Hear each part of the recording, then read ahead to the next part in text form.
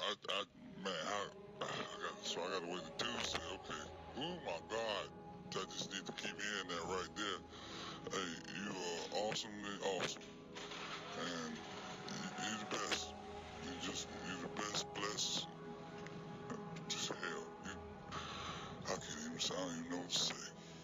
Had a vision for 20 in the morning, thinking of my little sisters in mourning, struggling with realities, no maladies, holidays ain't the same, everything's changed. No Bowie, no Prince, and no Michael, no Andre Crouch and the Disciples, no Walter, Edwin or Deborah Coley, no Whitney, no George Michael. Toys R Us gone bankrupt. Damn, they Guitar City went bankrupt. Everything from my childhood's missing, man. Man, I swear it's such a fooled up feeling, man. I'm not mad, it's a simple observation. And I'm not sad, but it's not a celebration.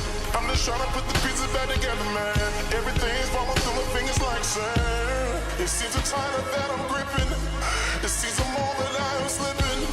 I feel like I lost everything I love. And where's this alleged agape love? And churches ain't the same. Gospel music just ain't the same. R&B it just ain't the same. But y'all keep telling me it's the same. But I ain't feeling nothing, damn it. And I don't wanna reach up and grab it. Shots fired, get to dunking. Always knew they were up to something. This ain't no future when you're frontin'. And y'all know you still out here fool. I'm not a baby, bro, I'm grown. Don't leave me standing out here alone. That's why I wrote this song. Because I know I'm not alone. What are we out here doing? What are we out here saying? People don't care no more. So forget I don't care no more. This is too much for you to handle. I was always too much to handle. There ain't nothing new about me. You don't want authenticity. You don't want sincerity. 2020 brought me clarity. Now I see who you really are. No mask wearing, mailbox wrecking, racist motherfucker. Let's go. Homie, you don't really want it. Sis, you don't really want it. I'm your nightmare opponent. Walking in the new anointing. Walking past all your bullets. Nothing in your trigger bullet. Try and pull it again. No weapon missed again. Tired of talking about changes. Tired of going through changes. Lie after lie.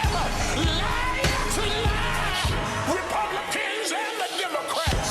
Prime ministers and bureaucrats. Senators and aristocrats. HBO and Cinemax. Film the babies in the cages. Babies dying in the cages. I ain't forgot about the cages. And if you did, then you're a racist. Calling it out like it is. Call it out like it is. We've been indoors for a year. And we're heading for another year. Lights off for cologne. High interest student loans. Living in a pandemic. Calculated and systemic. Start with black folks first. Kill that melanin first. Press us down and we pop up. Press us down and we pop back up. Speaking of getting it poppin', I heard you wanna get it poppin'. 400 years pent up. I guess you really wanna get built up. We ain't playing with that ass. I'll get all up in that ass. Been doing wrong for too long. Time to sing a brand new song. Free at last. Free at last. Thank God Almighty. We're free at last. Free of all of your religion. All your European religion. All of your biased decisions. All of your wicked intentions. It didn't work back then. Ain't gonna work now. We were peaceful back then. But we get rowdy now. Let's get ready to rumble. Let's get ready to rumble. Sick of being here anyway. Can somebody shout change? Change! Change! Change! Change! Change! Change!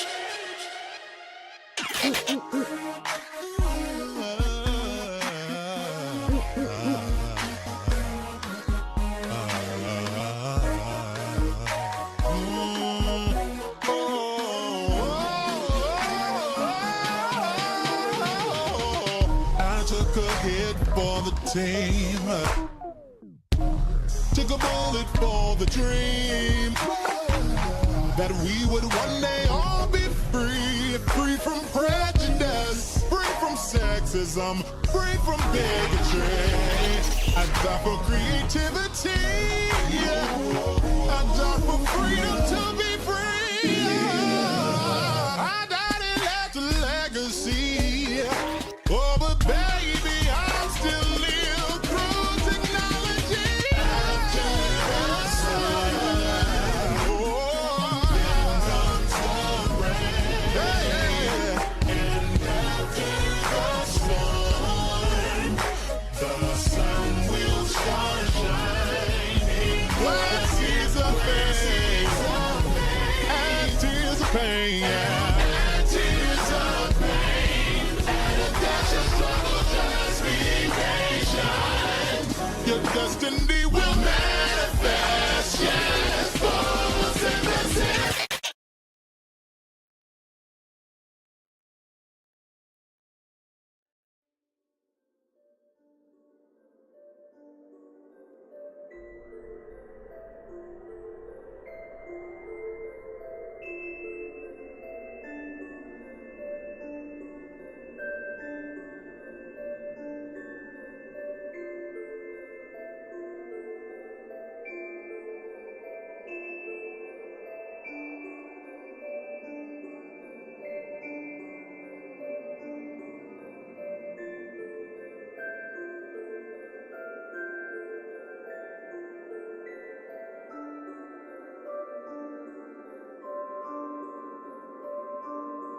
What is going on? What is going on? What is going on, everyone? Hello, hello, hello. Let me explain something to y'all. Even though some people still may be dealing with the shock, even though for the individuals who really know what's up, we really, wasn't too surprised.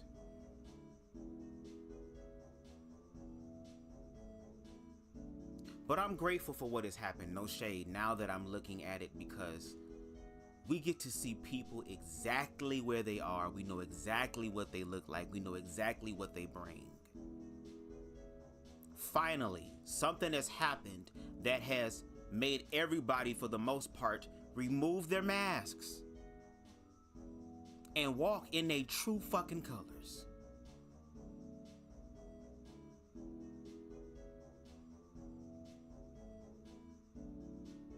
That's why I'm glad I played that song in the beginning, and I suggest for the individuals who this is going to affect, unfortunately, that you make that song change by, again, the one, the only B.Slade. Shout out to him, the GOAT. Make that a part of your playlist and listen to that song every single day, multiple times a fucking day. Do you hear me?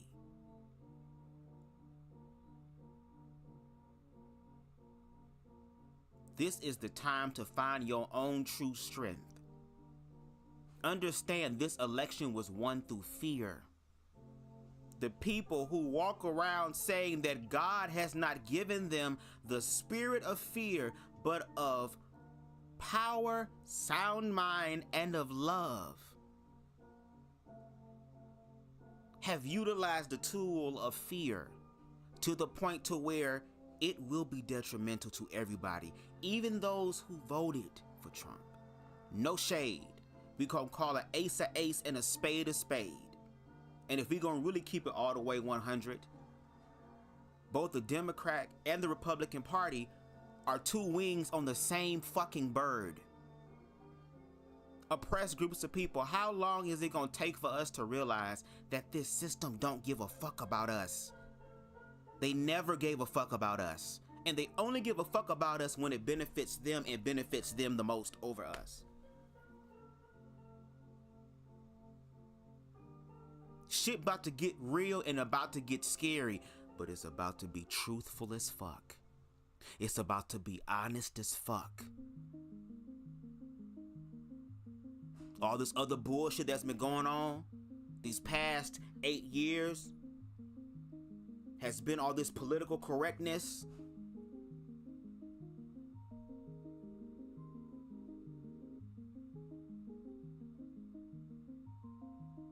Now we walking in spirit and in truth, finally. And now that we have done it the way that our ancestors fought for, let's also, in a sense, consider an option that our ancestors were afraid to choose.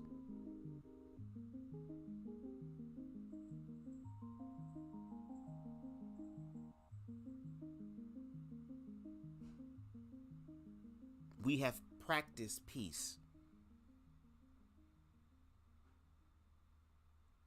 We survived in a fucking world that was always against us. And this is no victim talk. This is not victim talk. Victim talk will be, oh, woe is me, woe is me. No. We understand now, and especially me, I'm finally starting to understand and realizing what people are showing. That y'all don't care, y'all don't want to care, and again, the only time y'all do care is when it benefits y'all. We not finna have this toxic ass, codependent, narcissistic ass relationship. I don't have Stockholm syndrome, girl. I'm trying to get away. And the system don't even want you to do that. Again, we hold the power because without us, there is no them. And I don't give a damn who you are, how much money you have, the title, it don't matter. There is nothing that you can fucking do to escape accountability. And that's for everybody. And see, this may not be popular talk right now because I'm not being messy and being dramatic, distracting people from their shit. But when the true reality hits, mark my words are going to hit differently. They're going to have a little more weight to it. To the point to where I even got on my platform and said, you know what? If I'm wrong, I want to be wrong, to be honest, in this whole situation. I want to be proven wrong. I want to be proven wrong that Republicans and Christians are like, you know what? All that stuff the Democrats were telling you guys, that was all a whole bunch of bullshit. Oh, I'm sorry, a bunch of bull crap. Excuse me. Sorry, Jesus. Y'all can come over. We want you to bring your husband and your partner over to the church. We want you there. You want to learn more about your culture? Why am I talking like I'm Southern or something? I don't know why. You want to learn more about your culture? I want to believe that they affirm queer people and allow queer people to have their own personal relationship. I would want for Republicans, and no shade, a lot of white people, to not have any problems with black people. To be like, you know what, the Democrats were saying all type of bullshit about us. We love black people, okay? I drink Clan Light. I used to hate niggers, but they're okay now. Like, what none of that. What no old conversations about reparations, which is going to be a part of the healing process because no shade. Y'all don't get to start racism and then end or dictate how it's going to fucking end. It don't work that way, pimpin'. The only way that racism is going to be absolved or suppressed to the max is the fact that if everybody come together and actually build reconciliation, which means it's going to hurt like a bitch. We're going to have to actually sit here and accept brutal ass truths and then ways on how to fix what has been broken. Because I don't give a damn. America owes black people. No shade. America would not be great without melanin. We have brought salt and flavor to the crunchy ass green bean casserole dip, girl.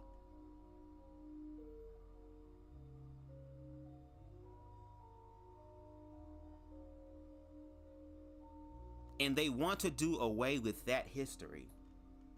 What's up, boy crazy?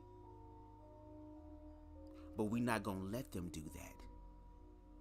And just like it said in the motherfucking song, every time you push black people down, we pop the fuck back up because we understand the frequency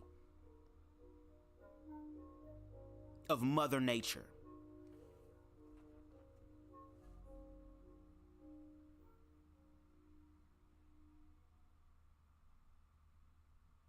And black people, we gonna have to do something different. We gonna have to do something different. These motherfuckers have gotten to a point, girl, to where they are literally showing us what they gonna do. And again, I want to be wrong.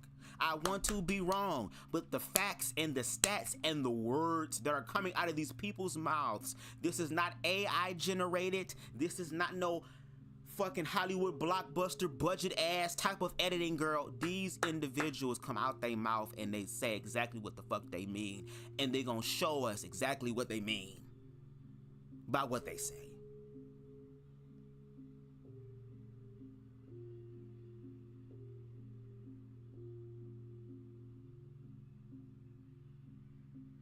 But that's why I also gotta kind of throw shade at everybody in humanity, because what the fuck we doing is fighting the same fight that some of our ignorant ass, and I mean ignorant in reference to they don't know better, any better. We have been fighting the fights and dealing with the sins of our fathers and their fathers and their fathers and their fathers. And until we start reconciling shit, your children that y'all care about so much and y'all want to protect, they're going to inherit those things. And there's a group of people out there who understand that pattern and are making buku amount of money off of it. Off of us, off of me, off of you, and off of your children and your future children, because you're allowing them to do that. See, y'all don't want to have these type of conversations. But when the reality actually hits in your motherfucking face, you have to deal with it. Or not. Because no shade, I was having a conversation with, no shade, an ex of mine, no shade. We cool, we can talk or whatever, but after Trump was elected, girl, the suicide rate kind of spiked a bit.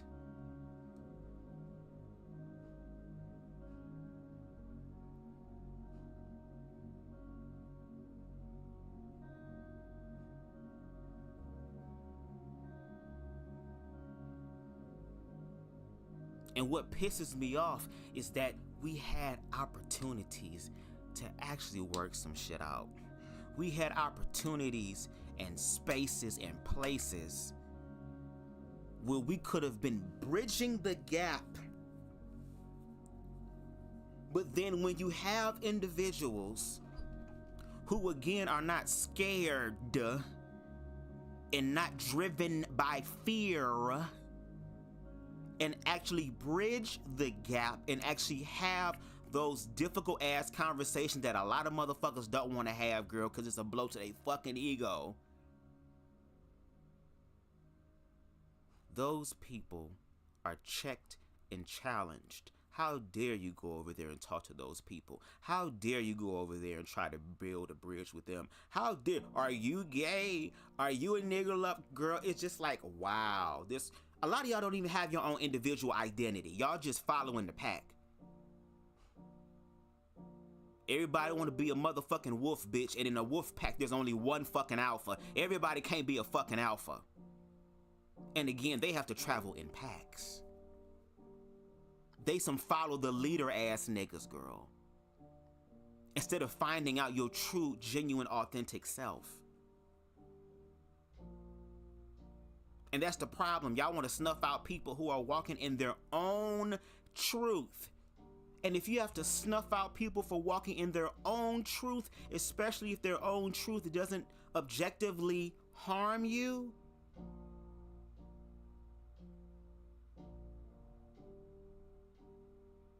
girl, let me shut up, because y'all gonna see. I ain't gotta lie.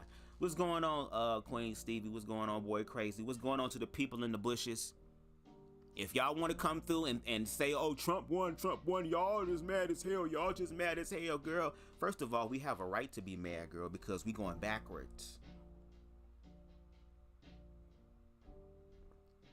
Because again, when you know who you are, you start connecting to true, genuine humanity. You know, the stuff that Christ was connected to. That the people who call themselves Christian, girl, if Jesus came back, whoo, he might be Joe Jackson on y'all before he do the world. Because y'all over here repping his name and supposed to be walking in his likeness just for him to come back, girl. Don't let him come back, because it will be a real life reenactment, girl, of when Martin Luther King was in that coma on the Boondocks and woke up and went to that church and said, this is what I got all those ass whoopings for? The same motherfucking thing, girl. You talking about flipping tables. He gonna be flipping tables and fupas. All double F's. Just like some of these niggas' bra sizes.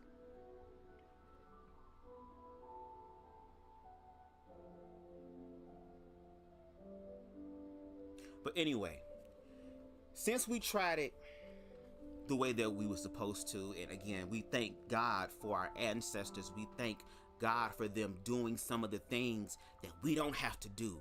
Being able to make a choice, and then we can learn from it, and then make a different choice that could be better. So right now, we're going to have that different choice conversation.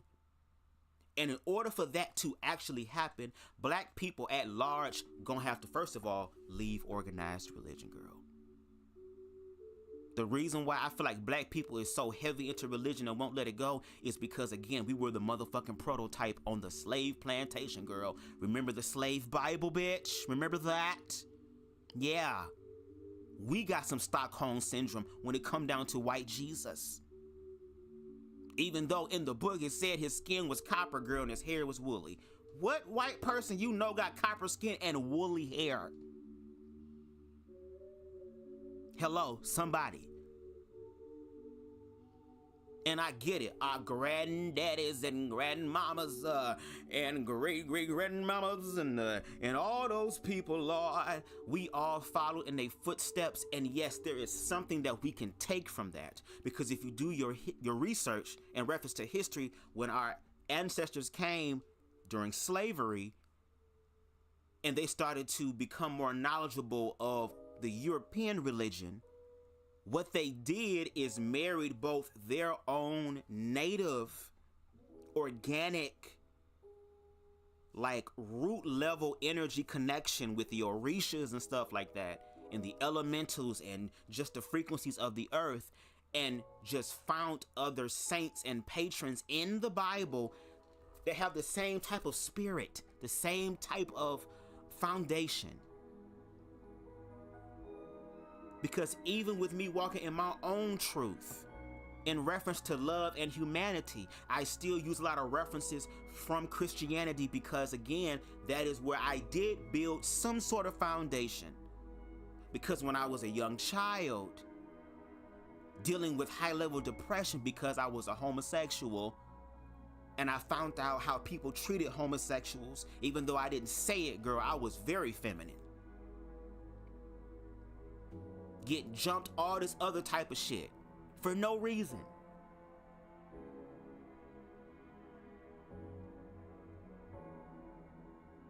Okay, girl, let me stop. Let's actually get into the video, girl. Because I'm going to talk my ish. And I don't care how many people like it. I don't care if you don't get a lot of views, girl. I'm all about quality anyway. If some people have more quality time for their weight loss as opposed to the quantity of burgers that they can inhale like Kirby and shit, then maybe we be getting somewhere. But anyway, let's have a different type of conversation. The 3 videos that we are going to take a listen and watch as well is from a YouTube channel. Get my phone. A YouTube channel by the name of, hold on, y'all. Hold on. The Faith Community Virtual, and there is someone on that I follow on Instagram that I really, really adore. I love her videos and her insights. As an individual by the name of Jasmine Gardens, she is more into the what I would call the organic connection, okay? The connection to the motherland, connection to the orishas, connection to spirit, connection to source. I love her commentary and the way that she thinks about things. And she's a part of this panel. So we're going to take a listen to some of the videos. The last video is going to be pretty long, Okay, so we're gonna be here for a minute. So again, you can put this on while you're doing something else, while you're driving. Like, I want to talk to your subconscious mind anyway. The place where we hide the fears actively. The place where we can sit up here and again put the mask on or reinforce the mask in our subconscious mind. I want to talk to that. Because that's the thing that has to change in order for you to even receive new information. In the Bible, it reads that you can't put new wine into an old wine skin because of the chemical reactions in there. It's going to burst. So you need to have a new wine skin in order to accommodate new wine, new information, new source. And I understand that this shit is scary. But a lot of us survived worse in our own individual life. The onslaught that's about to come, I survived that as a child.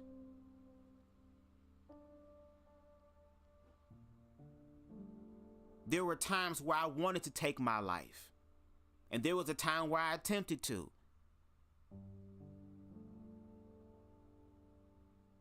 But I'm gonna be all the way real too. There were a few times in my journal where I wanted to do some Columbine high school shit on some niggas. No shade. And at the time, we didn't have a gun in the house, so of course that wasn't gonna be a motherfucking option. But at the same time, if you're not gonna teach your children how to be respectful human beings, don't think that they're not exempt from some horrible shit happening to them. Cause some of them ain't gonna fucking grow up and be adults to where now, when you did that shit as a child, you doing it now as an adult. Y'all gonna motherfucking gag.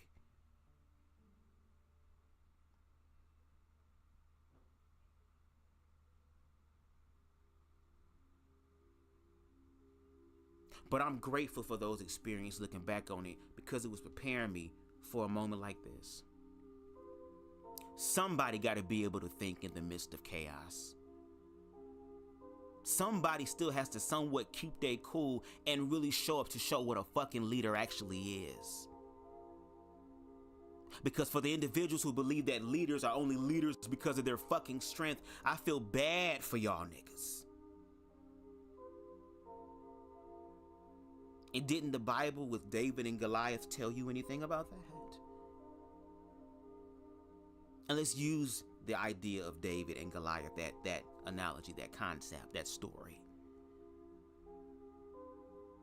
The reason why David was able to whoop Goliath's ass is first and foremost, he was connected to the God within that told him, I don't give a fuck what's in front of me. I know what I'm connected to. And if this motherfucker try me, it's gonna be over with. But he also had strategy. He also had emotional awareness and intelligence to allow what he believed in his mind in reference to I'm going to win to actually activate. Because again, emotion is energy in motion. But see, you niggas would not know anything about that because y'all are the ones that are fagifying it. It's so funny that the individuals who want to be leaders, girl, make any sort of healing gay as fuck. If y'all want to lead some motherfuckers off the cliff, girl, go lead yourself off the cliff. But everybody ain't gonna jump off the fucking cliff.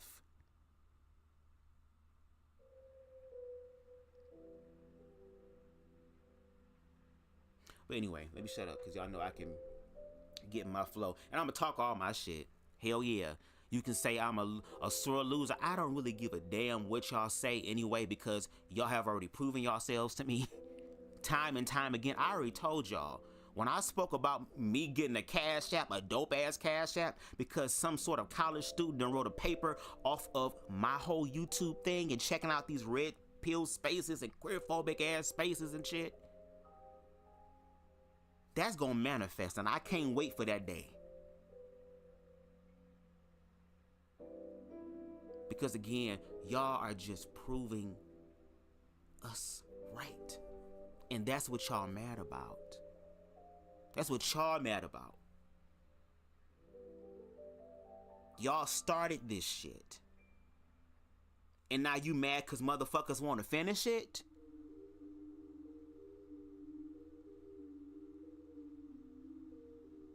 And even when it comes down to finishing it, there's still opportunity and still grace, even in the midst of fucking chaos, for some sort of truth, from some sort of revelation, for some sort of healing to occur. Because God, source, universe, consciousness is just that motherfucking good.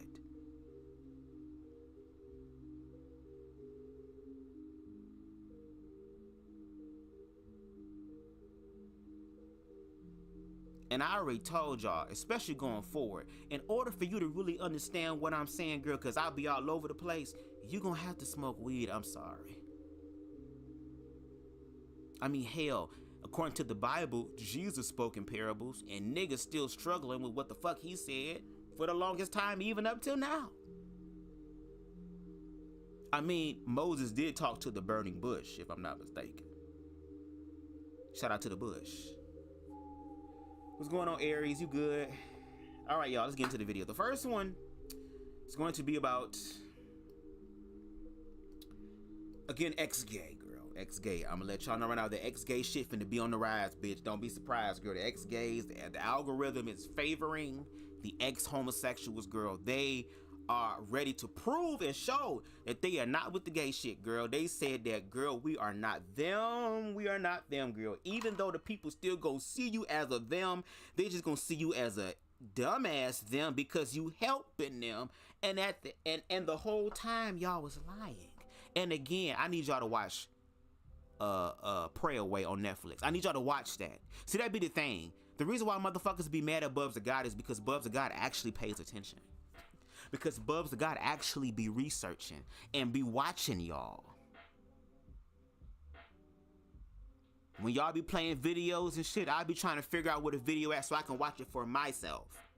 So I ain't gotta listen to some of y'all niggas' words for it, because if I did, oh my God.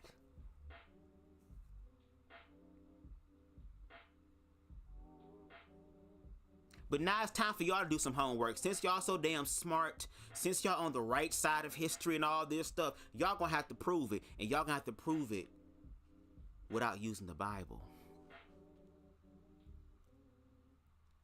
Let's really ask the question. If you didn't have the Bible, what would be your reference for God?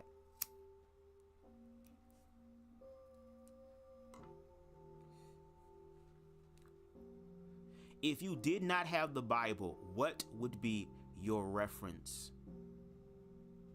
of God? And shout out to a wise mystic, because those are his words.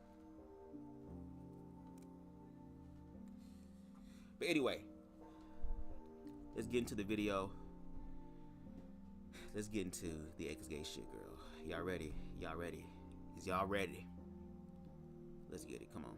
One of the most common inquiries I get in my DMs. Hold on 1 second. I'm sorry. Do this real quick because I always forget to do this shit. Hold on.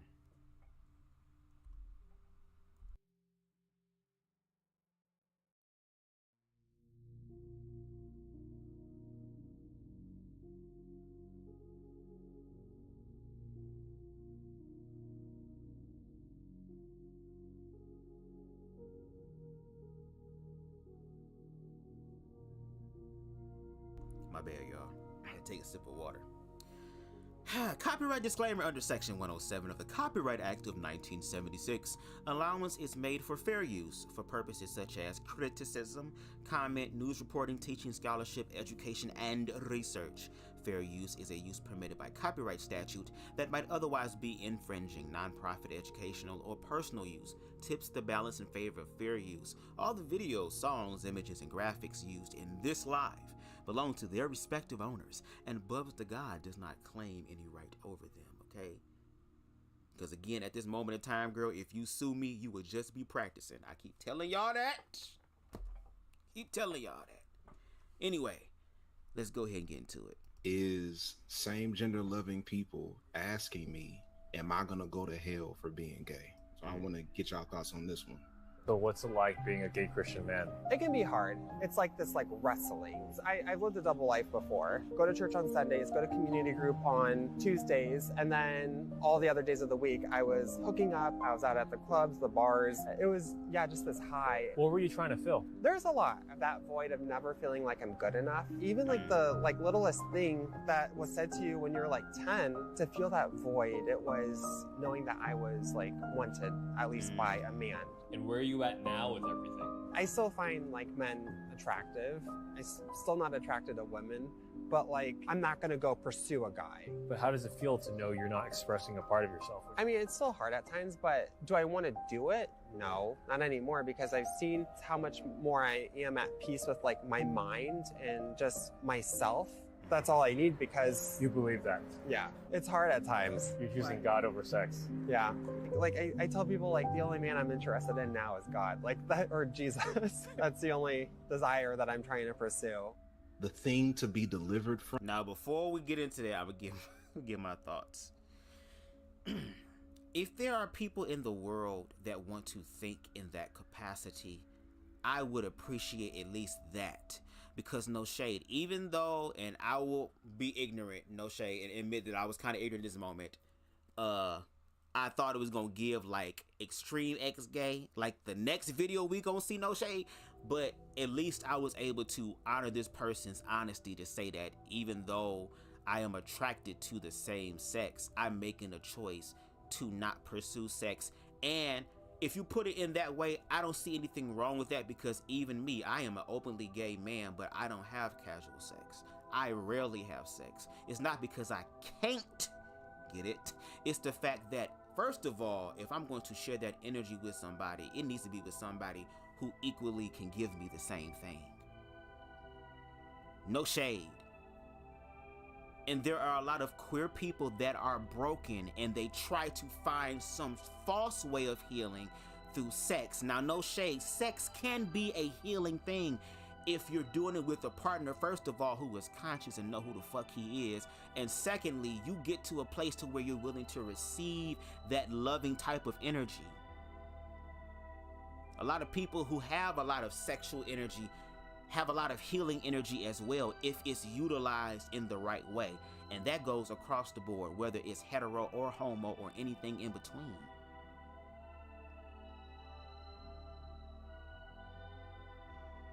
But unfortunately, because a lot of queer men have been broken and have dealt with PTSD, again, from their childhood being bullied, not going to therapy, dealing with spiritual abuse as well. So not only are you getting your ass beat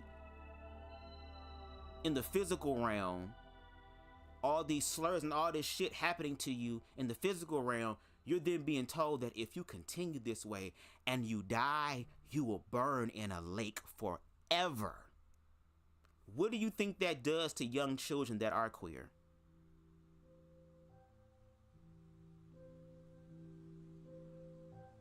What do you then say to the children who low-key are trying to find themselves and at least are experimenting to find out what really works for them, so they don't be a lot of y'all that be in these worthless, meaningless ass, depressive ass marriages? Look at the divorce rate.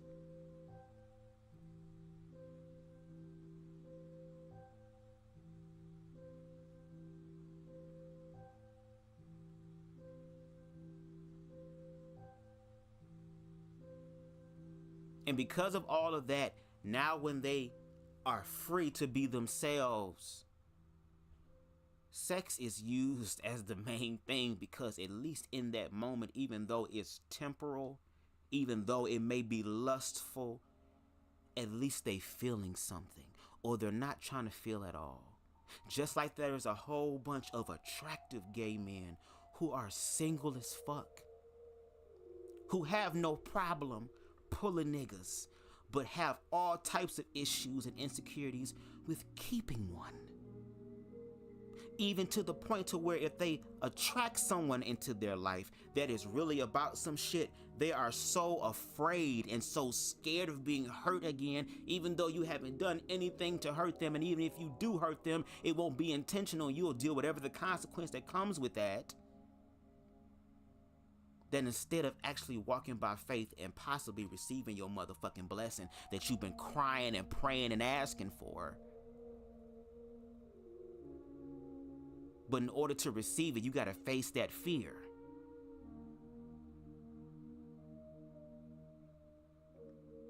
And a lot of times, a lot of people end up falling in this whole ideology of, well, if you can't beat them, join them. Look at the niggas who voted for Trump, who didn't get a platinum package the first motherfucking time. You think you're gonna get it this time?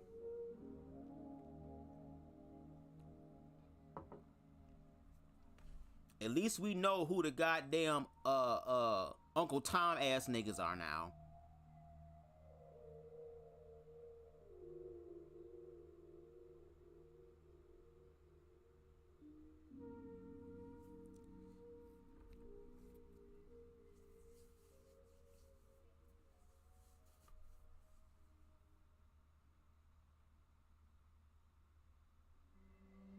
We have the opportunity to do better and we keep failing. And then we be using the Bible as an excuse to fail. It's so interesting to me.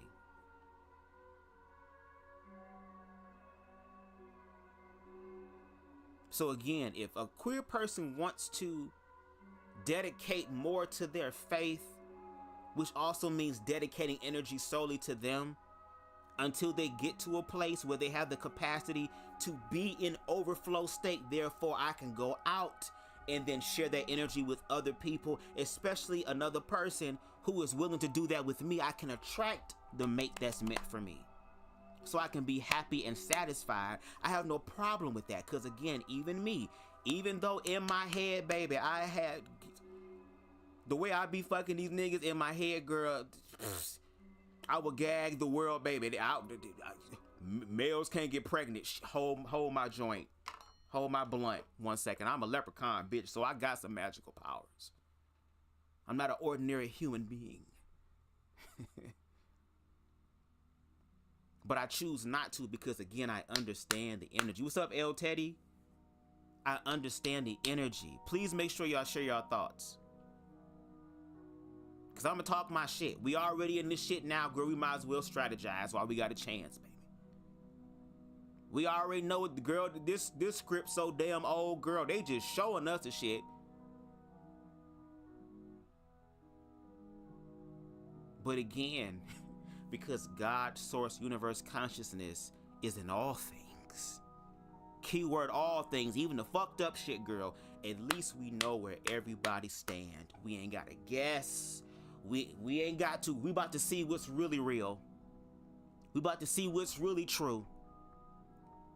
As much as y'all sit here and critique black people and critique queer people and critique women, y'all tend to also forget that these are the group of motherfuckers who have dealt with shit and survived.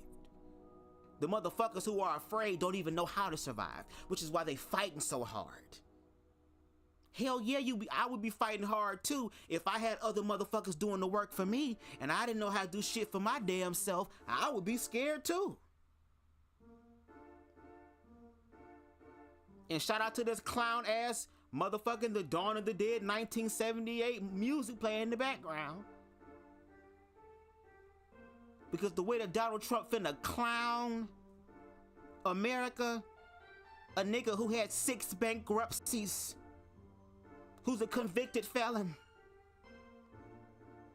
who is a known racist, girl, and is simply becoming president, girl, and found idiots to be able to support him, girl.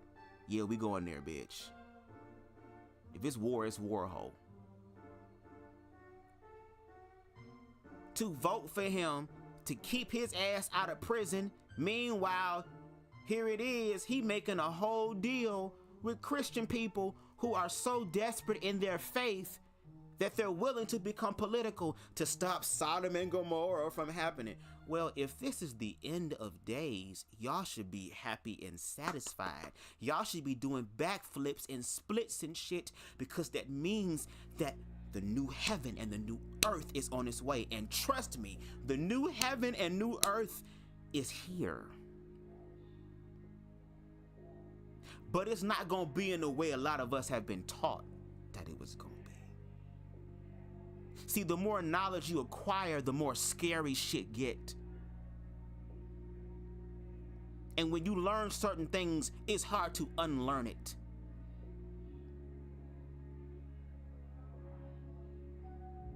And I guarantee you, the people that y'all sit here and demonize, the individuals who are survivors, when it's time to survive, baby, the energy gonna be different.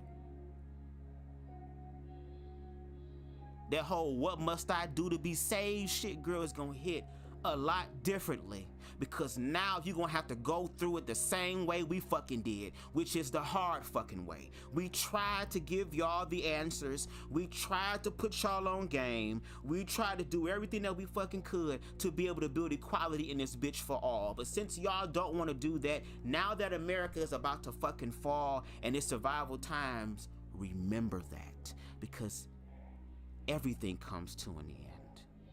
Even the narcissistic abuse comes to an end.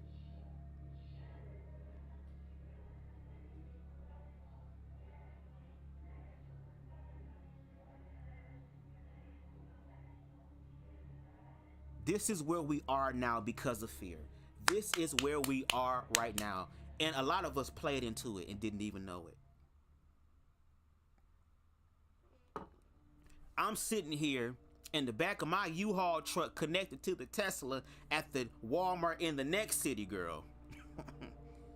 Shout out to being you. For hours I sat and subjected myself to intense queerphobia and racism. So much to the point, girl, that just like how we can tell and feel that racist energy because it's been 400+ years, girl, we got some sort of superpower, girl, when it comes to feeling the energy and knowing it, to where we ain't gotta say shit but look at each other, girl. We know. Come on, nonverbal communication. It's the same fucking thing with queerphobia.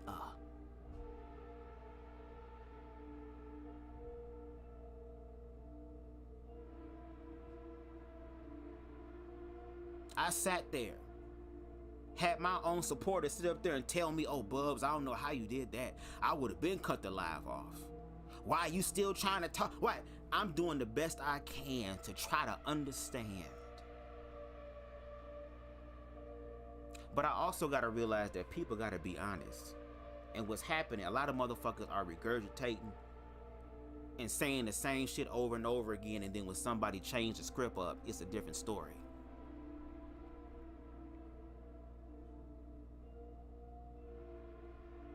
And since we here, I might as well play the game for real, because I really was not trying to play that game. I was trying to be the bigger person. But now that we're here, we're here.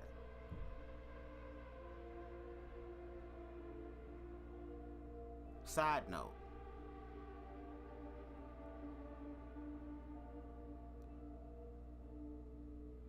I watched a particular live that proved to me that men can't even check men for real.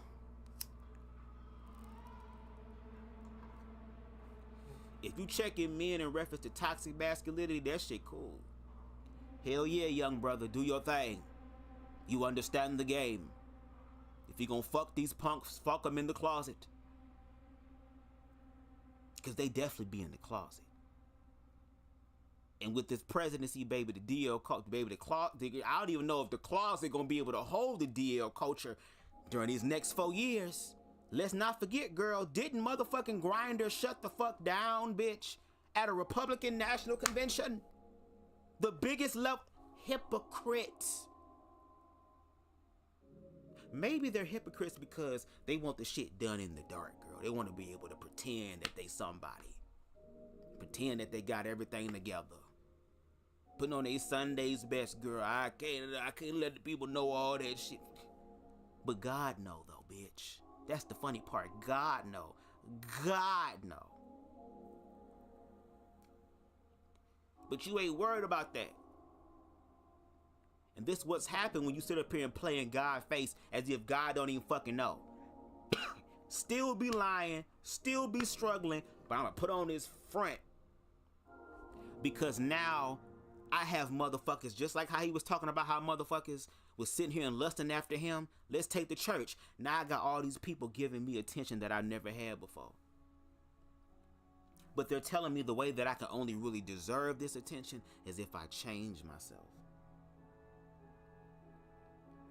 Motherfuckers ain't sit down and talk with me, ask me questions, nothing. Didn't get to know me at all. Didn't tap into the humanity like Christ would have done. Didn't do none of that shit. Just straight up generalized. To where now you gotta keep this act up because it ain't just about you anymore. It's about the motherfuckers that believe in you now.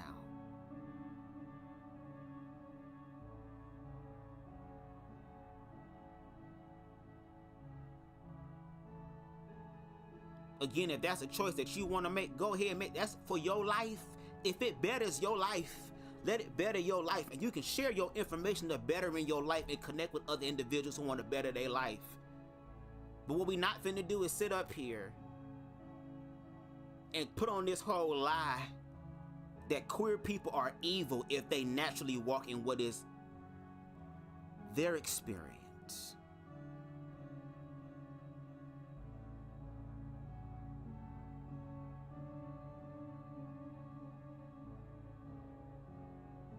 And some of us have found healing in our experience to where we have the capacity to be able to love someone of the same sex. It's been proven. Y'all just don't want to see it. And we really don't need y'all to see it any motherfucking way because God, Source, Universe, Consciousness had allowed it to happen.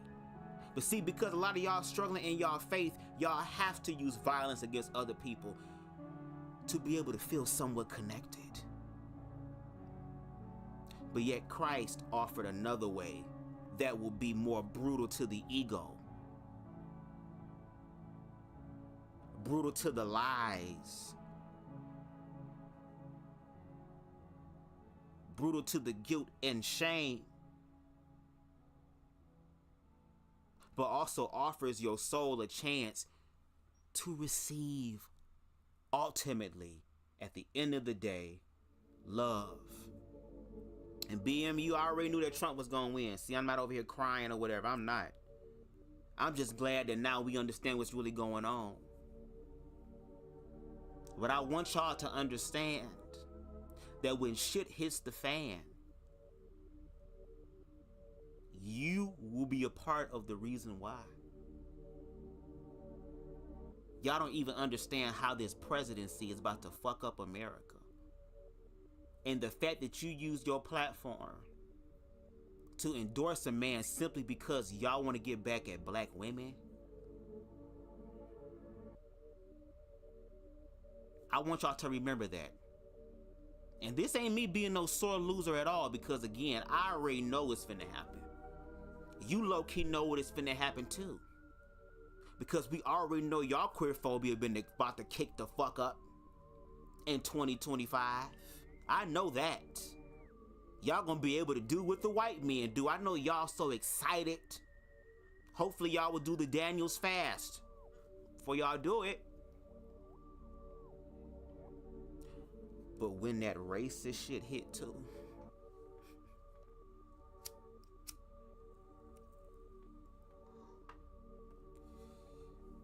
and it affect those that you love, that you probably ain't even really thinking about when you on these YouTube streets arguing down motherfuckers.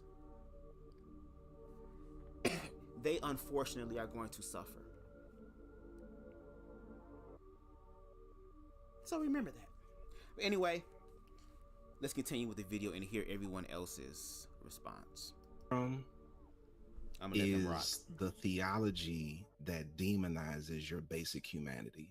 Exactly. That is the thing to be delivered from. Be delivered from the theology that tells you your natural desires are an abomination. Because if you ingest that, everything else is going to be screwed up.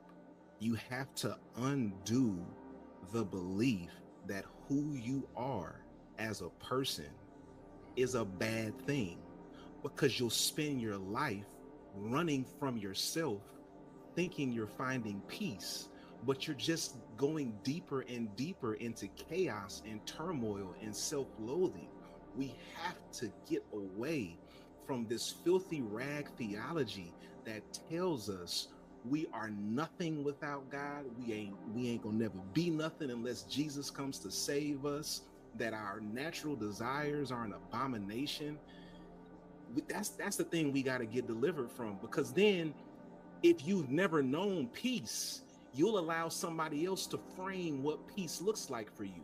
Because he said, I feel like I'm so much more at peace. You don't know peace. You were conditioned to believe that who you are at a basic core cellular human level is an abomination. Peace ain't even an option when you think like that. Like watching somebody with Stockholm syndrome. Like that's how I felt watching him. Because it's like he's looking for this validation, and he wants somebody to validate who he is authentically. That's why you do what you do throughout the week, because that's who you are. But because what they authenticate is who they want him to be, he has tricked himself into saying, well, I'm going to be that because that's what they authenticate. And then you sit up and tell yourself and everybody else that watch that lie that God is the only man for me. It's like I'm married to Jesus. No, you're not. No. Don't do that to yourself. Like you're torturing yourself. And I'm sure Pamela can speak more to this than me, but on a psychological level, what that's doing to him chemically is tearing him apart every dang all day. That's hell. I didn't see peace. I didn't see fulfillment. I saw misery. I saw blankness. I saw disconnection. He looked so disconnected from himself. And all I could think to myself was, this is not sustainable. You can't do this forever. And when people get to the point where they come face to face with the place where they can no longer do it, this is the time where a lot of people check out. And this is why I always go back to why death dealing theology literally kills people. Because when you get to that place where you feel backed in a corner, like I gotta make a decision between this, and then you take into account all of these other people that you don't want to disappoint and embarrass and shame because you've been told that's what being yourself will do, people just check out. And so I felt concern for him, because I don't know how long he's been doing this. And I don't believe a word he says, and he doesn't believe a word he says. I think that he feels obligated to make the attempt, but he doesn't believe it. He doesn't believe it. And when you're told you can't question what you've been taught, you just spend all of your time questioning yourself, and that's a dangerous game. I don't want him to do anything to himself. Like, that's the main thing. Like, I don't want him to start self-harming because he can't live what he actually needs, wants, and desires. And I looked at his eyes, at how empty they were. That's what struck me, is that his eyes, I heard what he said, but his eyes told everything I needed to know. That's why you can't let other people frame peace for you. Hey, you Just have Patches, to what's take going ownership on? of your own peace. And that's another reason why What you thinking, Just Patches? What you thinking? Because if you're only in communities that reinforce your self-loathing, that reinforce your detachment from yourself, it's very difficult to ever find yourself in those spaces because it's never being reinforced. He looks stressed out, like he's constantly in a state of stress. I don't know if you guys remember that video of the little boy whose mom was gone or something like that, and the lady that was interviewing him on the news, she was like, "Do you miss your mommy?" And he was like, "No," and then he like covered his mouth and he like broke down crying. That's what he reminded me of. It just felt exhausting. I felt exhausted for him. I feel tired for him, because I'm sure he spends a lot of time just running around, trying to battle wanting to be loved here with choosing to be loved in eternity. But this is a... You good, Queen? You good? I was just curious, that's all. Because again, if you got questions, I would love to answer questions. Like, I like people to talk to me as well. Like, I do my fair share of talking, girl. It's just a gift I have, okay? I've just had the ability that whenever I speak, I capture people's attention. Even when they come in and do drive-bys, girl, they still be listening. That's the one thing about BubzDaGawd that I can confidently speak in, is the fact that when I tag people, when I speak about something, I know they're watching. That's not me being conceited or whatever the case may be. That's just me being honest. No shade.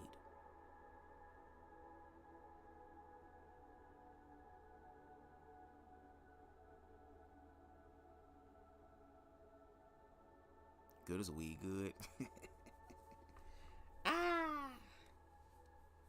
But I'm glad you're taking everything in.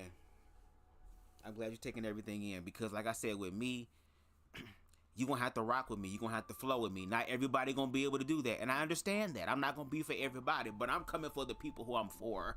That is what I'm really here for. Especially at this point, ain't no more convincing motherfuckers, girl. We did our more than fair share of convincing and motherfucking emotional intelligence and facts and statistics. Girl, we understand what's going on now. And I hope that we as a quote-unquote oppressed groups of people, first of all, start calling ourselves something else instead of oppressed groups of people. Maybe call ourselves survivors at this point. Us survivors of shit. We're gonna have to really come together with other survivors that understand what time it is and prepare for what's to come.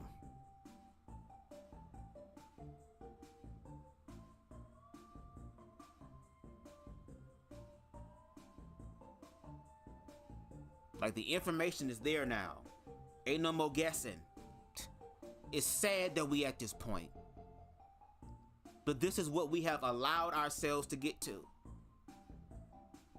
See, if we learned how to show more love to each other, get to know each other, find the similarities and shit, and most importantly, the hardest thing, but yet the biggest lesson for a lot of black men, girl, is to not make the shit gay, bitch.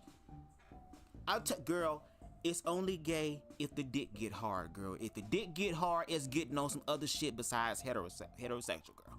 And at this point, girl, I'm an individual that have a dick, even though I'm gay.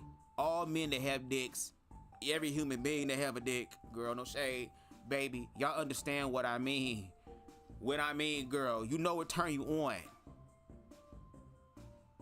Sometimes men just be horny for no reason. Let's not act like we have not humped our pillows before.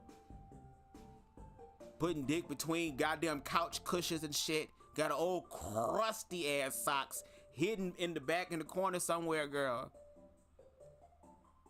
And I'ma tell on myself, girl. I was at one point, girl, especially when I was dealing in my self-loathing and shit, girl. I was so depressed, girl. Bitch, I got a cactus from my mom for one birthday, girl. The cactus died in 3 motherfucking months, girl. And cactus thrive in heat, girl. How did cactus die, bitch? How did cactus die in the heat? And at that point, girl, I didn't give a damn, girl. I didn't have nothing to clean up, girl. I just ski-skied on the carpet, girl, and rubbed it in with my feet. I was a real nigga like, girl. Even though I was gay, I was doing nasty nigga shit. I'm so glad I'm delivered. Okay, girl. No shade. If you're gonna do that shit, girl, do it in a fucking tissue or a towel and wash it. Okay? Girl, we human in this bitch. Okay? And shout out to this motherfucking Mario Kart ass music. This is 90s nostalgia background music that I love. When I was in Indiana, I was listening to it. I was like, oh my God, I'm about to manifest my reality, bitch. And the Bible did say, girl, that if you do not have like the mind of a child, you will not be able to inherit the kingdom of heaven. If you do not have creativity, if you're not connected to that pure innocence that's always inside of you, if you know how to heal, if you can tap into that, you will never age. You also gain wisdom as well, and you learn, because children learn very fast. And on top of that, children tell the truth more so than their parents do, girl. So even when the children telling the truth, girl, at a young age, they don't even know if they want to be able to eat cereal and all that other type of stuff. But yet, let them okay then, well, when the bill collector call and they be like, Mommy, the bill collector calling, tell them I'm not here. My mama says she's not here. Girl, okay, when they start telling on you, girl, when some of you motherfuckers walk up to little kids inside the damn store, girl, And you take some sunglasses on, you ask a little kid how these glasses look, and they say they look nice. Now the next thing you got to do is get your teeth fixed. I don't want to hear shit.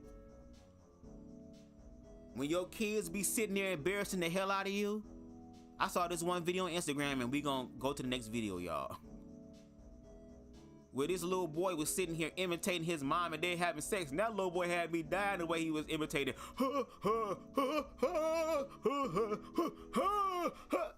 I was screaming. And I said to myself, I know that me being BubzDaGawd is a handful. It's gonna take a real ass motherfucker to be with me, girl. No shade. A real strong individual to be with me. I can only imagine what the hell gonna happen when I have kids. At this point, if I can have kids. Girl, if. But I've been thinking to myself, I know that the universe is gonna hand me my karma through my children, girl, because my children gonna be so much smarter than me, but they also gonna test the hell out of me. And see, the type of parent I'm gonna teach my kids self-defense at a young age, girl. Ain't gonna be no, oh, mom, dad, I wouldn't take my own life. No. Fuck all that. I want to get a call. Excuse me, Mr. Bubs. Yes, what's going on? How you doing? Hi. Yes, this is so-and-so down at so-and-so elementary school. Yes. We have your son here, and there's police here, too. Yeah, your son got into an altercation, and he picked up a desk and combined some kid with it. I need you to come right now. Okay, on my way. I'd rather have my child judged by a jury of 12 than be carried about 6 any motherfucking day. But I already know if I teach my kids self-defense, because I'm going to learn more self-defense, girl. I'm already kind of scared of the shit that I do know. I don't tell everybody what I know, girl, until it's time. Dude, there ain't going to be no talking. It's going to be showing. Okay? Then my kid's going to motherfucking try me, girl. It's going to be a motherfucking Mortal Kombat, girl. And if the universe gives me girls, oh, I'm going to be praying for whoever their partner is, baby, because you ain't going to be able to abuse them. Okay? When I meet they partners and shit, be like, look, hey, I ain't worried. I don't care how big they are. I'm not worried. I know my child. They learning her ass. They learning these children. I grew up with these children. I see and know what these children do. I'm not worried about her. I'm more so worried about him. I hope he not no red pill nigga. Cause baby, he gonna be hurt. God forbid I teach my daughter how to be independent so that she don't need nobody. Cause there's a bunch of motherfuckers that prey on women and put them in positions to where they need them. How dare you, you selfish bastards. What's up, Harold? My kid's gonna be smart, girl. I'm gonna let when my kids get to a certain age, 13, be a teenager, I'm gonna let them cuss. I'm just gonna say, look, before you cuss, ask, say, can I have permission to speak freely and let me, you know what I'm saying? And no shade, when my kids turn 18, I might let my kids smoke a little weed with me, girl, hit it. I'd rather you smoke with me than smoke with your fucking friends and your ass over there fucking stroking out cause fentanyl and the shit. And niggas just recording you and ain't calling 911. Then I gotta turn into a goddamn blade ass nigga and hunt these motherfuckers down, girl, for fucking your life up. Okay, girl. Anyway, let's get to the second video. Again, if you a person who feels like your sexuality is blocking your blessing, your connection with God, then by all means, go ahead and do what you need to do, pimpin'. Find your path. Again, if it makes your life objectively better, where you feel brighter and lighter and healthier, and you're not struggling in the bed, crying and shit, oh my God, I don't know what to do, not having sex, and then getting mad at yourself when you have a wet fucking dream because your body naturally gonna react because you're a sexual creature, regardless of whether you don't have sex or not, girl. Then what? Then what? And remember, God is watching the entire time. So imagine the type of stress. Girl, at this point, I'd rather go to hell than deal with that stress, girl. Bitch, if I'm gonna deal with hell on earth just to go to hell, girl, I'm going to enjoy myself on heaven. I mean, on earth. No shade. And on top of that, none of these motherfuckers have a heaven or a hell to put you in. So who really can say who going to heaven and going to hell? Because you ain't got the keys. Because we know that if your ass had the keys, girl, you'll find a way to get your ass out of hell. And the gag is, there is no gate in hell because Christ already conquered hell. He conquered hell for the individuals who are so lost and deep off and so really reprobated in their fucking mind to where it shows up in their manifested fupas, girl. That even when you get down to that moment where accountability should hit your ass the way that it deserves, grace and mercy is applied instead.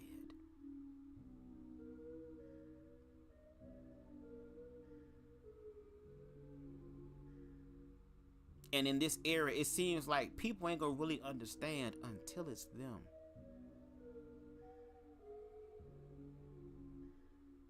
But when it's your time, I want you to also understand that you're gonna deal with your accountability, but you can also learn from this and become better naturally and organically. And that is something every single one of us as a human beings are going to deal with.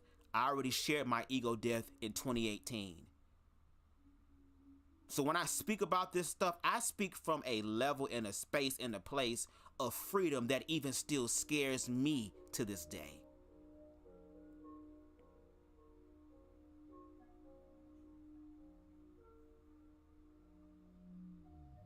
But this also gives me the opportunity to transmute fear and figure out, okay, universe, God, source, consciousness, what are you trying to teach me in this moment? What do I need to learn in this moment? Where is the God in this? Where is the message in the midst of the fucking mess? Where is it? Which is why when those results came out, I wasn't crying, I wasn't sitting back and forth or nothing. I was watching the last episode of Demon Slayer, girl. And the last episode kind of remind me what the fuck we in now, girl. We done thought we got the main antagonist, girl. Motherfuckers done sacrificed themselves and everything, girl, to trap this motherfucker, to fight this nigga until the sunlight came, girl. And these niggas been training with each other and shit. And they get to the motherfucking point and it seemed like they was gonna fuck this nigga up, girl. All of a sudden, dring, whatever that Japanese guitar is, girl. And now they fallen into hell, girl. Ain't it funny how life imitates art? Because again, when it comes down to some sort of witchcraft or spell, they gotta put it in plain sight first in order for you to somewhat understand it subconsciously. Well, that's the same thing they doing with the gay agenda, Brandon. That's what they doing, Bubs. That's what they doing, man. They all doing that shit too.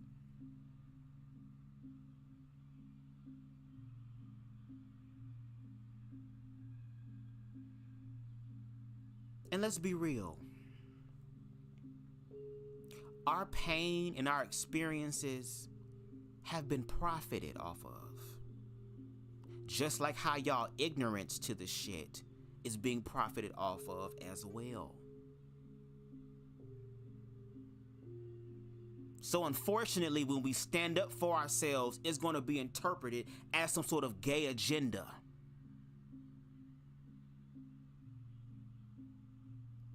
The difference between what y'all say and what our reality is that we can prove our reality. Y'all can't.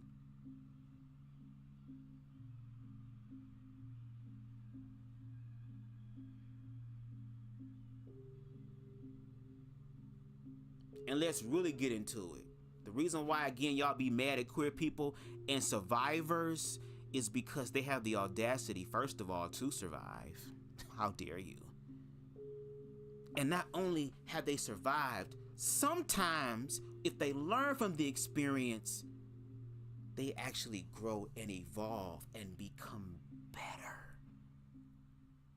And how dare they get better? Especially when and I'm talking for the people who are the narcissistic ones, I do everything right. I follow tradition. I do all of this and blah, blah, blah, blah, blah. But y'all forget about evolution. Y'all forget about crossroads in this bitch.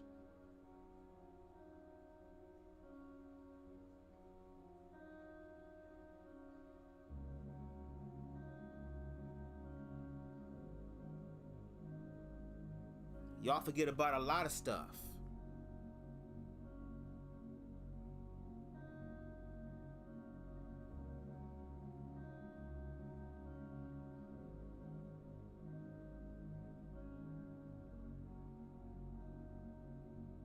But again, I guess people got to learn in order for them to understand. Okay, let's get into the second video. This is with Jackie Perry. Let's get it. I'm gonna get straight to the bullshit. Here we go. A part of helping people to not listen to false doctrine and false teaching, to be able to discern, you know, the kinds of churches they go through, is that I think people have to learn how to suffer well. Because I really think that's a big part of all of this. When you even look at scripture, like they chose other gods because they were unwilling to wait. They were unwilling to trust. They were unwilling to depend, right? Like, I don't know where to go. Let me go to the psychic. I don't know what to do. Let me trust in the golden calf because Moses is up there too long. Like the neediness drives them to idols versus dependence. And I feel like if we don't learn how to suffer with God, we're going to leave him because life is hard. Yeah. Universally, it doesn't matter. Like, how many people have become atheists because life got too hard and you weren't going to trust them, right? How many people go into syncretism because you feel like, I need this and him because he's not going to come through quick enough, right? Like, how many people sleep with other people, not just because they're lustful, but because they want comfort. And so it's like, it's the suffering, it's the difficulty, it's the trials that we have to learn how to trust God in, or we're always going to leave him for other things. Jackie. Now, before they respond, again, out of all of the ex-queer people that I've done commentary on, Jackie Hill Perry to me is the one that makes me understand her side the clearest. Because she was honest about her still struggling with it.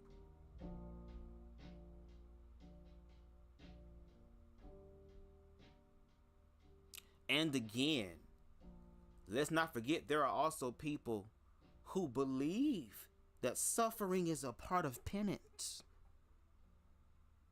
Let's not forget, if I'm not mistaken, in the Catholic Church where they would literally whip themselves to show penance for their sin.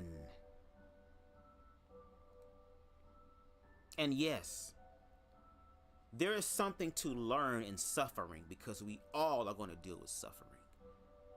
Death is going to be an objective thing we all are going to have to deal with in reference to suffering, but there's also beauty in the suffering as well because the suffering gives you an opportunity to start anew or to go in a different direction.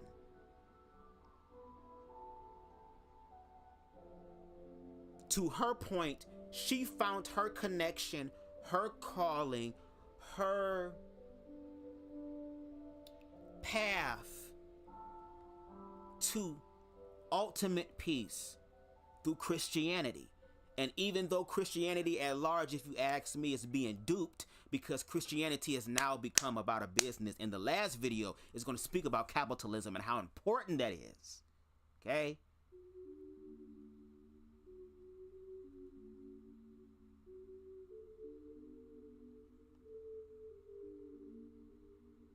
If she wants to do that, go ahead, if it makes your life better. But the same way that person became an atheist, it made their life better.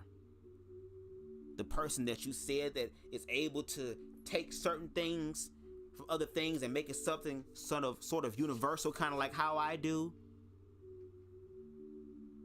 It's something that also helps our lives to be better. And I'm sorry, Christian people do not gatekeep God.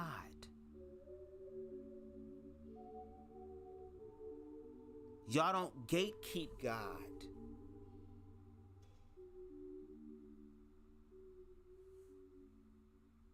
God, source, universe, consciousness is for whatever wants it, and it's available to all. That's why in the Bible, if y'all actually look at what Christ did and seeing that as the most important thing beside Other than, see, if you would have made that number one, it don't matter. Like they say, oh, don't put no other guys before me. Okay, but it don't say about what you put after the motherfucker, okay? So if they take that same application and just apply it to what Christ showed, you would get a greater understanding of humanity.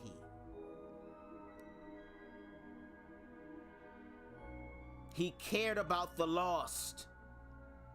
And I'm talking about lost in reference to societal norms and standards and superiority that has went on throughout the fucking eons.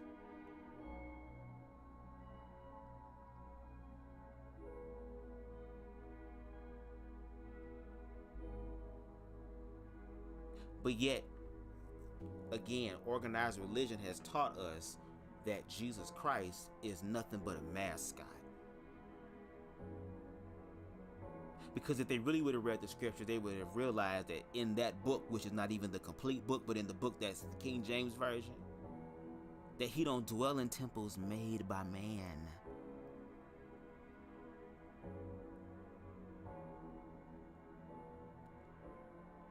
The issue that I kind of have with Jackie Hill Perry is that she is using her story as if though it's the end all be all, and Christianity is also using her. Let me take that back. I'm sorry. Let me strike that from the record. I think where Jackie Hill Perry, if you ask me, would be wise to also look at is the fact that organized religion is trying to take your story and manipulate it in such a way that it can be put broadly and generally on the queer community. In a lot of their stories, I used to be a thief, I used to be a liar, I used to be all this stuff, but it was the homosexual demon that just came through, girl, and was the glue that brought it all together. So they already created, again, from this place of brokenness. And I get it, a lot of us queer people have been broken to where sometimes we get into survival mode.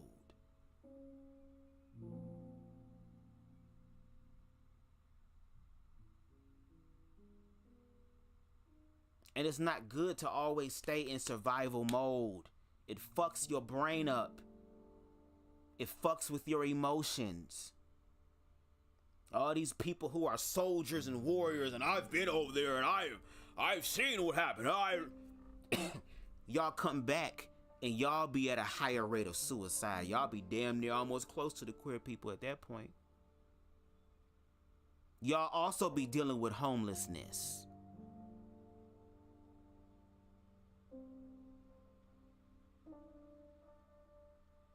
So let's not get it twisted.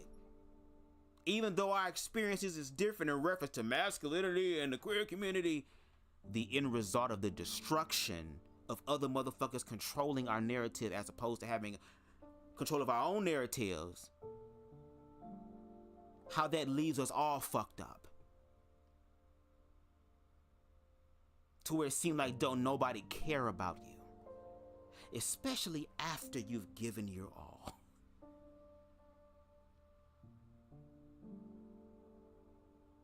See, these are conversations we gonna be having, and I know a lot of y'all ain't ready for it right now, but y'all better prepare yourselves, because when shit starts popping off in January, when shit becomes real, and I'm telling y'all, I want to be wrong about this. I want to get on my platform and say, y'all, I was wrong, I'm sorry, and let everybody who want to read me come up and read me, girl. I will do that. Because again, if there's new information and it brings the actual truth out there, it happens to be the objective truth, I'm cool with it. But because of history and motherfuckers don't want to learn shit, even though I've been participating in the whole education and also being educated process, and bitch, I'm the only one educating here. Yeah, we already know where the fuck this gonna go. But it ain't gonna stop us from critiquing y'all. It ain't gonna stop us from questioning things. And again, if we're really having critiques here to really help each other, then allow us to help you as well, because we've helped you in other ways, again, when it benefited y'all, but now we're offering a lens that also benefits us. So it can be equal, but see, y'all don't like that because now y'all have to be accountable. And how dare the majority be accountable?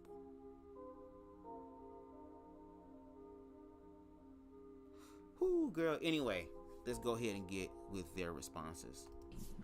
Destroys portions of my brain cells that I'm constantly working to repair, because her thought streaming, it is suffering. And the expression misery loves company, please stop including us in your self-loathing. I know what she is trying to cope through, and she's not doing a good job at it. We were given a prepackaged theology and slavery that tied our relationship to God to suffering. So the better we suffer, the more connected we are to God, because our life was suffering. So now we wear it as a badge of honor. We're supposed to suffer well. Like, what? Is she telling? I said I was gonna let them rock, but I like what he said, and that is absolutely true. Again, the slave Bible, y'all. The suffering that we endured, we did not deserve. We were forced into that suffering. It wasn't a suffering that was really a choice. And if it was a choice, it was a choice out of fear.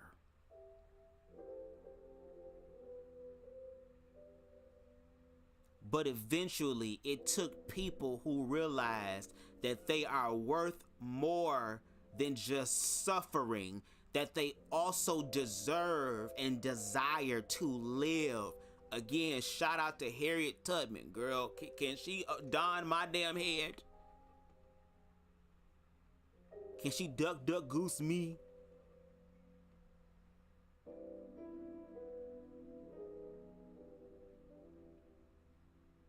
There were people who said, no, there has to be much more than this. There has to be something that's better than this.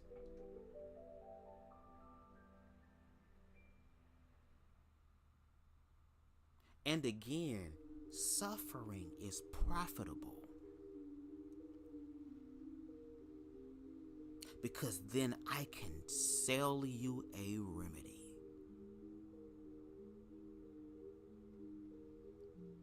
I'm not going to teach you how to do it for yourself so that you can always be all right, no matter the motherfucking situation.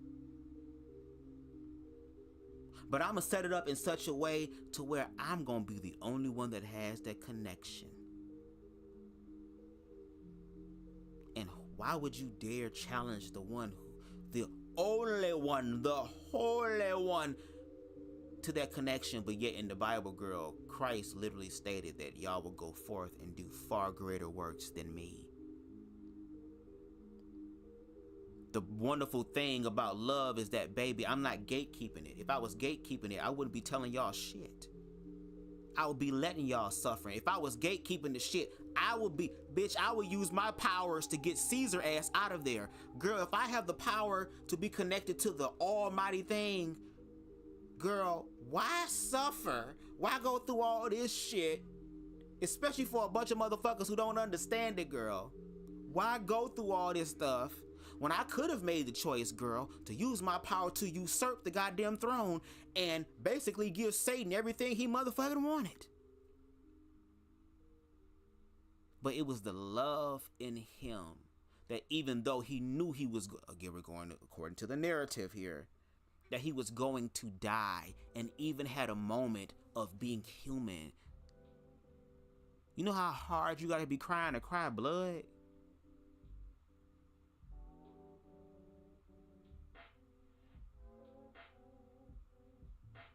But at the same time, that was some sort of martyr type of thing, and I don't know if some of these ex-queer people consider themselves to be martyrs, and if that is the case, do what you need to do.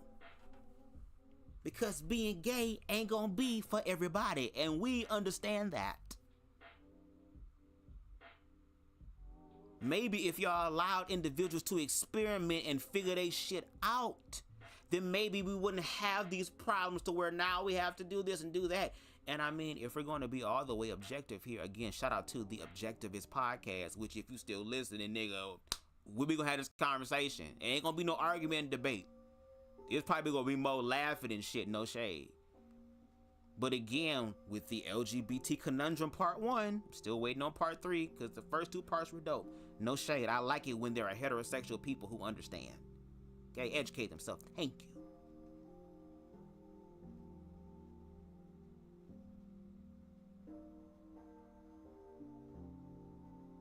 Girl, I lost my thoughts. That's one thing I'm gonna start admitting to in 2025, girl. I will lose my thoughts sometimes, girl. Cause sometimes I'll say something and go off on a tangent, girl, and forget where the hell I was going, but it always come back. But I think that's the way my brain works because there's so much shit going on in the world. And we have so many opportunities to learn, and don't nobody want to learn, girl. Don't nobody want to learn. Don't nobody want to learn. Don't nobody want to learn how to be better human beings. Don't nobody want to learn how to build reconciliation. Nobody wants to do that. Everybody wants to fight. Everybody wants to do war. And the sad part is that there are people who want to fight because they want to fight. And then there are some people who unfortunately have to fight as a last resort. And the fact that motherfuckers be fighting, it be over dumb, stupid shit.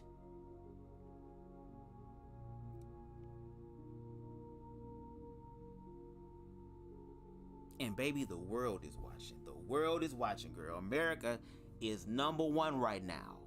We have not ego death, y'all. And that's why I be telling people, baby, love yourself. But now that we at this phase, girl, love yourself and also love yourself physically enough to protect yourself. Because you have a right to be here. I don't give a damn what somebody think of how they feel. These hoes can't even prove they fear. And they don't even need to prove it, girl, to sit up here and harm other people. Okay, girl, well, if this is the path that we're going down, girl, you don't know everything either. And there are some things that queer people know that y'all don't know. Explain something to you. And let's keep it all the way real. The homosexual faggot punks that y'all thought y'all was fucking with back in the day, them scared timid, oh my God. Baby, you don't even understand. Just like how these trap niggas out here on some crazy ass shit, some of the black gays on that shit too, girl. Some of them hoes down to thump too, girl. And at this point, some of them hoes down to shoot too, and may shoot too, and run people over and shit. Again, there was this black ratchet ass gay club that I love going to, girl, because they had community and family, girl, but damn it, they needed some love. And it felt good being there because I was able to talk to people in a way that was able to help change their damn life. No shade. But it was called, I'm about to say GG's, girl. I would never disrespect them, girl. GG's is compared to that club, no. But the club was called The Woodward. The Woodward Bar and Grill, girl. Dope ass club. Small ass club, though. Damn. And every motherfucking weekend, girl, it be packed. Especially on Saturday. And don't let it be a holiday or something. It be new motherfuckers you ain't never seen before. Where the fuck this nigga come from? I ain't never seen this motherfucker before.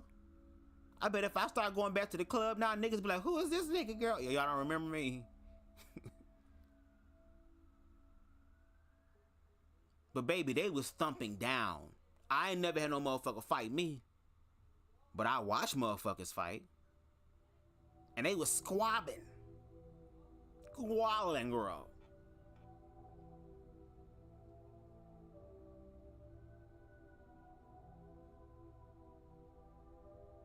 So again, it's like,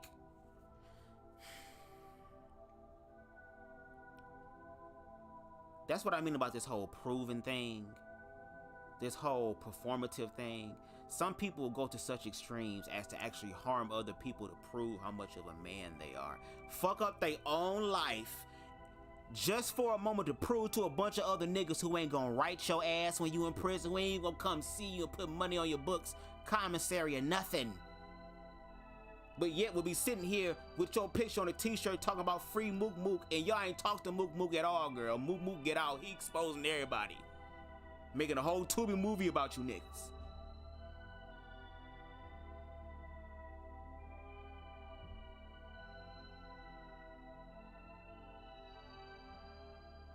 There are some motherfuckers that can see the fire, girl, and are yelling, help, help, fire. There is fire. There is an awareness that is happening. And baby, we all gonna gag at this presidency, girl.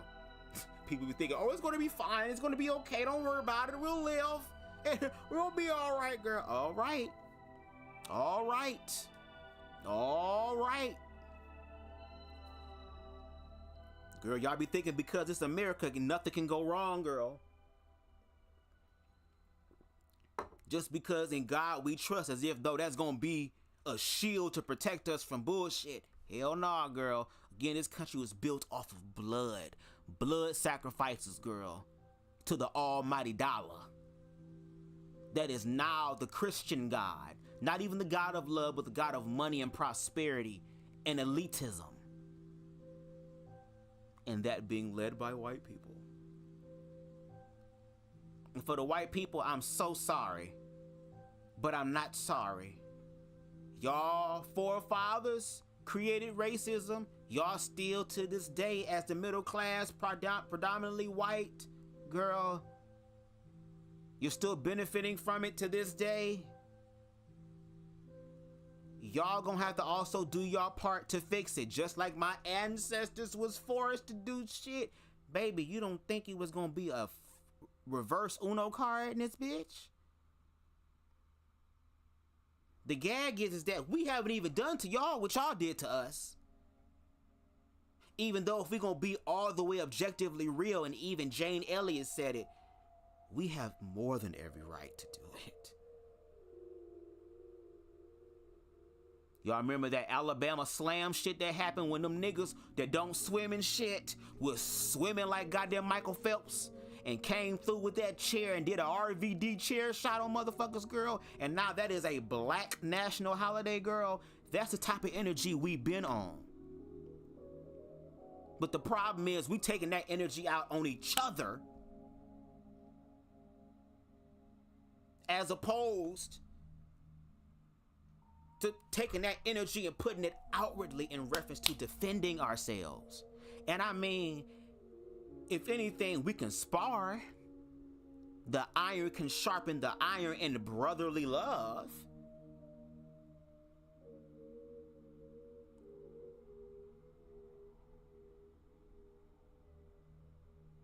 But we also, as black men, have a choice to make in reference to what the fuck we gonna do.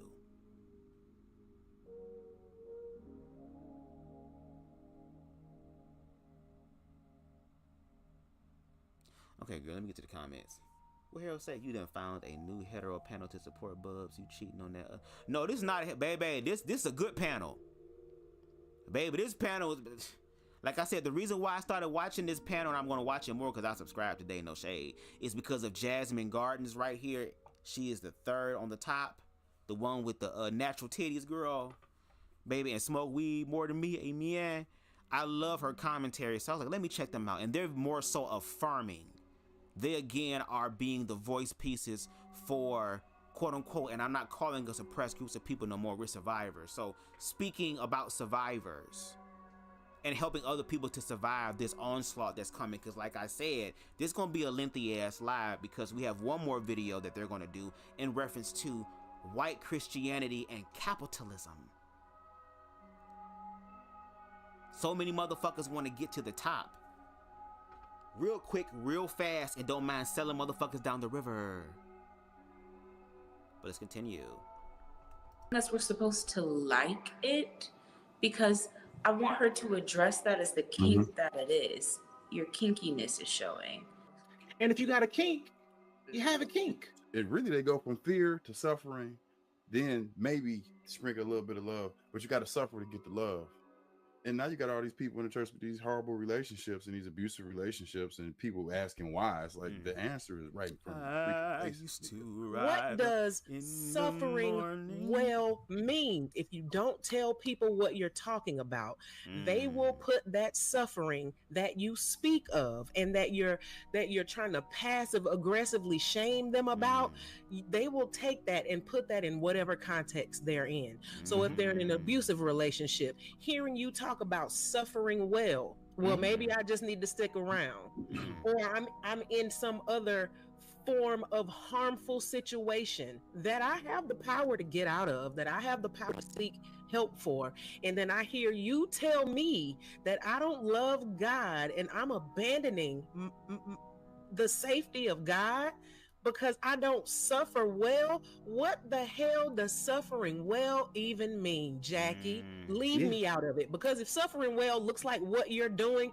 baby, you unraveling at the seams and you don't even know it. Pay attention when people. Just about the crack of dawn, and I scurry to the bathroom to try to put my makeup on.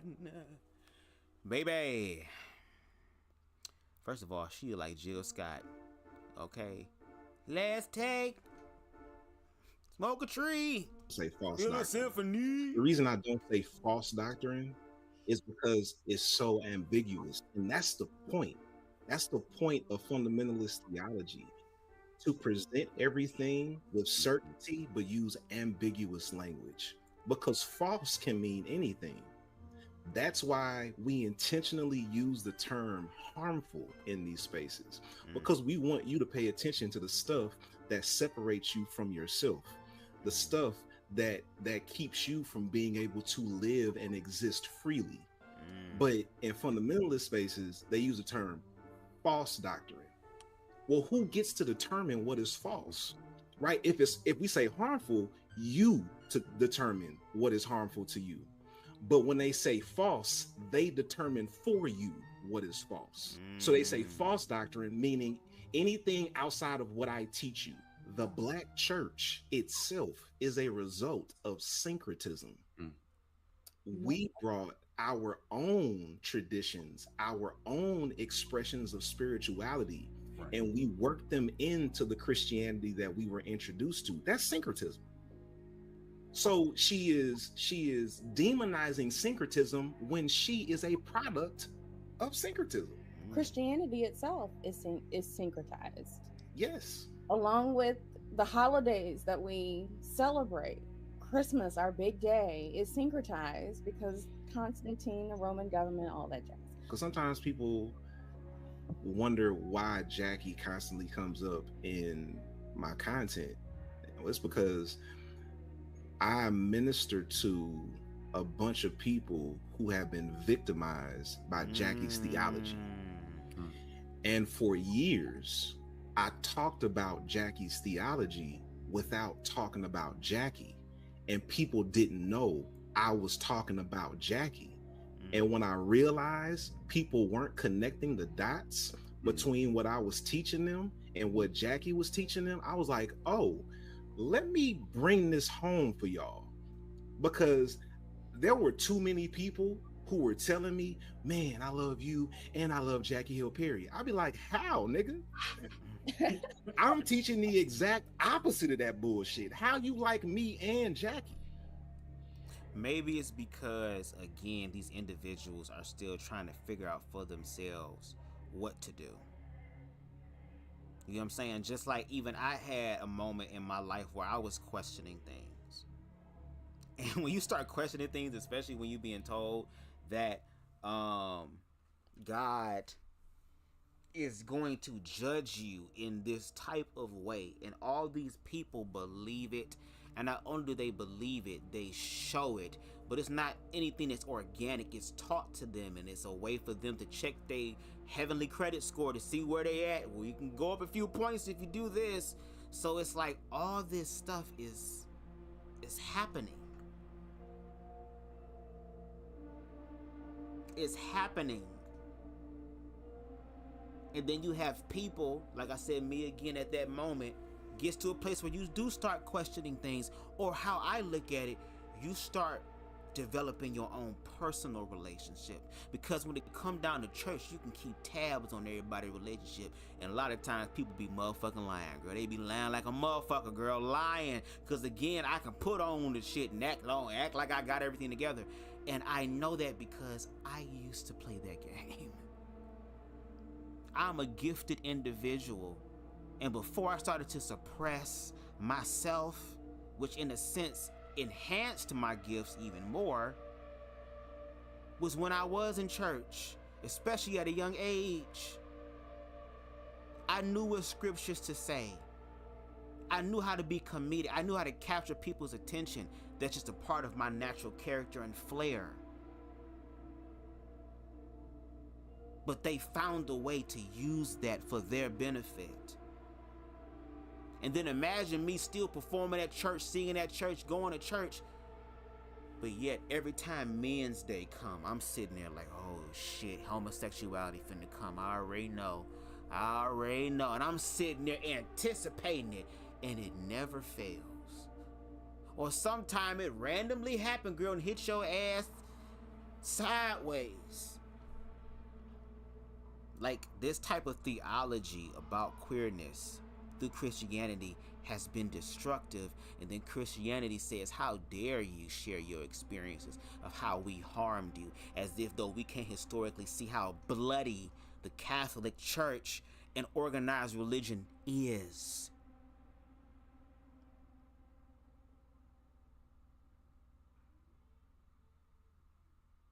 And I feel like that's what's being done to Jackie. She doesn't have complete control and autonomy of her story, that she has to include God into it and organized religion into it in order for the people to connect to it. Because again, what they're going to do is they're going to send videos of Jackie Hill Perry to heterosexual people.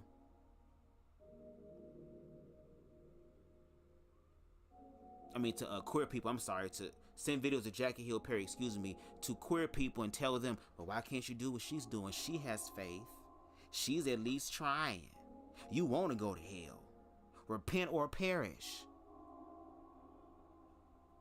And just like I said, my shit come back when I was talking about the LGBT conundrum.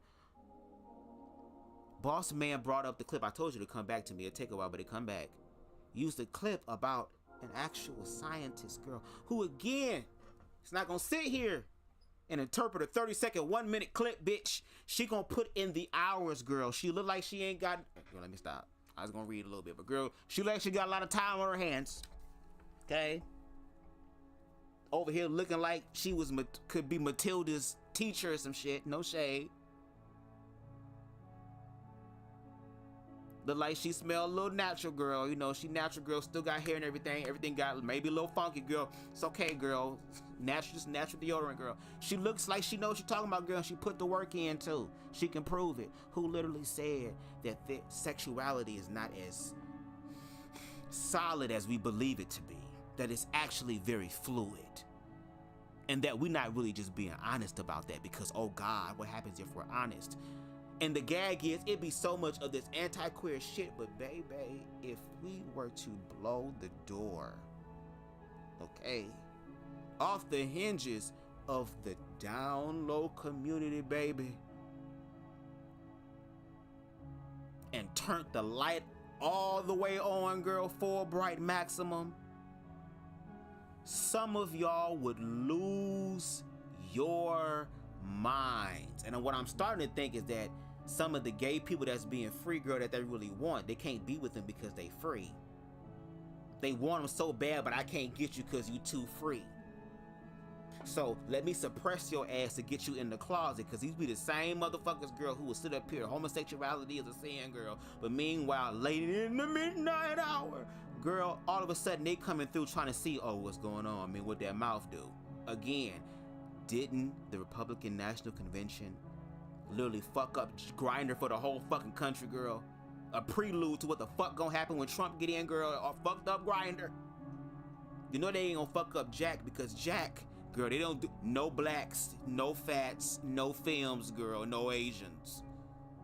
And they the ones that also voted the most for Trump, girl, so damn, they just don't give a fuck. And El Teddy, I'm gonna have to create a panel. I'm gonna have to find some people and do it somewhat consistently, because I do want to start having more conversations with other people and branching out. I just be on my shit so much. This is training for me, so that when I do get into those spaces, I can actually have something to contribute. You know what I'm saying? But let's continue. Because she's teaching you self-loathing, and I'm trying to teach you self-love. She's teaching you suffer well, and I'm teaching you live in abundance. The theology of suffering is a setup for abuse. And that is what I really want people to understand. If somebody is telling you that your relationship to God is connected to how much you are able to suffer, they are setting you up for abuse, because they're making your relationship with God abusive. So if your relationship with God is abusive, then you're going to get into abusive relationships with other people. It's also an opportunity for people to think a little bit deeper, because we come up, especially if you come up in Black church, you come up in spaces that are very emotional, and people are very charismatic, and they use all of these big words and whatever, and you get caught up in all of that you don't really think about what's being said. So you don't really think about the fact that you didn't understand what she meant. You're just riding the wave of group think a lot of times, and that's the manipulation that that's where that manipulation falls in, because people know that if you have a certain amount of charisma, you can convince people of stuff, especially in Black church, because we're not going to think about it. We just going to take your word for it. And I think that that's really dangerous to do to people. So to say this with this persona of, seriousness and certainty and, like, listen, let me help y'all out. Like, that's a dangerous game to play with people. Suffering is a fact. We go through things in life. But what I've discovered is the people who I've encountered that have suffered have come out on the other side with a level of humility. But it's only the people who have been at war with themselves and suffering that they chose that have come out with a pompous attitude. And it's obvious that she has been in war with herself, and she's in suffering that she chose, because instead of coming out with humility to encourage, she comes out with doctrine to Lord and say, this is how you should make meaning, as opposed to offering people hope when they get to the other side and celebrating their survival. Because suffering well is not a thing, but surviving suffering is. And so what I want to do is, to the people on this platform, if you've gone through suffering, I'm so glad you made it. I want to celebrate you for going through the suffering and then coming out of the suffering. I don't want to give you some false doctrine that says that you've immediately got to have some type of spiritual awakening from it. Because honestly, all the suffering I've been through, I did not want to go through. And if I could go back, I would not have gone through.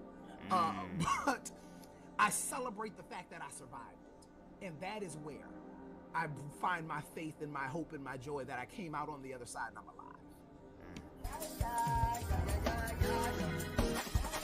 Come on. Oh. Yeah.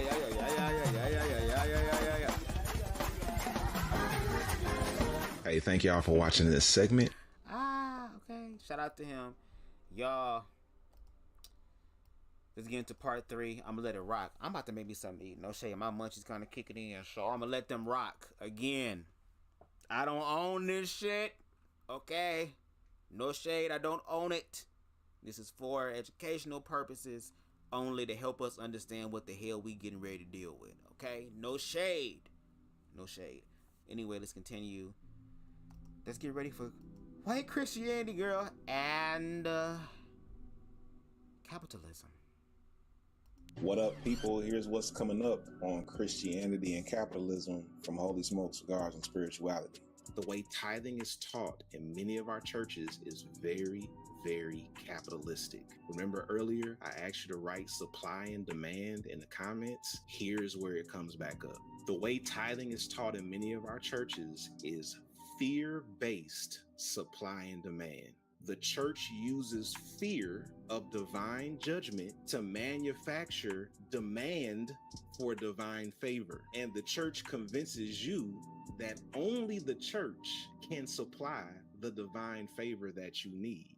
So if you want to get this divine favor, you gotta come through the church. So they tell you, if you don't give, God is gonna curse your finances, divine judgment. But if you want God to bless your finances, divine favor, you need to give at least 10% of your money to the church. It is purely transactional, and it's rooted in fear, and it prioritizes the institution over the people. Compare that to our jobs. Many of us have the same relationship with our jobs. We stay at the job out of fear that we won't be able to live without the job. So we get exploited on our jobs the same way many of us are exploited by our churches. Now, I'm not saying that tithing is bad. I'm talking about the way tithing is taught.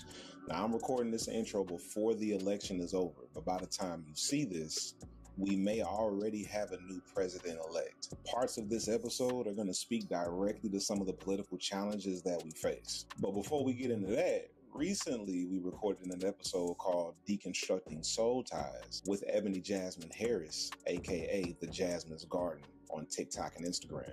Deconstructing Soul Ties is available exclusively in our Patreon account. So here's a sneak peek at the conversation we had about some more harmful theology from Jackie Hill Perry. I'm gonna get straight to the bullshit. Here we go. A part of helping people to not listen to false doctrine and false teaching. Pay attention to when people say false doctrine. Well, who gets to determine what is false? If we say harmful, you to determine what is harmful to you. But when they say false, they determine for you what is false. So they say false doctrine, meaning anything outside of what I teach you. To be able to discern, the kinds of churches they go through, is that I think people have to learn how to suffer well.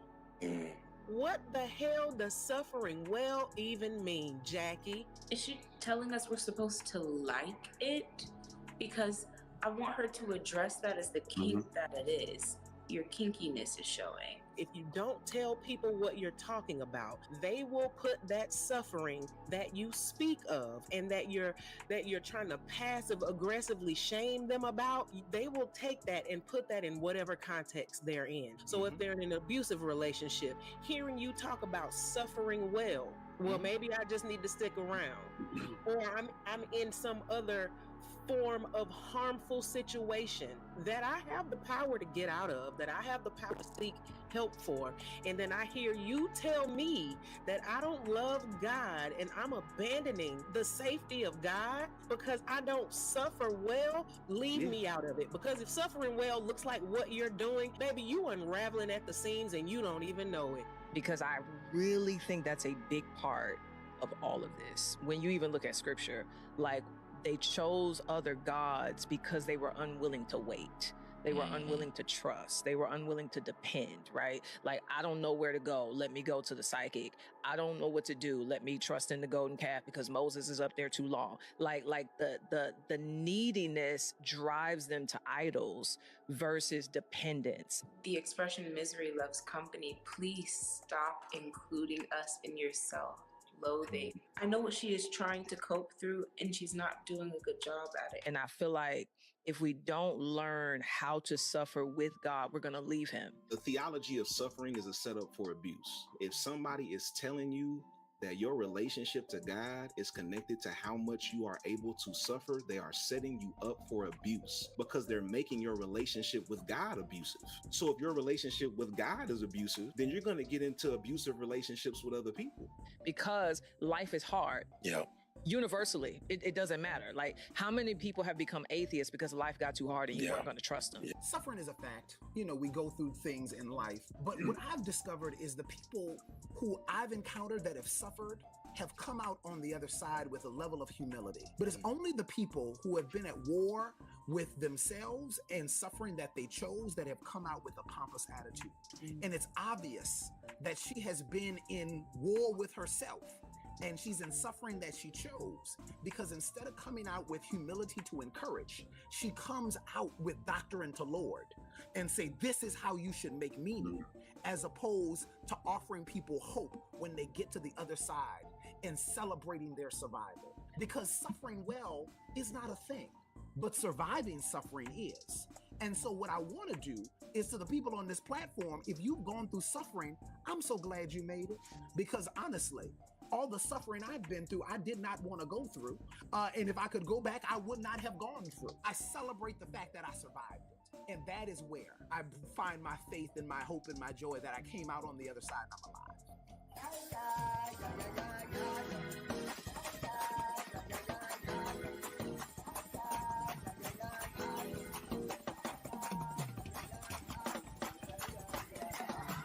I'm not gonna lie, this episode is one of the best we've recorded in a while. If you want to see the entire recording, hit the link in the show notes. You have two options for how to watch it. Number one, Girl, my you bad. can sign I up got for my a stuff paid now. subscription I didn't know they were to gonna our do a digital recap, but if community on Patreon. y'all missed a little bit of Or it, at least number they gave you a two, little something if you before don't we want get to into the commit to a conversation. subscription, you can My just bad, I purchase forgot the about this recording a la carte on Patreon. Friendly reminder, if you're listening to this episode on the audio podcast platforms, you have the option to watch this episode on the tfc.virtual YouTube channel. The link is in the show notes to watch this on YouTube. And last but not least, this new maroon Peace and Blue Magic Hair Grease sweatshirt is still flying off the digital shelf. So head over to the Disruptive merch store and pick one up today. That's another way you can support the work that we do here at Holy Smokes in the Faith Community. The link to shop is in the show notes. All right, you know what to do. Pull up a chair, light a stick if you want, and pour a dram if you please, as we deconstruct harmful theology and build beloved community one cigar at a time. Let's get to it. All right, we're back. We're getting started again. We were a little bit delayed because right before we started this, you know, Pamela always sings songs when I say anything random. So I said, "Do it," and then she started. What song did you start with? Do it. It was Kaya. Kaya, yeah, that old ratchet song. That Kaya, I thought he was gonna sing "Do It Lord for laid Me" on my heart the song that Hezekiah Walker Do did. it for me. Now do it now. Do took me a it minute to for find the name of me. the song. Y'all remember the song "Make It to the City" by Hezekiah Walker and Love Fellowship Crusade Choir, and Bishop Kirby Brown was leading? Somebody gonna know. I know not everybody gonna know, but my 90s choir kids gonna know what I'm talking about because that was a good time. But yeah, that's why we got started a little bit late. We are talking about Christianity and capitalism. And when you talk about Christianity and capitalism, it's basically a case study in idolatry. I'm trying to tell you. It's a lot. And one of our faves is back. We haven't seen her in a couple of months. She done got a new job and everything, and she's back. Nikki, the anchor, is with us again. We got to show her some love.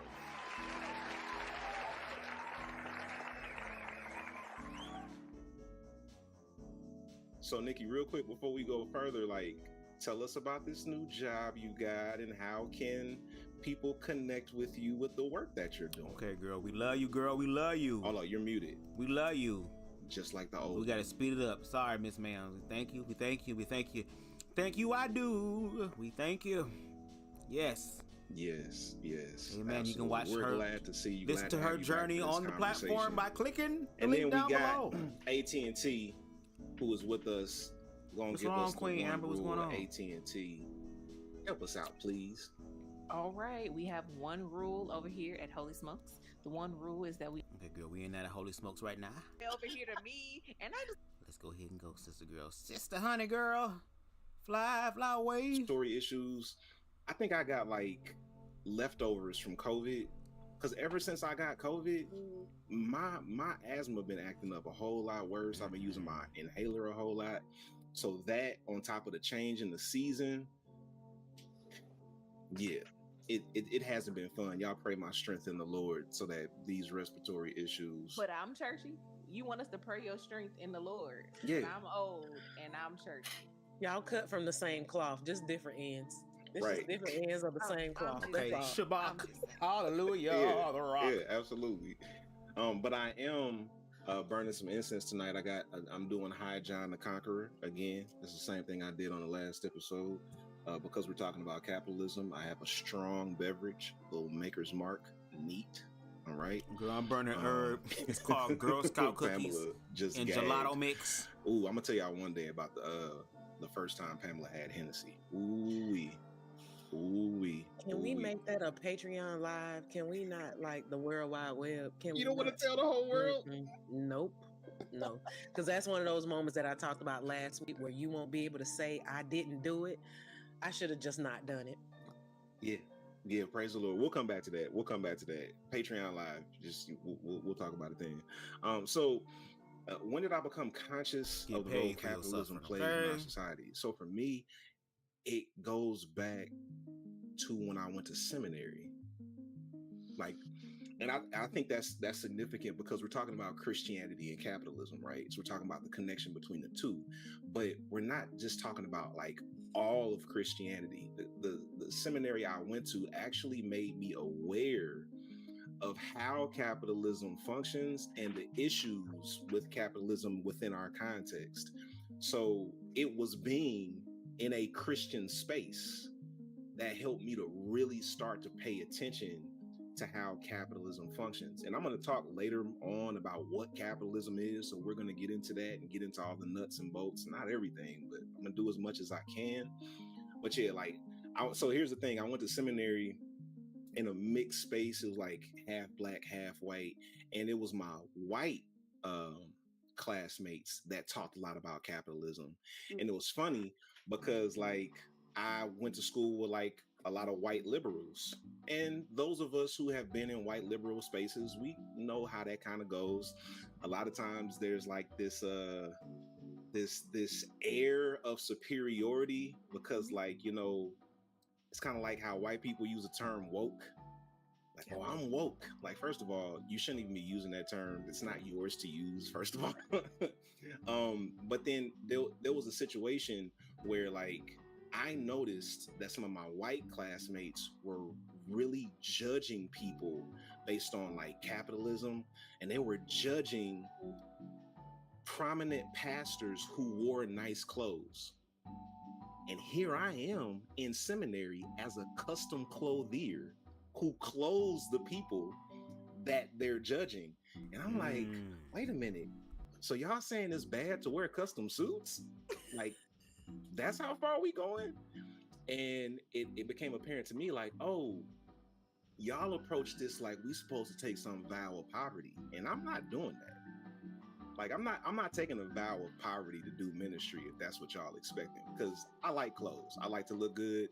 I make them. I wear them. It's my personal expression. So if you mad because somebody got on a $500 pair of shoes, I make shoes that cost $500. So like, there was this thing where it's like, okay, we do need to address capitalism, but I think some of y'all are being kind of extreme with it. And when I was talking to my man Otis Moss about this, about how like white liberals approach capitalism and economics, he said something so profound. He was like, well, you know, privilege is its own form of profit. I was like, oh, hello. Oh.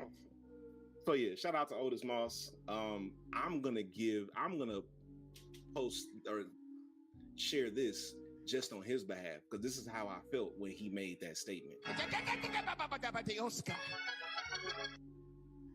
It was a very aggressive, quick tongue that came out of me. All right, let's keep it going. Pamela, we haven't heard from you yet. Introduce yourself and tell us when you became conscious. I am Pamela, the therapist on hiatus, NFL, shattering all stereotypes about first ladies. Amen and ashe. I am drinking Coke Zero, my bestie. And I am burning. I usually set up about 3 in. All right, Miss Jill Scott, we love you. We're gonna go back to the thing. Okay, you're gonna get here. Yep. Wonderful. Increase at the same rate every single year. So let me go back. Sorry. What happened? Capitalism, but I think some of y'all are being kind of extreme with it. And when I was talking to my man Otis Moss about this, I'll go back further. Damn. My bad, y'all. Something's wrong with the system because I'm doing everything I'm supposed to do, and I am still paycheck to paycheck. So yeah, that's when it came into my awareness when I really had the time to like actually look like, wait a minute, my rent has gone up $300 and I've been here for 2 years. Like, but like, why is that? That's so real. Like when you're doing the stuff that you're supposed to do and yet you still can't afford to live, that's so real. And that's where a lot of people are. We working 40 hours a week and still can't afford basic necessities. Like, what is that about? Yeah. Nikki, talk to us. When did you become conscious of capitalism? So I've been thinking about this. And I know you said conscious, but I'm going to make one comment that growing up, I learned that money was a big deal. That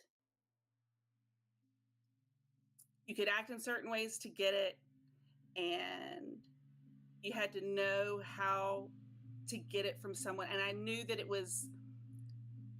just knew that it was a really important and a big deal, and there was never enough of it. So that framed never too much. everything for me.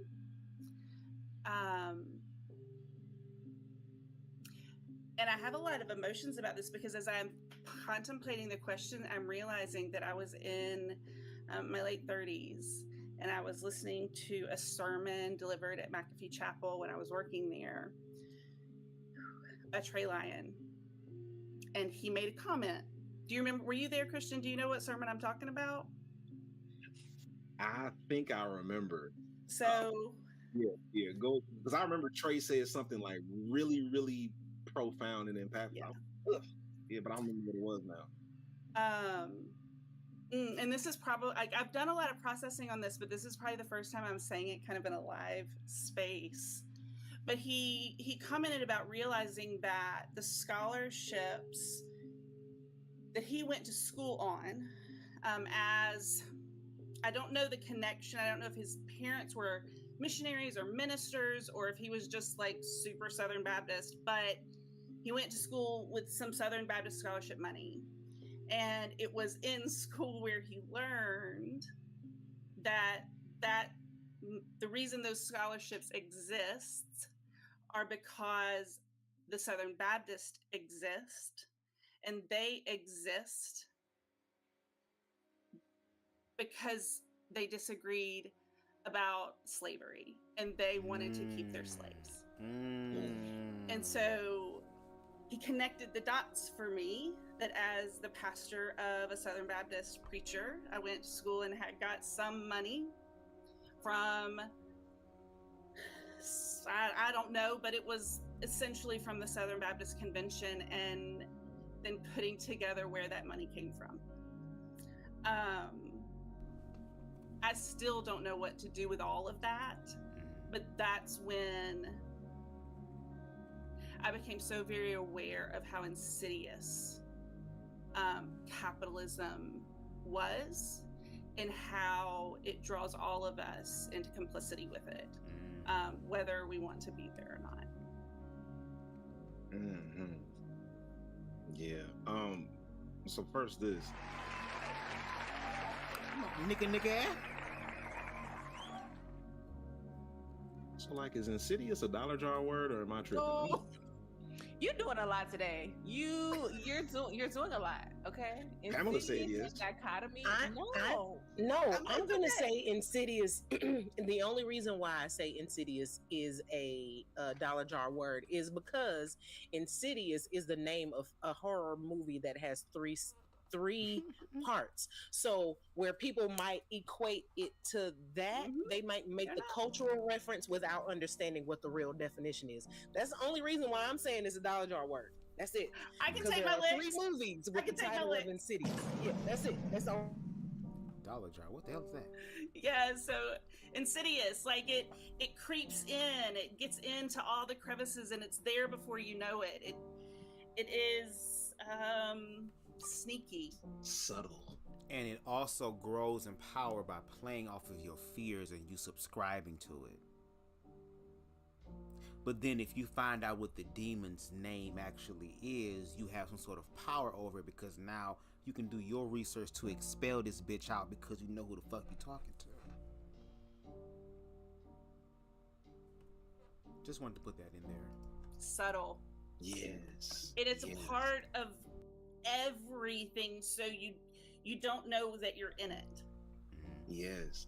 So to that same point, Nikki, before we go to tyranny, I went to a Black church leadership conference as a kid. We would meet annually, either in Glorieta, New Mexico, or in Ridgecrest, North Carolina. And the Black church leadership conference that I attended was sponsored by the Southern Baptist Convention. Yeah. So when I grew up, and came to understand not only the history of the Southern Baptist Convention, but the current stance of the Southern Baptist Convention. I was like, how are we going to stuff sponsored by the people or the organization that was created to keep us enslaved? Right. Why are we learning like church leadership from them? Why are we allowing them to frame? Yes. Capitalism. Yeah. And also because there's still a sector of Black members and leaders in power who believe white is right. So just like a lot of times when things happen in pop culture and things happen in the news, the first thing that you'll find a lot of people in the comments do is say, well, they don't hold so-and-so to a certain standard and they don't hold it, because we are still measuring right by what's done to white people. So we still feel like white is right. So even when we do it subconsciously, we measure it by what the standard is by whiteness, even when we don't mean to. So I think that also plays a part into it. Sure. One of my favorite sayings is, we swear that white folks' ice is colder. We swear white folks' ice is colder. Nikki, if you ever want to get some brownie points, tell a Black person, like, look, our ice is not colder. I promise you. Okay. Is he getting me in trouble? Nah. Let me tell you something.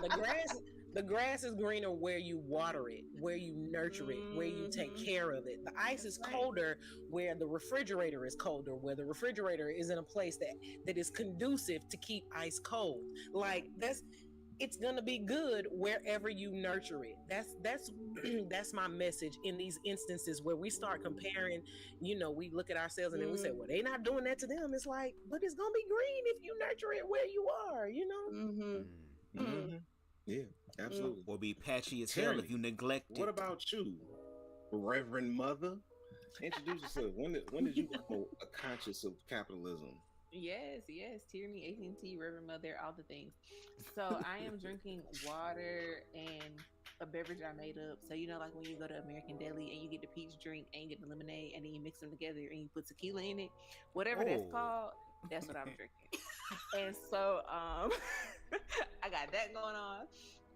And then I am burning a sandalwood incense. That has been one of my favorite transition fragrances. So like Georgia don't know if it wanted to be summer or fall or whatever it got going on. So sandalwood is a nice in between scent that I have been burning. And so when I think about my introduction to capitalism, so my introduction to capitalism was in seminary, and it was from a lived experience point because that was my first time being an adult, and I didn't have a full-time job when I was in seminary, so I was poor, okay? Like I didn't have any money. And so thinking about and trying to wrestle with this call that I felt like I had and the ways that God called me to go to seminary, but it's like, why you call me to go to seminary if it don't come with a stipend? Like, how am I supposed to pay my rent? Like, how am I supposed to buy groceries? How am I supposed to do all of these things? And so, having part-time jobs and doing all of those different types of things. But it was my first time ever having to consider that. So, when I was growing up, my mama used to talk about certain stuff was or wasn't in the budget, but that didn't really affect my life. Like it was always frivolous stuff that was or wasn't in the budget. And so it was like things that were, stuff that didn't really matter. And so she would be talking about that is or that isn't in the budget. And then when I was in undergrad, I was still very taken care of by my parents. And then when I got out of undergrad, I got married. So I still wasn't paying rent. For real. And so like once I was in seminary, I was like, oh, I gotta buy my own gas and groceries and real adult things. Oh my goodness, what am I supposed to do with all of this? Like I have to budget. I just want to get my nails and my hair done and go talk about Jesus. Like I don't understand. I want to get my hair and my nails done, baby, and go talk about Jesus. Baby, if you look up "Spoiled in Christ," Tierney's picture is next to it. Spoiled child of God. And so I was having... Girl, she just believe in the energy of all things work for me, girl. The universe gonna find a way. God gonna find a way. Jesus paid it all.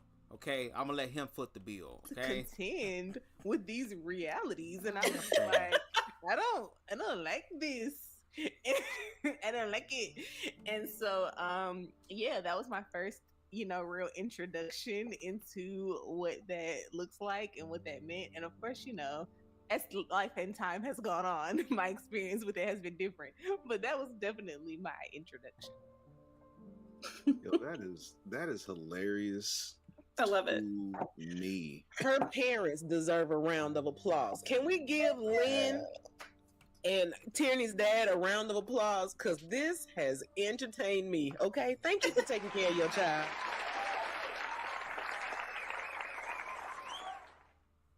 Shout out to them. Shout out to them. Shout out to your parents. That baby said, I need my nails done. Okay, I need to figure this out. I want to work something out. I want to live a life where I get my hair and my nails done and talk about Jesus. And this ain't adding up. This ain't adding up. I don't want to talk about Jesus with my work undone, okay? No. I need my work to be done before I go out and talk about Jesus. I need to look right when I talk about Jesus. Together. Let y'all know the Lord takes care of you, okay? Yeah. Even though the Lord got you out there, girl. Gotta get your own groceries and your own gas. Drive your own car. You can't live fast. Okay? See how the Lord works in mysterious ways? I tell you, the Lord is taking care of you if I don't look taken care of. I mean, Amen, corner. Somebody. Yeah. Yo, Jesus absolutely. Walking around you gotta have it together. old, All right. busted out. So let's keep it going. At the you know what time it is. Girl. Reaching for the stars. Did you sing that, sir? Reaching for the stars. All right, y'all. So today for Reaching for the Stars, we're sticking to this Christianity and capitalism topic. And this is going to be a little bit educational. You may or may not know about this movement called the Theo Bros. And it's tied to an episode that we did recently about Christian nationalism. If you haven't seen the episode we did called Bad Faith, The Rise of Christian Nationalism, go check that out. It's on YouTube right now. Danielle Thomas, the Unfit Christian, was our guest on that show. It was a really, really informative and fun show. But we talked a little bit about how Christian nationalism has really risen in prominence and popularity in the country in very insidious ways. Like it was upon us before we realized it. So the Theo Bros are like an extension of that, and it definitely ties in with this connection of Christianity and capitalism. Now, this is a 5-minute video. It's educational. It's going to be worth the whole 5 minutes. It was produced by Mother Jones magazine. So if you want to go look into Mother Jones, it's a great resource. It is a newsroom. No, that's something else. I'm thinking about something else. Mother Jones, go check them out. But this is a video from Mother Jones magazine about the Theo Bros, and then we're gonna talk a little bit about it. Yes, there are Christian nationalist influencers. Let me introduce you to the Theo Bros. We can't force people to have faith in Christ, but we can, as a people, order that. I'd rather have a Christian monarchy than our current state of affairs. We could wait, bitch. What? That is the most supremacist shit I've ever heard in my fucking life. Did this nigga just say, girl? I mean, you don't have to believe in our faith, but we can like order it. Girl, I am what? I gotta hit that back. Maybe I heard it wrong, bitch, because I am high. Girl, I'm off of edible and I got me a pre-roll, girl. No shade. What did he just say? Influencers. Let me introduce you to the Theo Bros. We can't force people to have faith in Christ, but we can, as a people, order that. We can't force them to have faith in Christ, but we can kind of, order that.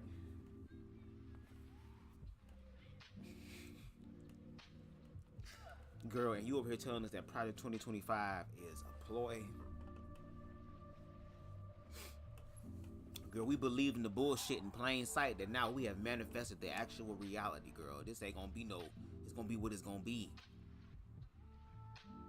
This motherfucker just casually said that though. He was like, you can like, you know, like order that. Girl, what? Bitch, you gonna fuck around and have the Lord order your steps in your word. I'd rather have a Christian monarchy than our current state of affairs. We could argue that now is the time to arms again. So the Theobros are a group of mostly millennial Christian pastors and influencers. Many of them, most of them even, will tell you that they are Christian nationalists. We are indeed Christian nationalists. They're purposely extreme and extremely online, so they're obviously connected to J.D. Vance. There's this group called the Rockbridge Network. J.D. Vance was a founder. Peter Thiel is involved, and also this guy Chris Buskirk. And then, of course, Chris Buskirk, a great friend of mine, who was involved in American Reformer, which is kind of the unofficial magazine of the Theobros.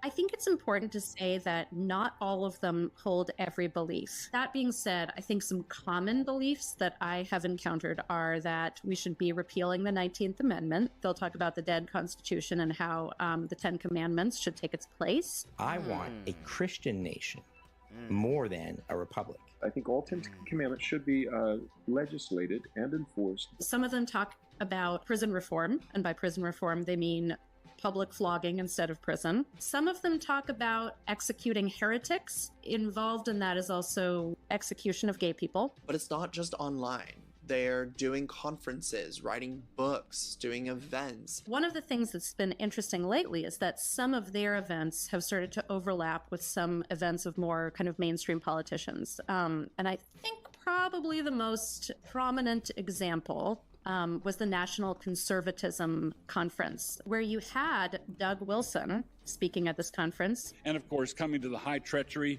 you were all no doubt anticipating I would address, make all our teens woke by means of chemtrails. And you had J.D. Vance speaking there. America is a nation. It is a group of people with a common history and a common future. Now, if Theobros are kind of the millennial posters of the Christian nationalist movement, Doug Wilson is sort of like the boomer who passed the torch. He has sort of built his own little Christian fiefdom in Moscow, Idaho. He has this church. He has, helped to start a school, like a K through 12 school there. He has a college there, New St. Andrews College, that he's helped to found as well. Now, it's this community in Idaho that he's built that Theobros see as sort of a blueprint for what a Christian America could and should look like. Creating a legal framework in which people could create intentional communities where they could build something new would be a good idea to allow people to experiment. Just like Doug Wilson, so too do many of the other Theobros want to do this in various places in the United States. But he's also built this other type of blueprint for Christian nationalist influencing. He was telling me about how he has his kids helping him produce these very slick videos. The left is the cancer and Trump is the chemo. He's taking some of these ideas, he's really making them for a broader audience and for a younger audience. Now, at this point, you might ask, where are all the women? If you asked some of these guys where the women were, they would say they're at home, like taking care of the kids. Godly women want to feed their men. Godly women are designed to make the sandwiches. When women were granted the right to vote, we were so muddled we thought we were giving the franchise to women when we were in fact taking it away from families. And just for the record, I think the 19th Amendment should be repealed. I think that because, well, first and foremost, because I'm a Christian. If we had a Christian nation and women could vote, then within 50 years we would no longer have a Christian nation. They don't think that women should be in leadership roles. They don't think that women should be out there voicing their opinions. As we already know, Vance holds very particular views on gender. If you bought into an idea that it's liberating to leave an 8-week-old baby to go work 90 hours a week at Goldman Sachs, you've been had. You have women who think that truly the liberationist path is to spend 90 hours a week working in a cubicle at McKinsey instead of starting a family and having children. To me, what it is sort of a value system to replace the fact that they're all fundamentally atheist or agnostic. The people who are most deranged and most psychotic are people who don't have kids. It's clear that they see J.D. Vance as someone who will help further No, the people who end up like being psychotic end up having fucked up parents, and sometimes they become a product of that.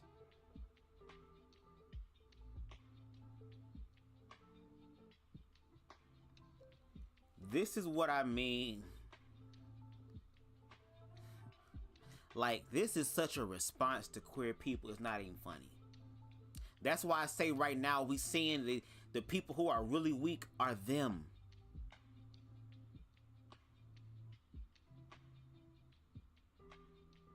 If forcing other people to bow to your will is what you want to do, you are weak.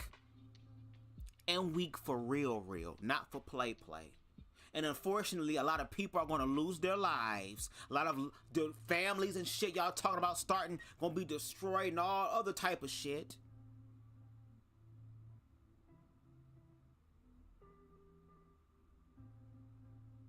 Also, y'all can prove to yourself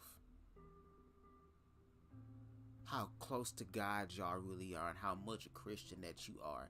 That y'all have completely failed in acknowledging what Christ actually is, even though it's in the book.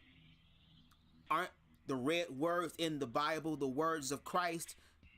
It's red, so therefore you colorblind motherfuckers could see that somebody is talking with great importance here. And it's called the Bible, the basic instructions before leaving Earth. Y'all trying to massacre people because y'all don't understand the basics. That y'all choosing any and every other thing, including power, in a legal way. Which is why when you go to church, when you really get in the church and you understand what's going on, baby, the church world is more freakier, more popping than the world ever could, because the world is in the church. How many pastors still preaching right now and they have stuck their dick in other women, even producing children, but yet they still preaching? One of them said these hoes ain't loyal. Meanwhile, you out here fucking women like they hoes are getting pregnant.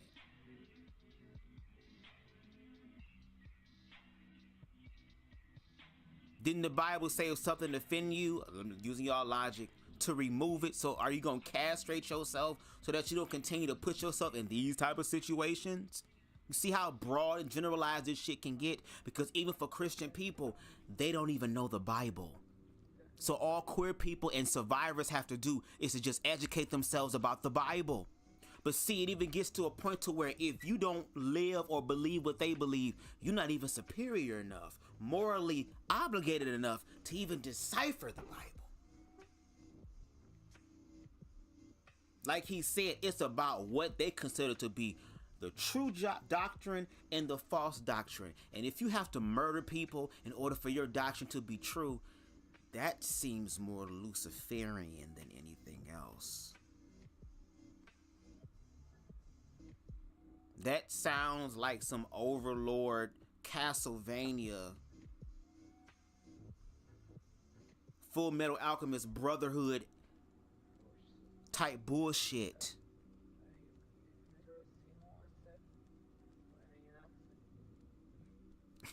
You can't make this up. Sometimes people gonna tell you, like, what's her name? Maya Angelou. Like she said before, if someone shows you who they are, believe them and beat their ass phenomenally. Girl, I mean, come on. What else do you need to see? And again, the reason why we have justified fear is because this has happened before. They don't need facts. They don't need stats. They don't need lived experiences. They don't need anything else. All they need is their Bible and their God. And organized religion has taught them well on how to protect it. To where you will also send your soldiers to go fucking die, because the church is the only motherfucking church that will kill its wounded soldiers as opposed to bringing their ass back to life and healing them like Jesus did. Y'all want to sit here and force people to do shit, but y'all don't have no supernatural power. Maybe when you motherfuckers start raising the dead, maybe when you motherfuckers start healing shit, maybe when you motherfuckers start using y'all resources to aid humanity, like trying to end the world hunger or homelessness, or be able to have a, what they call it, a general, I'm saying it wrong because the word is escaping my mind right now, but universal health care, universal income, like, everybody got to feel like they better than somebody. Like, oh, I'm better than you. I'm better than you. I'm better than you. Yeah, there are some things that you're going to be able to do better. But as a human being, we are all equal. Just like how some people swallow hamburgers down better and be getting mad as hell, like Jigglypuff and shit. Okay, good. Let me stop. But I'm like, wow, that's crazy. Let's continue. Their vision of a country that puts Christianity above all else. I think these guys saw one of their collaborators in the White House. It would be proof to them that all of the effort that they have made, all of the time and money that has been invested, that it was all paying off. There's so much more to this story, including connections to Project 2025, more about the web of JD Vance and Theo Bros that I can't even dream of touching on in a video like this. So go read Kira Butler's full piece at motherjones.com. I'm gonna have to check that shit out in my own time. So again, who's lying?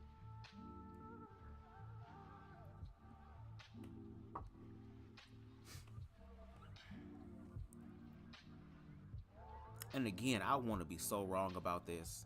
That's how I know I'm really know what I'm talking about, because I'm willing to bet to be wrong about this.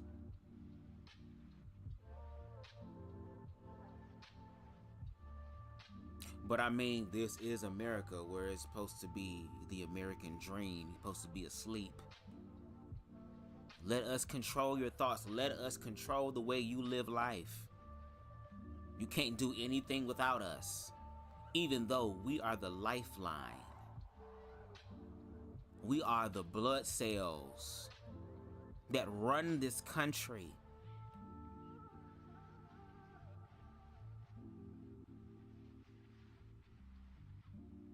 But the thing is this, if you're gonna walk around and rep God in the way that you do, you have to also understand that that God was also about accountability. And it was not a respecter of person. That even God, according to the narrative of the Bible, had people that follow him in his faith sacrifice certain things to prove its worth. And normally that's something that affects you. But see, it's easier to be in control with the aspect of God that's about war and destruction. And a lot of time, war and destruction happens because there is some form of miscommunication. But in this capitalistic system, the more money you have, the more that shit don't apply to me. I'm exclusive. I'm exempt. But can't none of you motherfuckers stop death, though.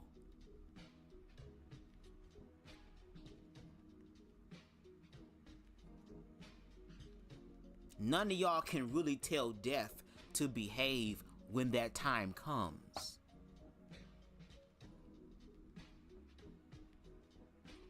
And I don't know if these motherfuckers be losing their damn mind dealing with the concept of death, which is why they become so radical in this way to where they have to hurt other people in order to feel something. But you better go figure that out. Because in this age of Aquarius, the universe is going to give you exactly what you're asking for. And we're talking about asking for it energetically. Because energy never lies. That's going to always tell the truth. No matter how shiny, how put together your mask is, in the words of cross-dressing ass Tyler Perry with being Medea and shit, when that bitch with the green Christmas dress came in and was talking shit and she hid behind that damn small ass desk and she looked back at Helen and looked at the other bitch and said, girl, do you know I can see you? We can see that it's a mask, bro. We see the eyes and all that type of shit, girl. Wow. Wow. All right, y'all. So I wanna first acknowledge that I'm sure that's troubling. I mean, it was troubling when I first saw it. And I don't show this stuff like to rage bait. I want us to be aware. Like, these people are very closely connected to the potential vice president of the United States. Like, the current Republican candidate for vice president of the United States is closely connected to a bunch of Christian nationalists who think women should be at home making sandwiches, and that everybody should be under Christian rule, like a Christian monarchy. I remember I made a video and I said something about, like, you know, Christian nationalists want a Christian monarchy where Trump is the king. And I remember when I said it and I looked at myself in the video saying it, and I was like, I wonder how many people heard me say that and was thinking to themselves, Christians just be so extra. That ain't really what it is. Because, like, some people think I'm an alarmist. And it's like, no, this shit is real. It's in our face. Bishop, what's an alarmist? Someone who just tries to, like, drum up fear and stoke fear to get people to make irrational decisions.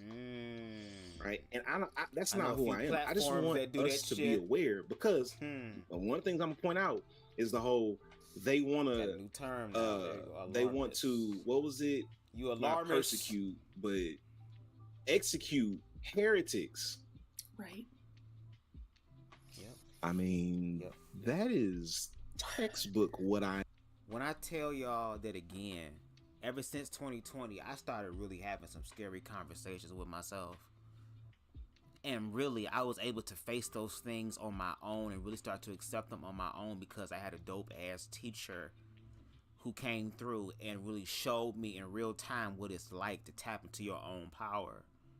To even go through your own quote-unquote suffering in order for you to free yourself from some shit. Because in order for anything to change, shit gotta fall apart. Shit has to die before shit becomes new. But that's also a form of evolution.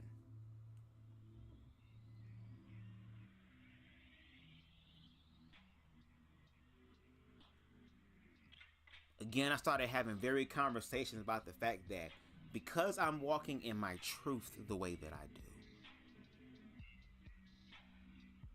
that I am, unfortunately in the system, low-key making myself a target. This is what has always happened whenever people decided to liberate themselves. These people are mad that black people had the nerve to liberate themselves from slavery anyway. How dare they? But see, what's happening is that it was raining on the quote-unquote just. The individuals who were acting like they were the shit. But now it's also raining on the unjust, which they see us as the unjust. Or how I can also interpret it is that the last shall now be first, and the first shall be last. Because there eventually comes a time where things gonna have to change. And again, we've been down this cycle 400 plus fucking years. The amount of blood, sweat, and tears that have been poured into this country that has nurtured this ground. No shade. Can we be all the way honest? Since America once again has proven to us what they think about us, this low-key is cursed ground.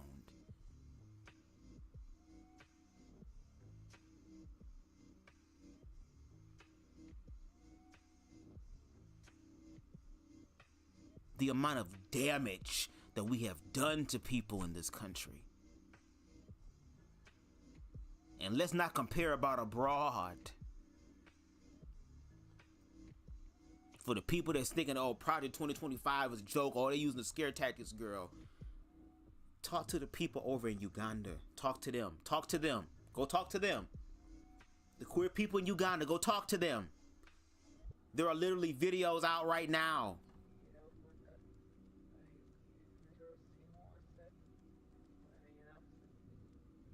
And again, all that shit happened over in Uganda because white evangelicals came over there and played savior to people that they think are savages, that are low vibrational, all this other type of shit.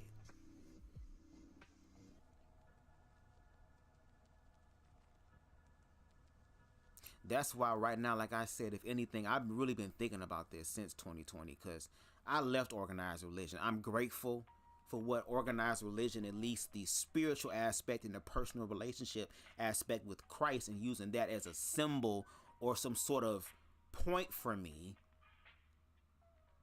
to be able to operate and navigate my fucking life.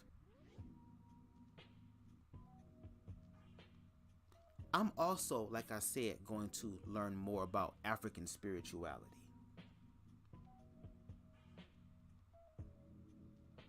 I've been having this call, trying to figure things out. There's some people that I know that are spiritual, and I will ask them questions. But like, I literally want to figure out what sort of Orisha dons my head. I have an idea of who it is, but I just want to be sure. Because we need some sort of ancestral type of connection in order to survive this. We're going to have to find our way the fuck back. Because I don't know if blackness is going to really be able to survive this next onslaught.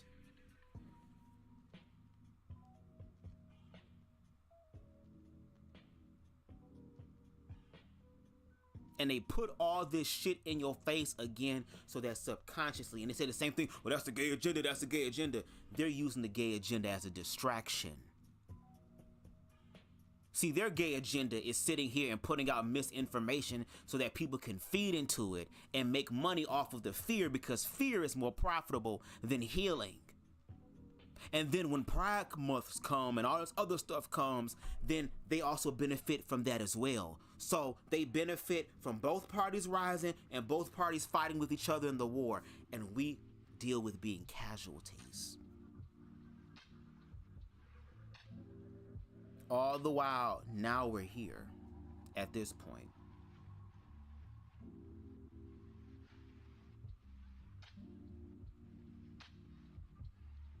Like,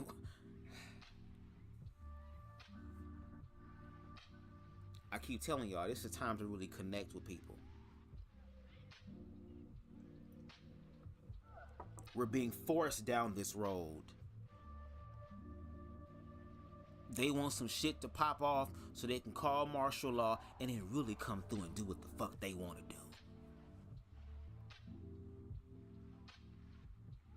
Because again, a lot of people who voted for Trump are going to realize it. Or if they don't want to deal with the onslaught themselves, they're going to have to join it. Because there's going to be a bunch of white people out of fear and out of survival will side with them even though they know they're doing wrong.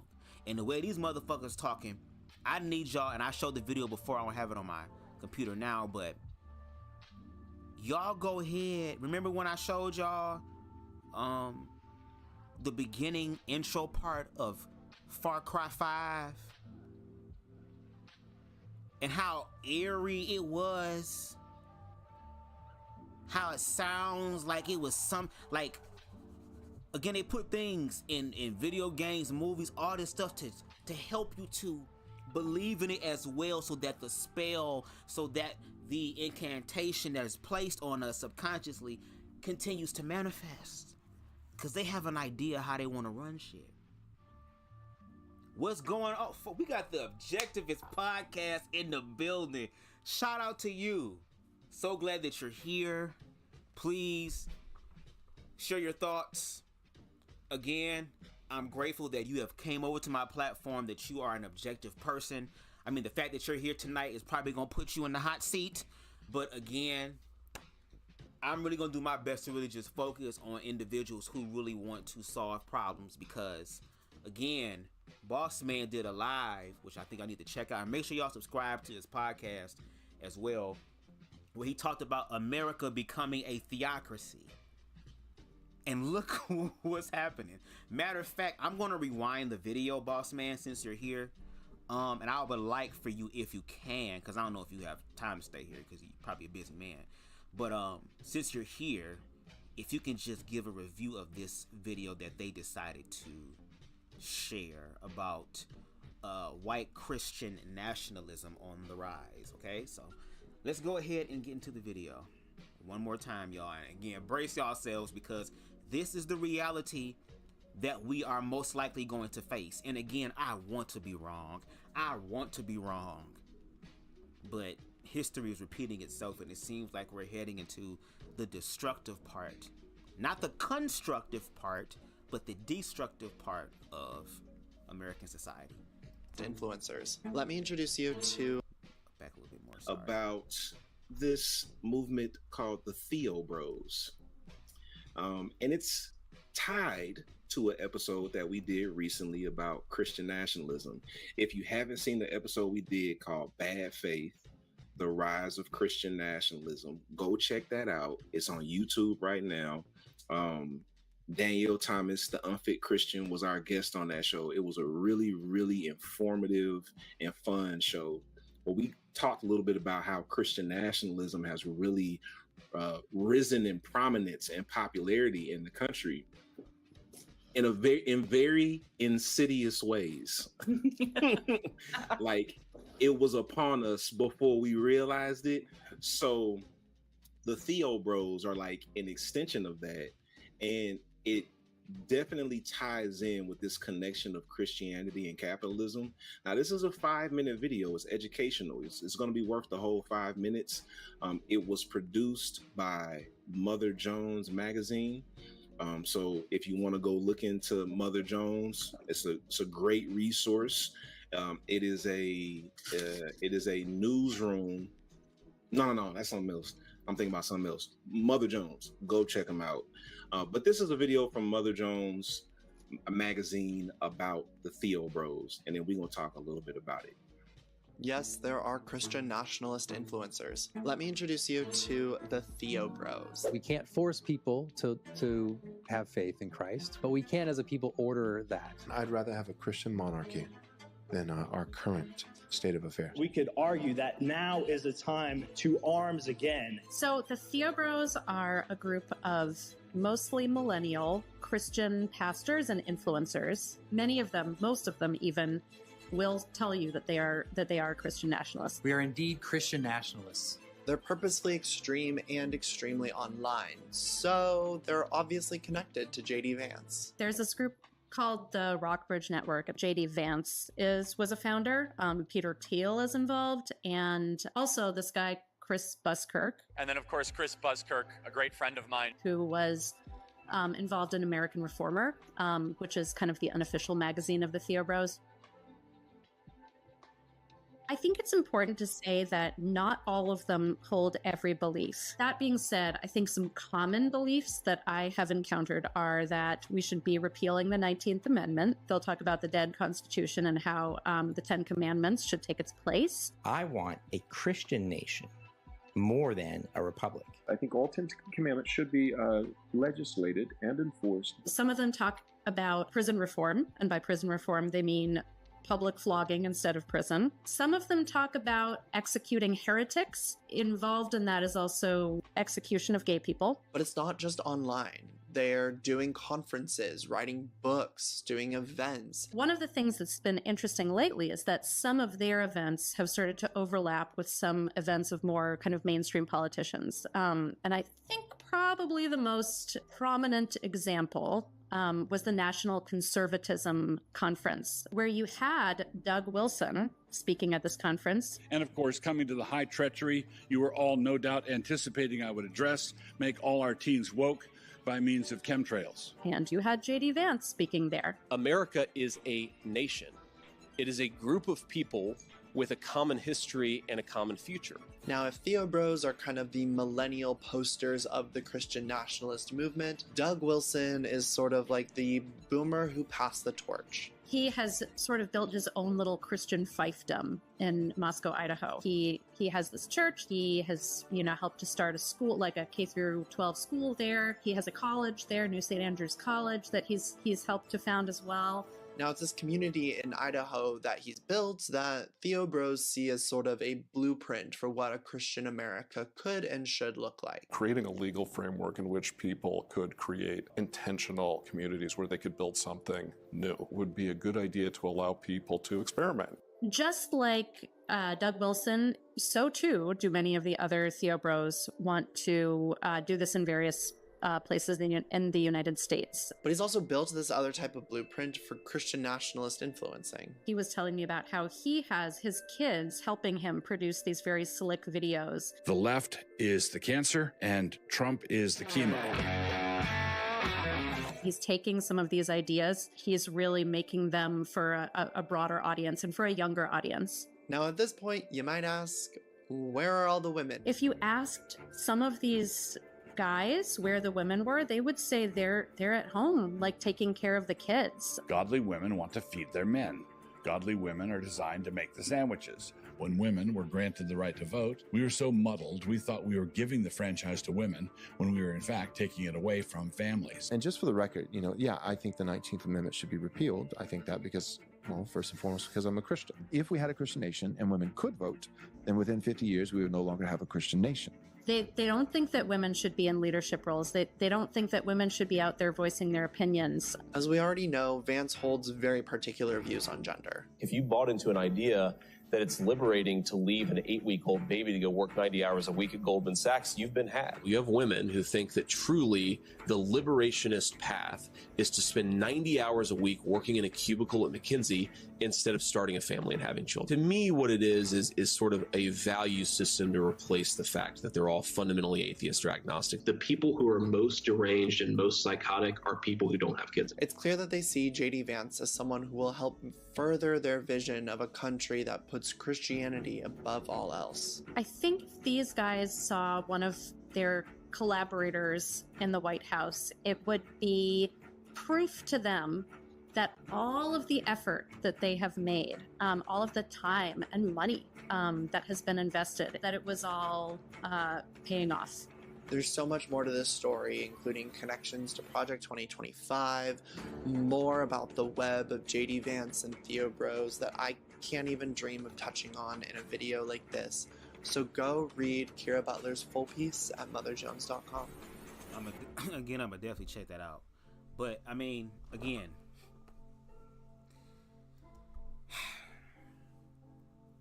and again, like I said, I want to be wrong. But when you look at history, see, the reason why history repeats itself is because people don't want to learn. They don't want to say, okay, what can I do to be better to humanity? But then when something happens to their asses, now all of a sudden you have the awareness. Well, maybe in some cases that'll be too motherfucking late. So I mean, hey, instead of people getting to that too late phase, why don't we start doing that shit now? And I mean, again, it seems as if though it's going to become a theocracy. Because again, Donald Trump has promised these people, especially white Christians, they're the ones believing in him. They are his narcissistic supply in which they will be their God as long as you're loyal to me. To where he is the president and the whole fucking government at this point has control of everything. And you don't think they gonna get back at gays? They gotta kill the gays. They have to. That's the only way to appease their God. Because as much as we hear the scripture Leviticus, a man shall not lie with a man as if he's lying with a woman, that is an abomination. They also forget to finish the scripture where it says that they shall be put to death and all of their blood should be upon them. They want to bring that back. but yet want to leave out motherfuckers going to Red Lobster and shit, and wearing mixed fabrics and shit.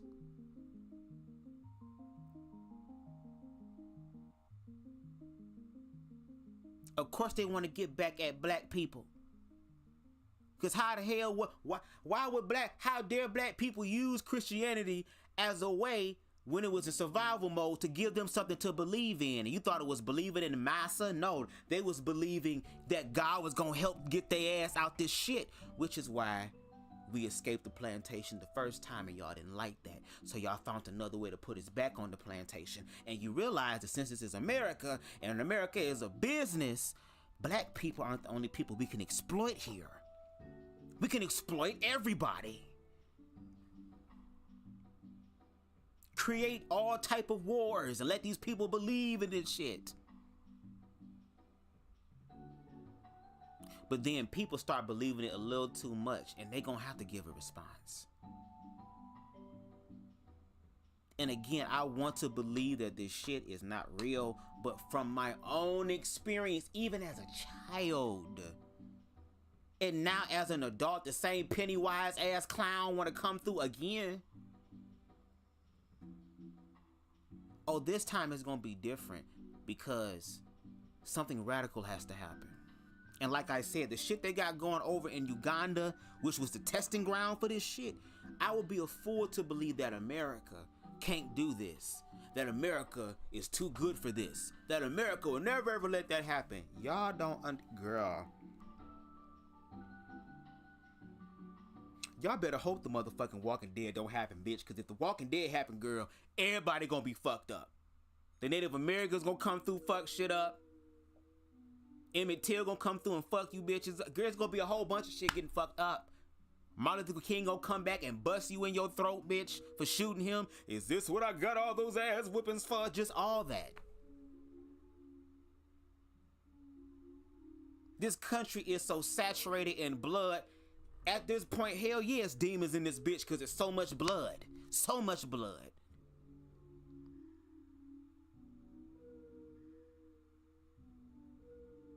And now y'all mad that the Castlevania Dracula ass nigga finna come through and siphon the life out of America. A man who's going to be in charge that had 6 bankruptcies. A convicted felon. And y'all voting for him so y'all can put black women in their place while also getting a stimulus check and some shoes. And still waiting on the platinum package. Okay, girl. Okay. And like Boss Man said, I literally talked about this on my first show. See, I be listening to people.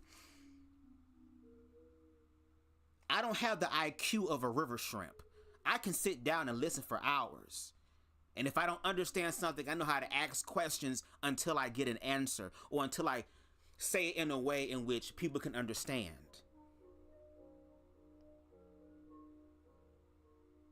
That was literally his first show. That's why I'm like, you have someone over here who is literally educating y'all, who's willing to go to the outer limits that y'all afraid of. Don't go over there. Don't go over there. Don't go over there. You go over there.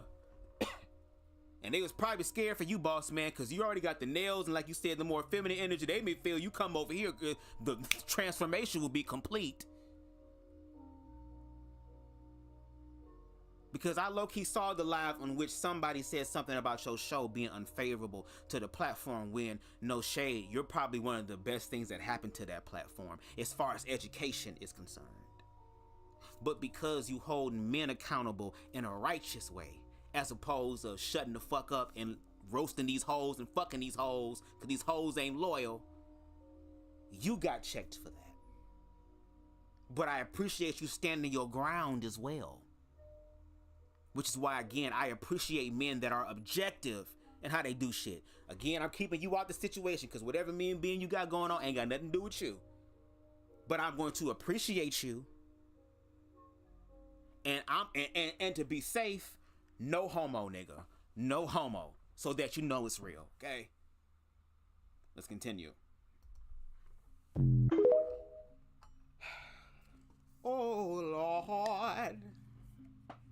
All right, y'all. So I wanna first acknowledge that I'm sure that's troubling. I mean, it was troubling when I first saw it. And I don't show this stuff like to rage bait. I want us to be aware. Like, these people are very closely connected to the potential vice president of the United States. Like, the current Republican candidate for vice president of the United States is closely connected to a bunch of Christian nationalists who think women should be at home making sandwiches, and that everybody should be under Christian rule, like a Christian monarchy. I remember I made a video and I said something about, like, you know, Christian nationalists want a Christian monarchy where Trump is the king. And I remember when I said it, and I looked at myself in the video saying it, and I was like, I wonder how many people heard me say that and was thinking to themselves, Christians just be so extra. That ain't really what it is. Because, like, some people think I'm an alarmist. And it's like, no, this shit is real. It's in our face. Bishop, what's an alarmist? Someone who just tries to, like, drum up fear and stoke fear to get people to make irrational decisions. You better cook. Right? And that's not who I am. I just want us to be aware, because one of the things I'm gonna point out is the whole they want to what was it? Not hand persecute, your pimp, I mean your man a pen so execute he can heretics. Right. I mean, that is textbook what I am. And they include in that Q plus people. And these are the people who identify as Christians, who are trying to get as much power as they possibly can by connecting themselves to capitalistic politics. So I think it's just really important to, like, name that. I'm not trying to scare people. I just really want us to be aware as a people, because we out here trying to live this life. And, like, this is what's happening. This is how people are organizing against the lives that we're trying to live. So I want y'all to also understand this as well.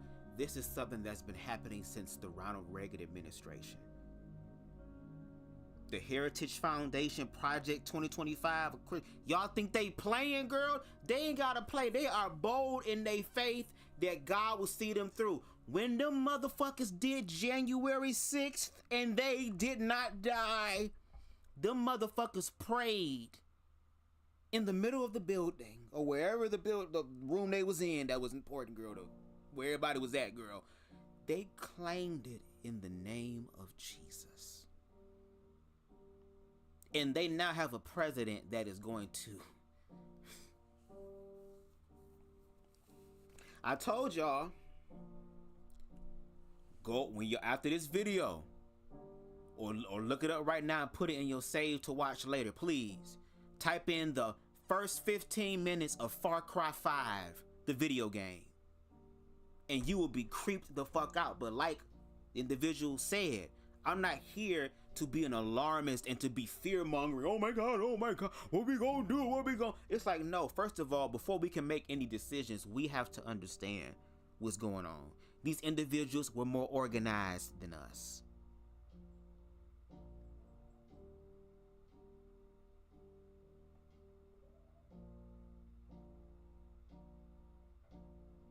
They had more resources than us.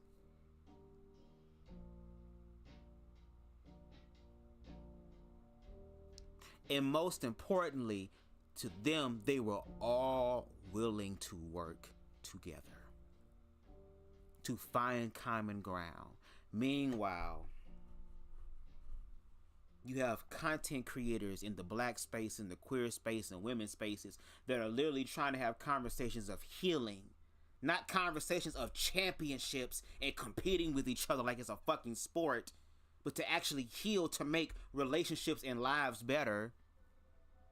And they being met with all this resistance, all because certain people want to take the easy route, which is basically selling your fucking soul.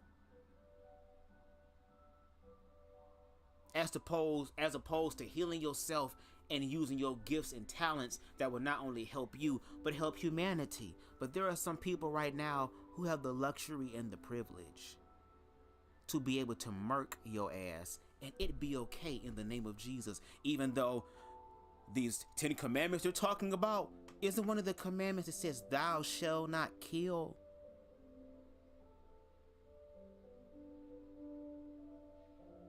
So it's okay when you bend the rules, but when other people bend the rules, it's not okay. Nah, that's too much like right? That's too much like equal, right? I think that's important to name. But like beyond that, the ladies are obviously pissed. I would love to hear what y'all have to say. What are your thoughts? Nobody wants to go first. I want Nikki to go first.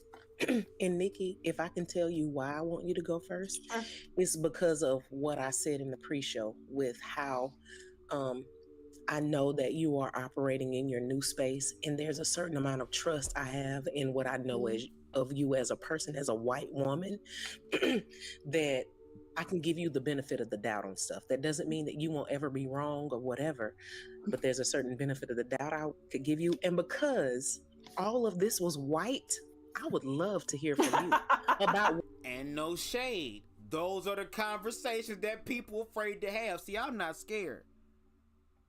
Because when Boss Man did his show, I came to his shows and I sat in his live and I asked questions and I actually agreed with him. So it's not a problem. But like in this case, yes, she was going to be in the hot seat because again, all this stuff affects black people, queer people, and women, including her. Because again, they said women are supposed to be cooking and cleaning and washing everything and all this other type of stuff. And that's their only function. God created them to be your servant. God created them to be your grown ass mama, just like the mama that took care of your ass when you were younger. Just crazy. Not grown adult women that have their own lives and their own emotions and they can grow with them and adapt with them and evolve with them. But motherfuckers that don't even know how to wipe their ass and want to be draconian as fuck. If you want to live the Flintstone life, there is a Wilma out there for you. But don't try to force everybody to be Wilma. With them hard ass feet. What you think about your fellow white men, please, if you don't mind. No, I don't.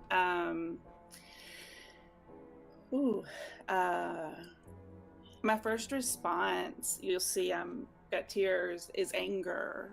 I just like that's my gut reaction to the video. And I'll be honest, I didn't watch it before just now. That's my first time seeing it. And so initial response. There's this I feel very overwhelmed by the anger that I feel at watching it because it triggers so many things. And what's behind that, right, is fear. Right, I'm just so very aware of what they are encouraging, what they are saying is the way things should be. Means none of us are doing what we're doing right now. Right. And I've got girls coming up. And I think about, so that's where I go first. There's anger, and then and behind that, there's fear, right? And then the fear trips over into, that's a shit ton of power. Like there's this like kind of overwhelming awareness, right? That that the connections that these people have. And so the access to both power and money makes their reality very plausible.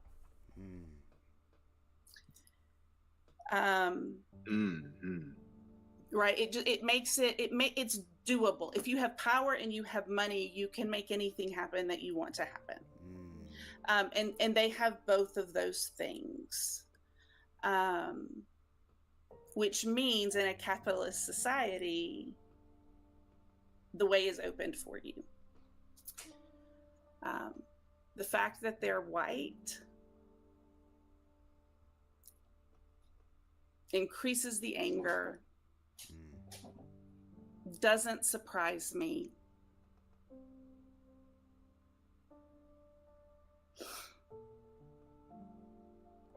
Makes me even more sad.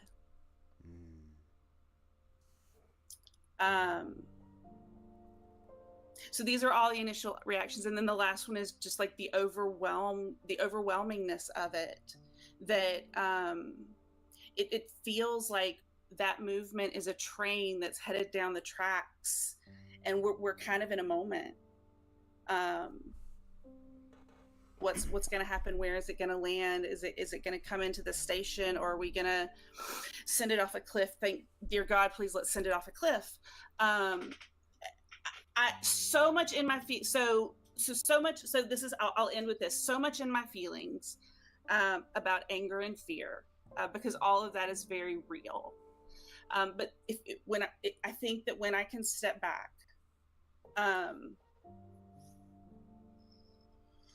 I know there will be things that will bring hope. I just don't know what they are.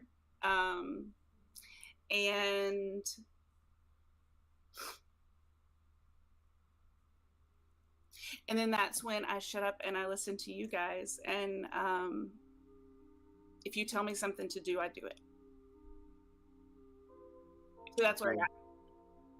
That's what I got. Now, I don't let this shot at you. Here we go. I respect her for her honesty. And a lot of white Christian nationalists don't want other white people to feel this way. Remember when critical race theory was happening, or possibility of happening, and then all of a sudden the white guilt and the white shame, they don't want white people to feel the way Nikki feels. Because again, even being white is an identity. It is literally, again, like Paul Mooney said, may he rest in power. They got the complexion for the protection, okay? They have it, so why would you sit up here and compromise and sacrifice your only, like you're born into this world where it's literally your oyster, especially if you follow this way of living. There is a documentary I want y'all to watch if you can. It's on Netflix. It's called The Family, if I'm not mistaken. It's about how there's this Christian organization that works behind the scenes with millions of dollars, connecting themselves to all type of powerful people, whether they're kings, queens, princes, fucking terrorists, girl, all type of shit, to say that Jesus wants me to reach all the kings, reach all of them, to have that power, have that connection, have that association, so that when shit goes down, you also got to understand those people that have that level of money and power. You gonna sit up here and tell me they're not connected to any crooked ass people that can do the dirty work for them? But also with her being aware, it's overwhelming for her because, again, oh my God, I'm not racist, and I didn't have slaves. Yeah, but this is a generational curse that's not just placed on black people, it's placed on white people as well. Black people did not start racism in reference to the context of America. It was your forefathers that did that. And yes, you had nothing to do with that, but if we're gonna really keep this shit biblical and Christian, didn't it say the sins of your mother and father? But there has been this continual type of repression against accountability, because deep down inside, y'all know that if we were to ever lose our minds and just kamikaze and fuck y'all up, that even though you would fight and y'all got the bullets and ammunition to prove it, that we know that that racism played a part of this. That's why a lot of white people want to live by themselves, because if I could be around all white people, I don't really have to be aware of racism. But let someone move into the neighborhood and then racism, the big boogeyman, has now entered the neighborhood, has now entered the fucking neighborhood group chat in this bitch, homeowner association chat.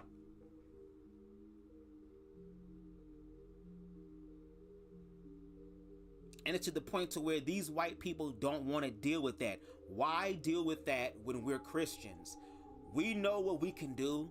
Let's not forget there's a bunch of stories of warfare and destruction, especially in the Old Testament, and they want to bring the Old Testament thing back.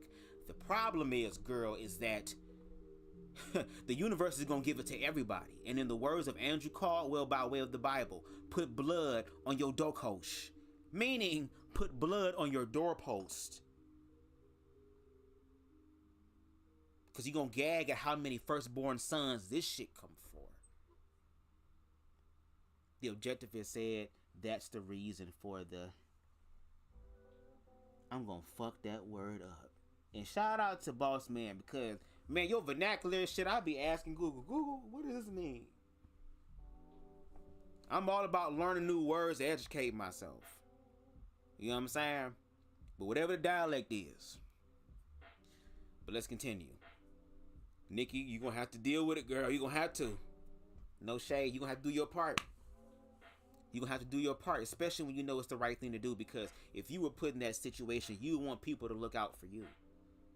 And I can only imagine how she feels, because she has agreed to be a part of this platform. She got to deal with her white guilt and shit. And then on top of that, she got to sit here and listen to black people talk about white people, and her still deal with that guilt and shame and embarrassment.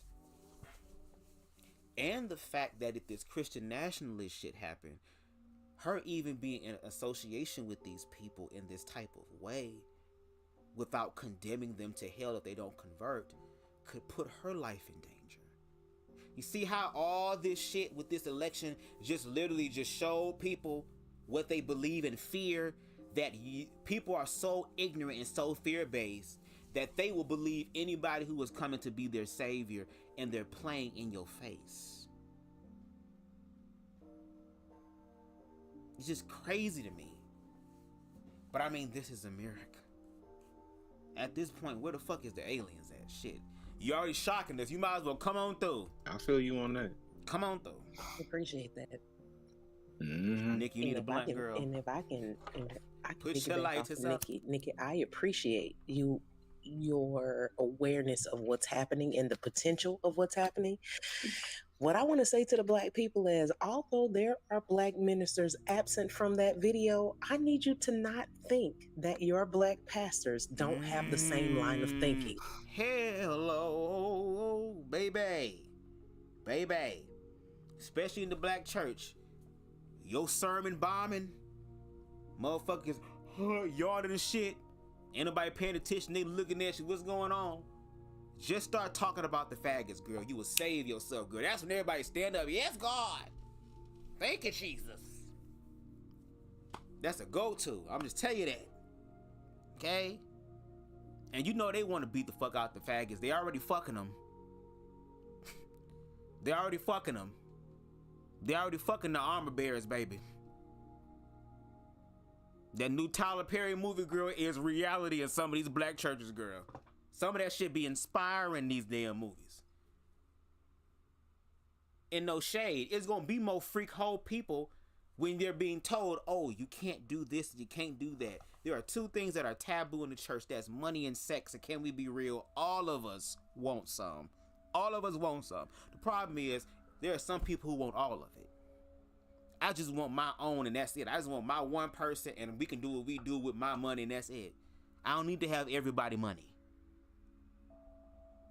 Damn. Well, go ahead, Pamela.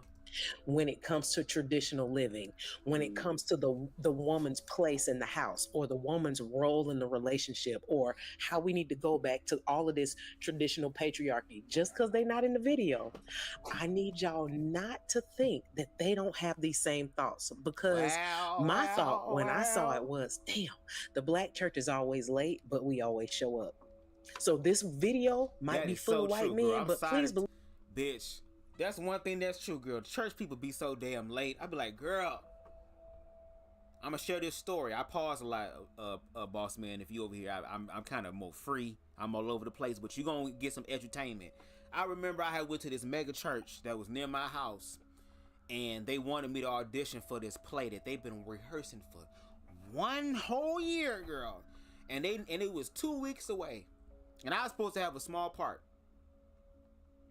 Bitch, why the fuck I end up having 3 parts, girl? The main character, girl, he don't know his lines, and then on the opening night, he didn't even fucking come. So the secondary character had to learn the main role. I had to learn the secondary role, and then play 2 different motherfuckers, girl. Be late as hell, and you wonder why God can't operate properly. Come on now. Believe black pastors on their way. Yeah. Please believe there are black pastors that are already talking like this. They already believe this. They already support this line of thinking. They just don't have the money and the platform and the support behind them to be as out in front as some of these other people.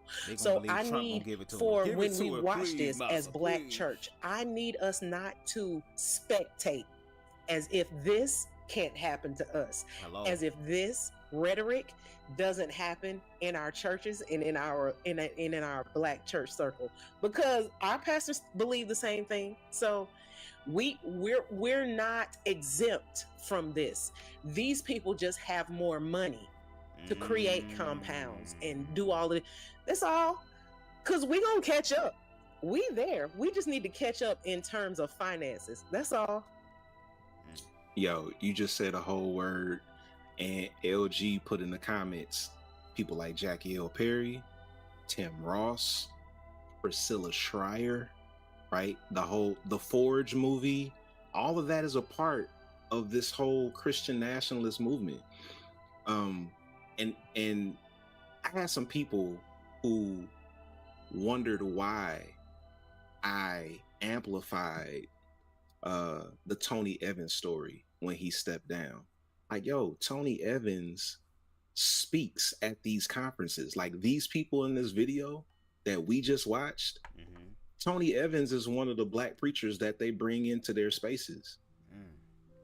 Priscilla Schreier is his daughter. The Forge, all of these movies that black Christians be like, oh, it was so good, it was so encouraging. It's reinforcing fundamentalist indoctrination.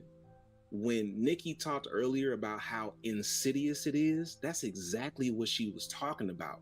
You're swimming in it before you even realize it. And I think the frustrating thing for me is people look at me crazy when I point it out. Here you go again. Like, no, this shit is really happening in real time right now. There she goes again. So yeah, like, kicking at me. We ain't that far behind. Especially with black men feeling like we don't have the same control that we once had over our community. Yeah, there's going to be a backlash today. I mean, there's already a backlash today. Now, tyranny, if you can work through what your face is showing me right now, I would love to hear what you got to say, because it's written all over your face. Okay, before Sister Girl say, Sister Honey Girl say her stuff.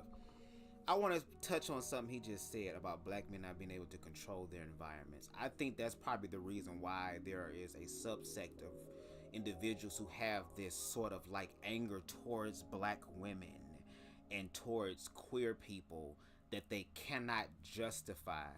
But it's like, y'all will sit up here and project y'all's fear and ignorance, and that all manifests into physical violence on black women and queer people, but yet you won't take that same energy and walk in the definition of what y'all call being real men and actually stop these individuals who unfortunately are unconscious.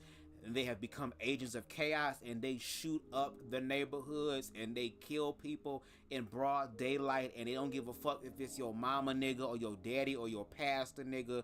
They will roll up shooting at funerals, shooting at goddamn at the grave site, dropping the body in the ground, all type of shit. At the chicken spot, bitch, at the local Coney Island, girl, at a birthday party, bitch, at a block party, at a club parking lot, bitch, all type of shit. But y'all won't go out there and be Meteor Man and do some real shit in your community. So much to the point that if you see a murder,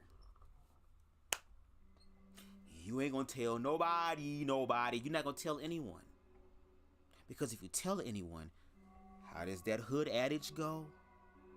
Snitches get stitches and end up stinking in ditches.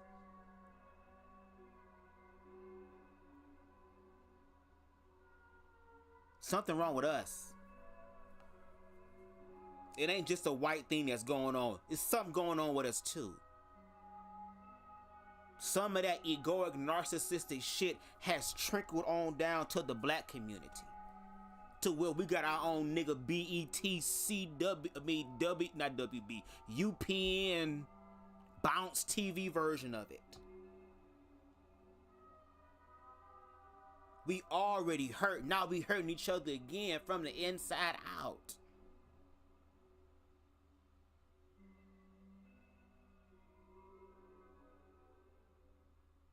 Black people, we understand that white people are gonna do what they do, unfortunately. But to have your own people do it to you too. What the fuck? What? Okay, come on. Yes. So Bell Hooks said we live in a white supremacist, imperialist, heteropatriarchal capitalism. That is the reality that we currently live under. And that video is an exemplar of that reality. And for me, there were so many different things that came up as I was watching the video. And one of them is just the ways that capitalism has brainwashed us to believe that the goal was ever to work a 90-hour week. That was never anybody. That is not life-giving in any way. How is working a 90-hour week beneficial to anyone? The reason why they're working a 90-hour week is because they're working multiple jobs in order to sustain a basic level of living. He making it seem like these people like, well, yeah, fuck my kids, you know? I'd rather get all this money. I hate being at home with my children. Let me go ahead and go to work for 90 hours. I hate my fucking family so much. Like, no, these people have to work multiple jobs and it's still not enough to sustain their family because they also have to live, not just survive. That's why I'm saying, like, all the white people voted for Trump. Y'all finna, I keep telling y'all, everybody about to know what it feel like to be a nigga. Everybody about to know what it feel like to be a faggot. Everybody about to know what it's like to be a bitch. Hello, somebody. That is not the will of God for anybody's life, right? And how dare you say that women who and birthing people who do not want to have children are deranged and psychotic when we haven't done the work to study what actually happens to women's bodies throughout the process of conceiving, carrying, and birthing children, right? Yeah, especially when you ask them niggas to be in the emergency room when that baby coming through that canal. Now, I'm gay in real life. I was a cesarean baby. No shade. I said, oh, no. I came in this world gay, girl. I love women and appreciate women, but as far as the vagina, girl, no, thank you. Somebody else will love you better than me, okay? I'm just saying. Lord, please let me forget my thought. Oh, yeah, also, too, boss man, I lose my thoughts sometimes, but it always come back to me because I be all over the place. It'd be a lot to think about. But, I mean, like, all right, girl, y'all better start watching Castlevania, baby. Boss man says all of us are basically slaves on this hamster wheel if we are paying considerable taxes and are on a W-4. Exactly, we are. That's why I was saying, like, as far as black people, we were the prototype. if you ask me, in my opinion. We were the prototype. We were the blueprint for America, and now America has made it profitable in this way. Every aspect of our life is monopolized, even our health. Look at the healthcare system. You do have people who end up becoming doctors and nurses because they swear to uphold the Hippocratic, if I'm saying it right, oath, where they vow to help and not harm because they saw people die and they wanted to make a change. But instead of using that money and research to actually help make people's lives better and to heal them, why do that when I can just have your ass on this medication that's gonna give you new shit? So now you go from taking 1 bottle of pills to now 4, and then there's more shit. At this point, bitch, the goddamn side effects be so fucked up, people be like, girl, I'll just stick with what I got. I'll just stick with what I got, girl. I got bronchitis. I don't want to have bronchitis and asthma and then get tuberculosis because, what? All of our lives are monopolized. Anything that's healthy for you is more expensive, but the shit that's toxic to you is cheap as fuck. And everybody can't afford expensive shit. So sometimes they have to resort to eating toxic shit. Like, there's so much that's happening and we just like don't give a fuck. And that's why when the shit hit the fan, it's gonna be mass hysteria. I wanted to have hope that humanity would be smart. Like, for example, hypothetically speaking, if a zombie apocalypse was to goddamn happen, I would have hoped that we would have been smart enough to pay attention to the movies and shit like that. But it seemed like, girl, whatever's gonna happen in the movie's gonna happen here if that's a situation. And in a sense, we're basically zombies because we don't know how to think for ourselves. And if you dare think for yourself, you are criticized and ostracized. And I mean, look at Christianity. Christ was very conscious and aware of what was going on. And what happened? They murdered his ass. And then turned around and pimped out his story to where now you give thanks to him. When Christ said, don't worship me as the man, worship the mindset that is me, that is also in you, that you are connected to something that will never leave you nor forsake you, no matter what anybody else says. Like, girl, Bossman says correct. The welfare system was the system's first dig at its own people to dissolve the primary structure. It wasn't for us. And he was killed for thinking too much. Exactly. Like, if these churches were actually about the community, a lot of people wouldn't have to resort on the government for assistance to be a slave to them.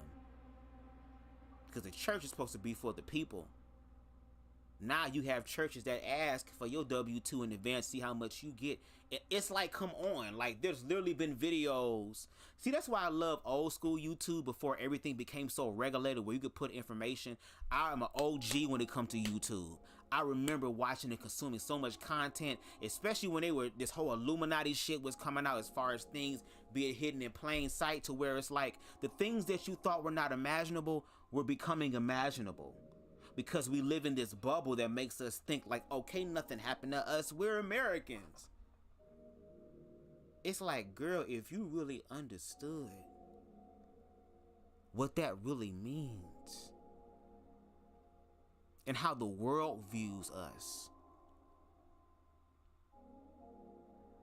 that we portray this to be the land of the free and the home of the brave, and we act in everything except that. The only people that's really proud to be Americans, if you ask me, is black people, because they are the ones that built the foundation, was the backbone for this country.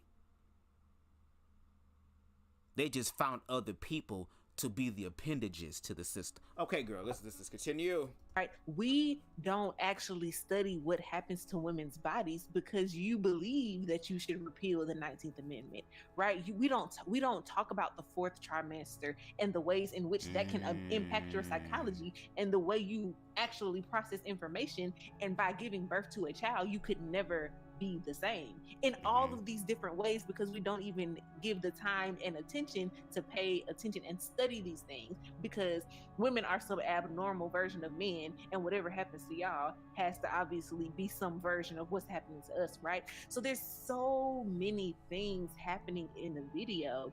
And also, did you know that when women give birth, they can either shit, they can either piss, or hell, they can have orgasms while giving birth. There are some babies that are coming into the world already christened by the head. Like, see, just because I don't want to stick myself into a female does not mean that I can't learn about women and what they go through in an educational way that might even help me to show up and be a better person to women. No shade, I don't have to fuck them in order for me to respect their reality and their existence. I don't. And it's just the way that white supremacist capitalism in Christianity has brainwashed all of us to believe that this version of reality is the version of reality that we should be living in, and how we are continuing to elect politicians and go with the realities that we live in to continue to see these things progress. And so I have so many thoughts about capitalism and late stage capitalism and white supremacist capitalism in blackface, and how all of those things are intertwined, and the end goal or the end result is that none of us are going to be well, right?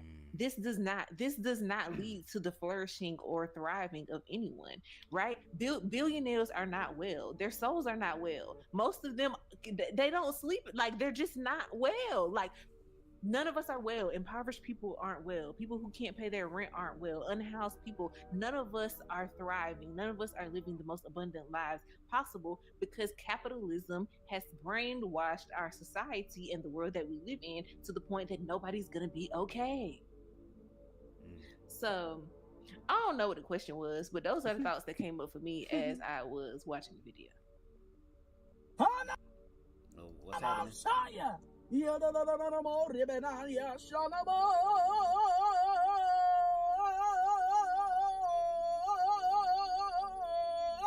Come on, vocal control. This is just a quick reminder that if you're not subscribed to our digital community, you're only... Yeah, we're gonna pause on you, bro. We appreciate it.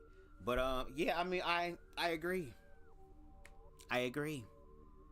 That's why people aspire to have this money and these resources and all these other things.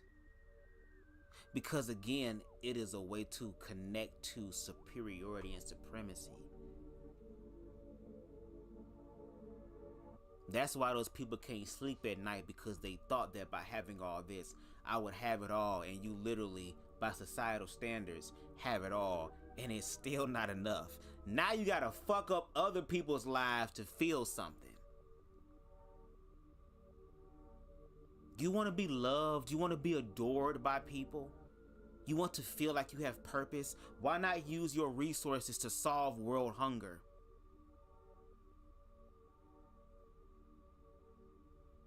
Eliminate homelessness around the world.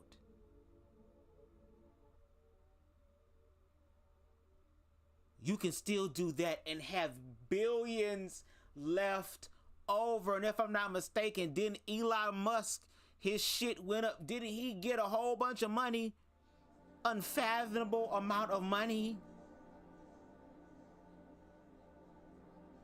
But then these people become billionaires, and then they want to play God over everybody because now they can buy their way in.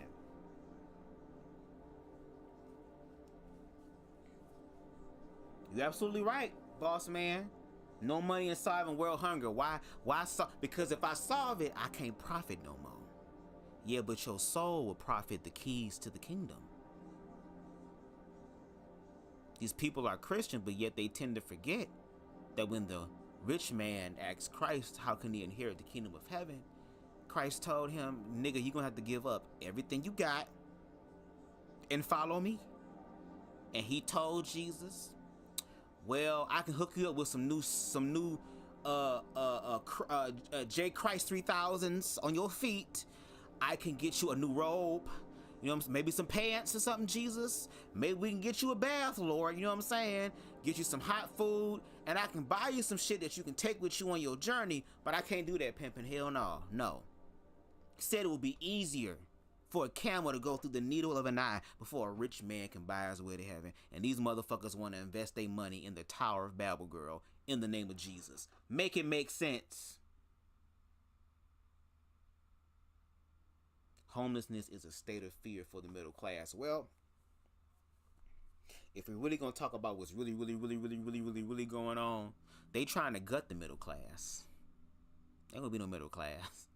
It's either going to be the haves and the have-nots. So a lot of people who are racist and shit like that, girl, that was living the middle class life, welcome to niggerdom. Welcome me, welcome you. I know you having a nervous breakdown. Here's a goddamn joint. Smoke you some of this Snoop shit. Go over there. We gonna cornroll your hair. We gonna show you how to take ramen noodles and some shit from the dollar store and make that shit gourmet. Okay? And we gonna survive.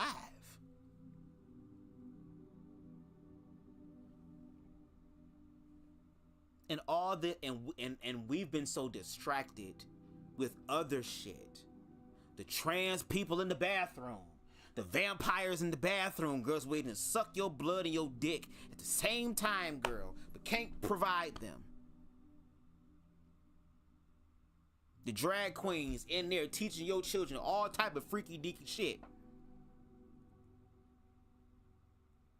To the point to where the kids know more sexual position than the parents. What the hell's going on? Where is the proof of that? Black Lives Matter is when black people stood up here and immortalized criminals. Even though motherfuckers are innocent until proven guilty.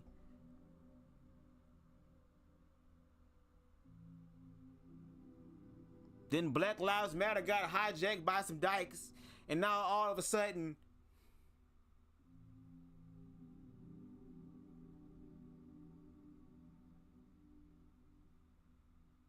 the word woke being demonized. Like, we are defeating our own progress. We have drunken the fucking Kool-Aid so much, girl. They put enough sugar in it for the niggas to like, girl, to where we have literally voted against ourselves. And have the nerve to think that some way, somehow, I'm going to be exempt from all this.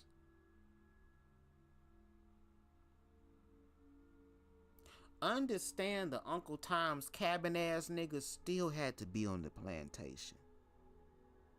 They still had to follow orders of the slave master. It's just that they did it so well and they was so much up his damn ass, brown nosing the fuck out of him, to where they thought that they were safe. Whether you a field nigga, whether you a house nigga, you still a nigga, unfortunately. But you ain't gotta be a nigga on the plantation. You can be a Harriet Tubman ass nigga.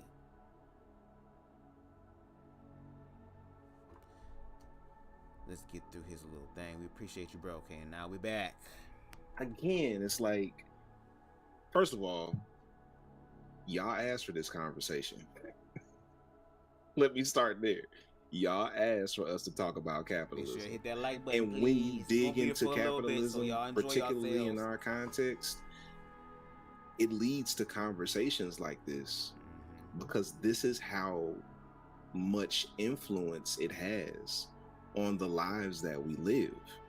And it is what people strive for to attain power and wealth.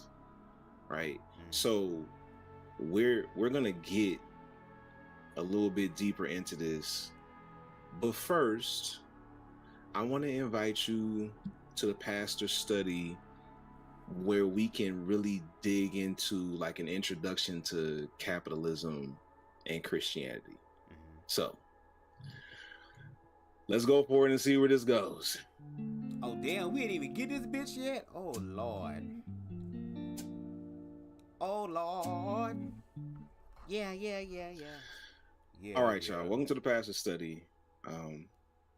Capitalism is such a big topic. Like I was saying in the pre-show, we could have a whole separate podcast, like separate from Holy Smokes, just dedicated to the topic of capitalism and Christianity and how they're connected.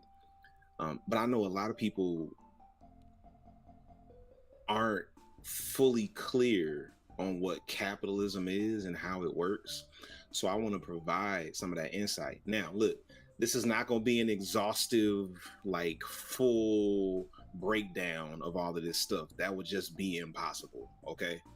So I'm giving you the cliff notes to this. All right. So capitalism, first of all, let's just define capitalism. This is what I want to do. I want to define capitalism. I want to contrast it with socialism. Then I want to talk about late stage capitalism.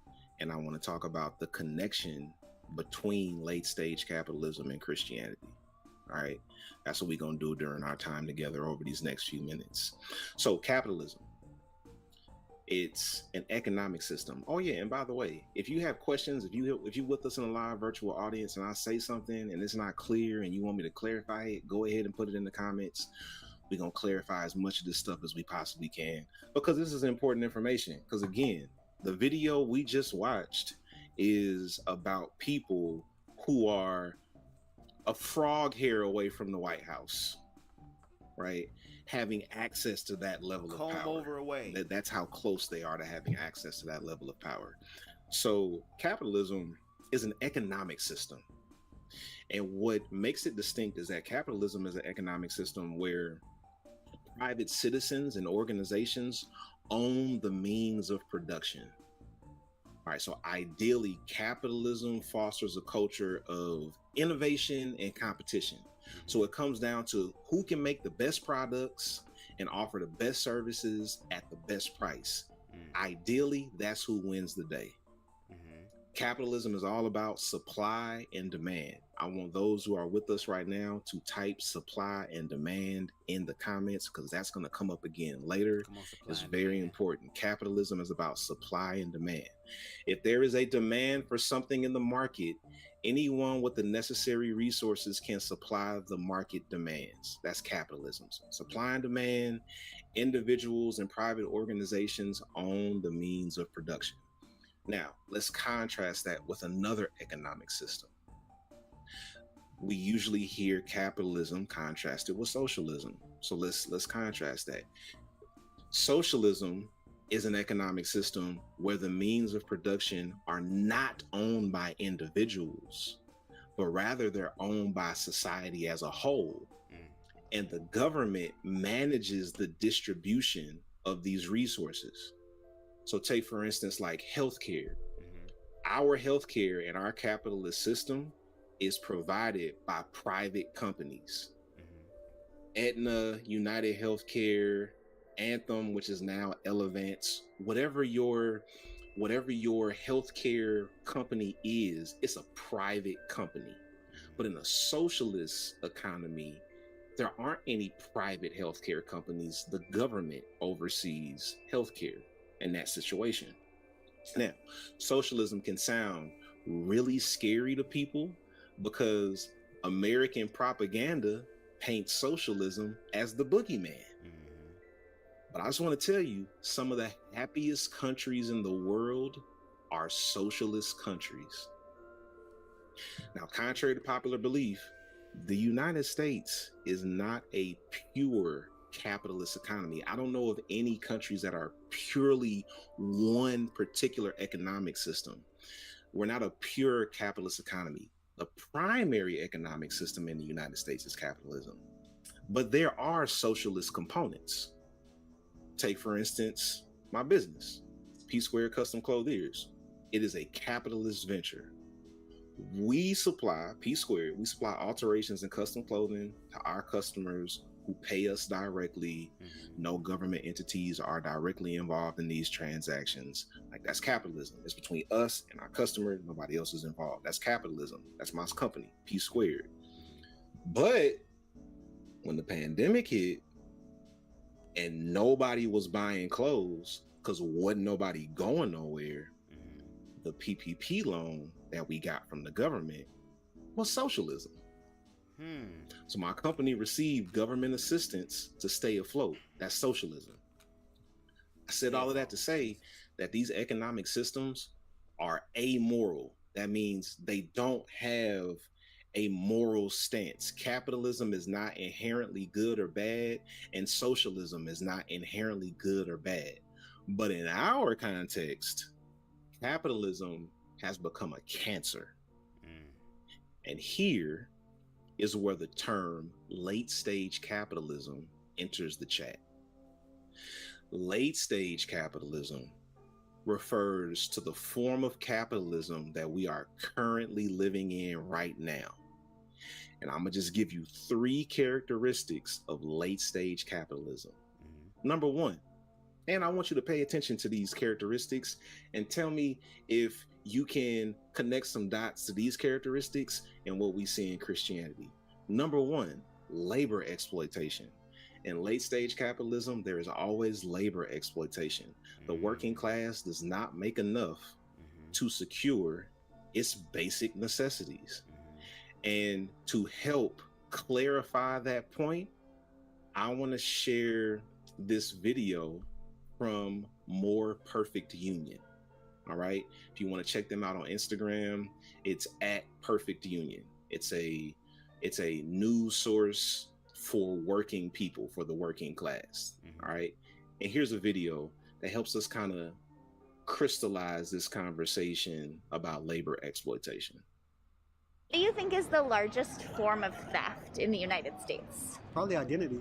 Financial. Merchandise theft. Corporate. Or taxes. Tax evasion. Yeah, I would say robbery, fraud. I'm gonna say car theft. Car theft. So what if I told you it was wage theft? Wage theft. Employers not paying their workers. So it can look like a lot of things, like maybe you work overtime and so they're not paying you time and a half. They have you come 30 minutes early, but they don't pay you for the 30 minutes early, that kind of thing. It's about $50 billion annually that employers steal from workers. That's crazy. Yeah. Oh, that's a lot. Isn't it a lot of... Do you hear that fifth?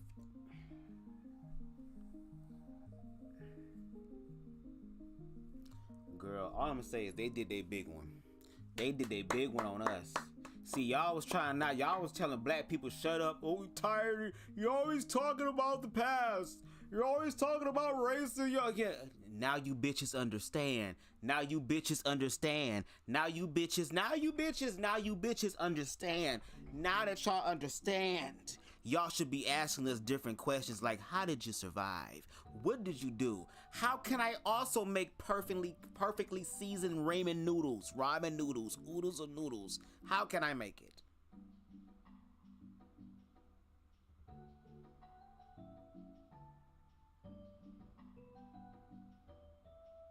That's why I have my own low-key small business of being a social media, what's it called, Lord? It's just slipping my head right now. Social media manager, as well as being an editor. I also do voiceover work. So I have my gifts and my talents that I'm using. But when I was working a traditional 9-to-5, I was always one of the best employees at my job because I always was doing something and never getting paid for it. Even though I got little perks and shit like that, if I want to take an hour break instead of 30 minutes, I can. If I want to go in the back and check my text messages on my phone or decide I want to chill for 10 minutes because ain't nobody on the floor, I ain't gonna get in trouble. Hell, one time I had a manager that was a micromanager over me until I let her ass have it because I know how to do my damn job. Because if I have a job, I'm gonna do the best I can at it no matter what the fuck it is, because I'm BubzDaGawd, bitch. I'm just saying, this is truthful. After I checked her ass, it could be a full of customers in the store and she gonna call me in the back. Do you want to play the bop it game? Bop it, twist it, and what I'm doing? Back there playing bop it, bitch. Because again, it's the benefits, but I would rather prefer the monetary benefits, especially for my work. Come on now. And again, people are working 2-3 jobs. They don't have enough time to be at home with their children.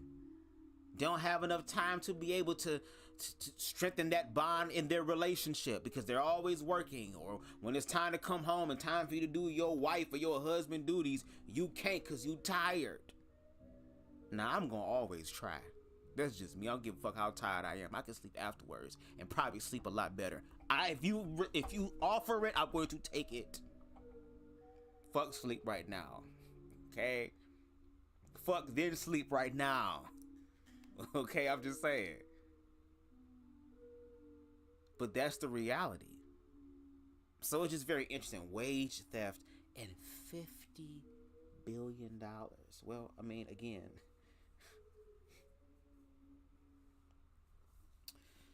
look at slavery, girl. I mean, is it really new, girl? Same shit they did with slavery. At least y'all getting a little something. In slavery, they wasn't getting shit but lashes. And hurry up, nigga, do it faster. That's where they want to go to. Spicy said, nah, I'm gonna take their advice and shut the fuck up and mind my business. They'll be alright without my labor and efforts. Oop.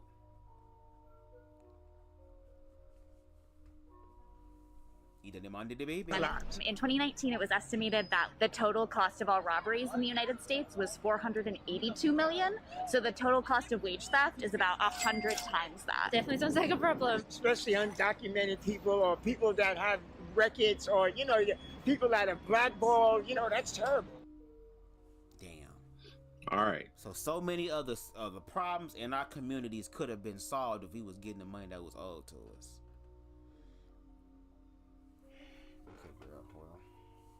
Unfortunately, about time y'all realize that, girl. That's when the bullets gonna be flying and the tear gas, and it's gonna sound like fucking Iraq in this bitch. So, wage theft is the largest form of theft in the country by far. Employers stealing money from their employees by getting them to do work that they don't pay them for or they underpay them for. So in late stage capitalism, number one, you got labor exploitation. Another characteristic, oversized multinational corporations. When you look at our economy, like take for instance, Meta. Meta is one of those oversized multinational corporations. Meta owns Facebook, Instagram, Threads, and WhatsApp, just for starters. All right. These corporations like Meta, Tesla, Apple, the Alphabet company, which is Google and YouTube, like they have more money than most countries. I heard an economist earlier this week say that Samsung has its own private army. Dead ass. It tripped me out when he said it. All right, so late stage capitalism, labor exploitation, oversized multinational corporations, and then number three, a concentration of financial capital. So the majority of the financial capital is held by the top people financially in the company. So in our country, in the United States, the top 1% of people have more wealth than the bottom 50% combined. The top 1% has significantly more wealth than the bottom 50% combined. That's what late stage capitalism looks like. Now, to close this out, I just want to address one aspect of how Western Christianity is very much aligned with late stage capitalism. And I want to lift that up by talking about the teaching of tithing in many of our churches. Come on now, bring it home. I'm not saying that tithing is bad. I'm talking about the way tithing is taught. The way tithing is taught in many of our churches is very, very capitalistic. Remember earlier, I asked you to write supply and demand in the comments. Here's where it comes back up. The way tithing is taught in many of our churches is fear-based supply and demand. The church uses fear of divine judgment to manufacture demand for divine favor. And the church convinces you that only the church can supply the divine favor that you need. So if you want to get this divine favor, you gotta come through the church. So they tell you, if you don't give, God is gonna curse your finances. It's divine judgment. They tell you that if you don't give, God is gonna curse your finances, divine judgment. But if you want God to bless your finances, divine favor, you get in the $2,000 line if you know that God is really about to bless you, and take your neighbor's blessing. Stand in the $5,000 line if you trying to get into heaven real quick, no matter what you do. Even if you a man and you suck a little dick every now and again, don't want nobody to know about it, get in a $100,000 line. You need to give at least 10% of your money to the church. It is purely transactional, and it's rooted in fear, and it prioritizes the institution over the people. Now, when you compare that to our jobs, many of us have the same relationship with our jobs. We stay at the job out of fear that we won't be able to live without the job. Not because we love the job so much, not because we appreciate being here.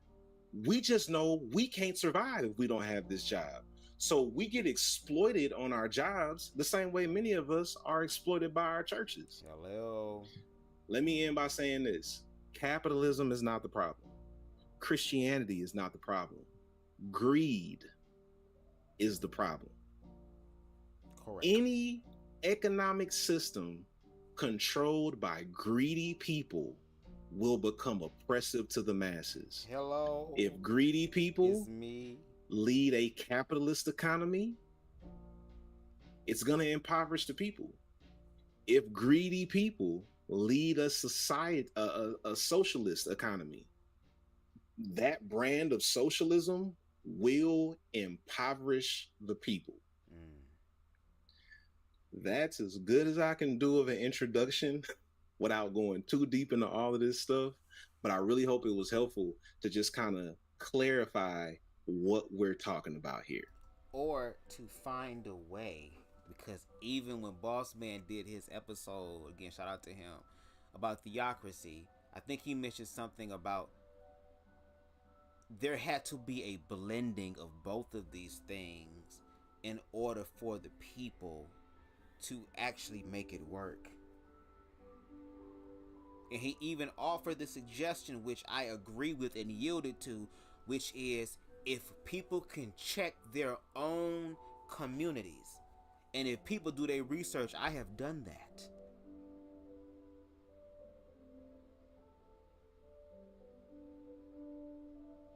But both parties have to be aware enough and actually honest enough to be able to do that, because it seems like we in this whole thing of, well, you change first. Well, you change first.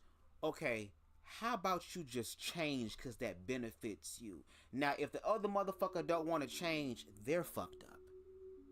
They're the problem.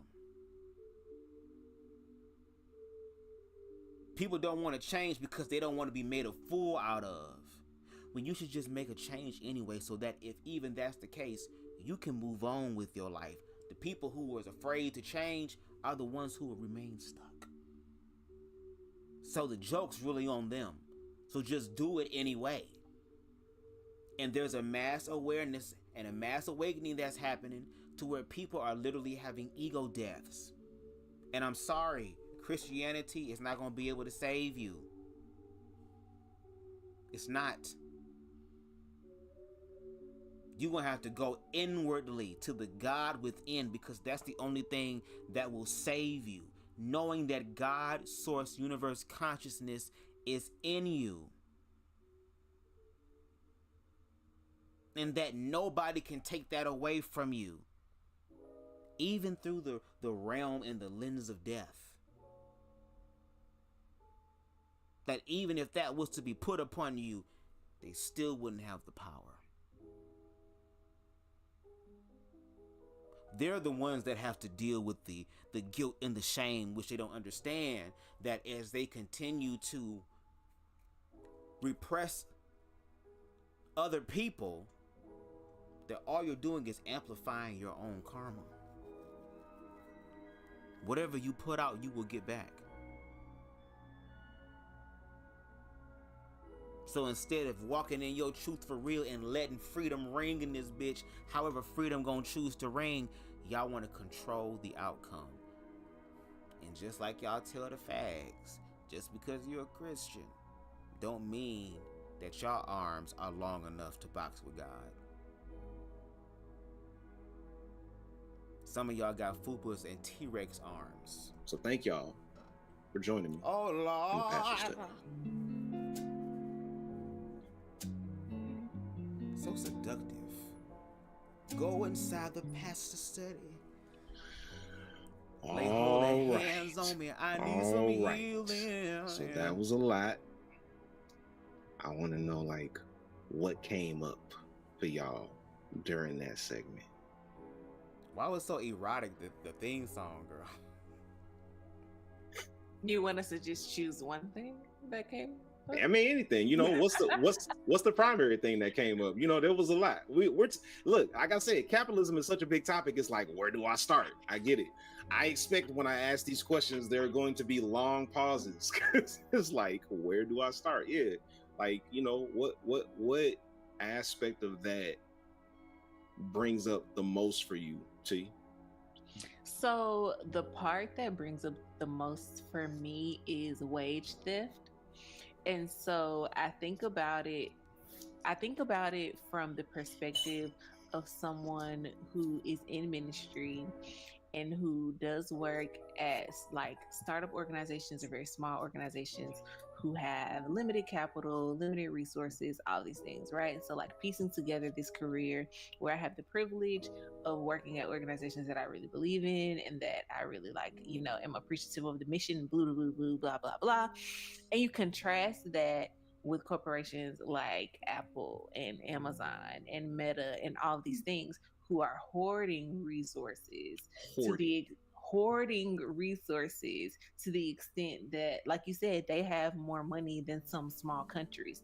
And so the dichotomy of what it looks like to do ministry work in late stage capitalism alongside these technology companies that have this plethora of money, it's like it's a mind fuck, if you know, for a lack of a better word, because yes, I am grateful that I get to do this work and that I get to work at places whose missions and visions I believe in, but also, you know, healthcare would be nice, but I don't want to go work somewhere that I think is morally or ethically compromised for the sake of having healthcare and benefits and having supervisors that, you know, don't mean me well or might mean me harm, or I'm scared I'm gonna get fired tomorrow because life happened and I got a flat tire,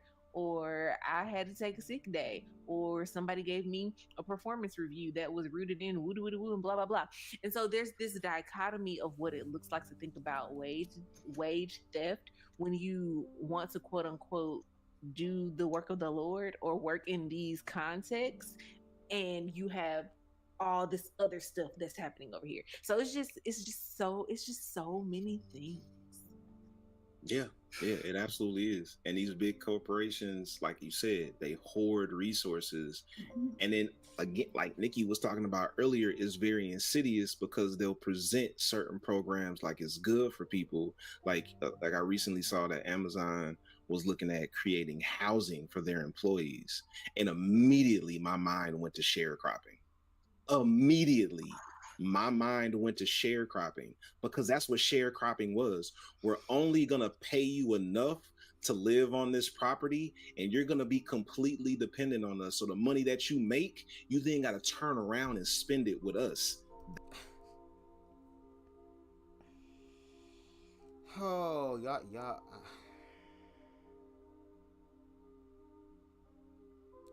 Y'all better start having those real ass scary conversations that you don't want to have. You might as well go ahead and start having that shit now, so that when shit happen, girl, you be prepared. That is sharecropping to the T. And yeah, Like, that's real. Nikki, what's up? You seem like you have something to say. Okay, so the first thing I thought when you were done was, damn, you did your work. Because to be able to put it so concisely in a way that was digestible, props, sir. That was quite impressive. I went to Maccabee School of Theology. You did, absolutely. I'll say you earned your paycheck this week, y'all. Make sure your Patreon gets in. No, that was fantastic. And yeah, I think it's I always get so caught up on that over centralization of wealth. Just have you seen the rice comparison where somebody put like, okay, here's a grain of rice and here's 100 grains of rice. Here's 1,000,000 grains of rice, which was big. But then here is 1 trillion or 1 billion grains of rice. And it was unfathomable. And so it was just, I could not comprehend it at all. And you hear that when people get power and when they get funds like that, like it literally changes their brain. Like there is something psychological that happens. But like I feel like I can't even begin to understand how that happens because it's just so mammoth. And I cannot understand. Like this might be so very naive of me, but I cannot understand that kind of greed. Like I just do not understand how you can look at a world that is hurting in so many ways and have the means and the resources to make a significant and real difference and not at least try. And I know that probably makes me sound very naive, but I don't even have hooks for it. No, I feel you.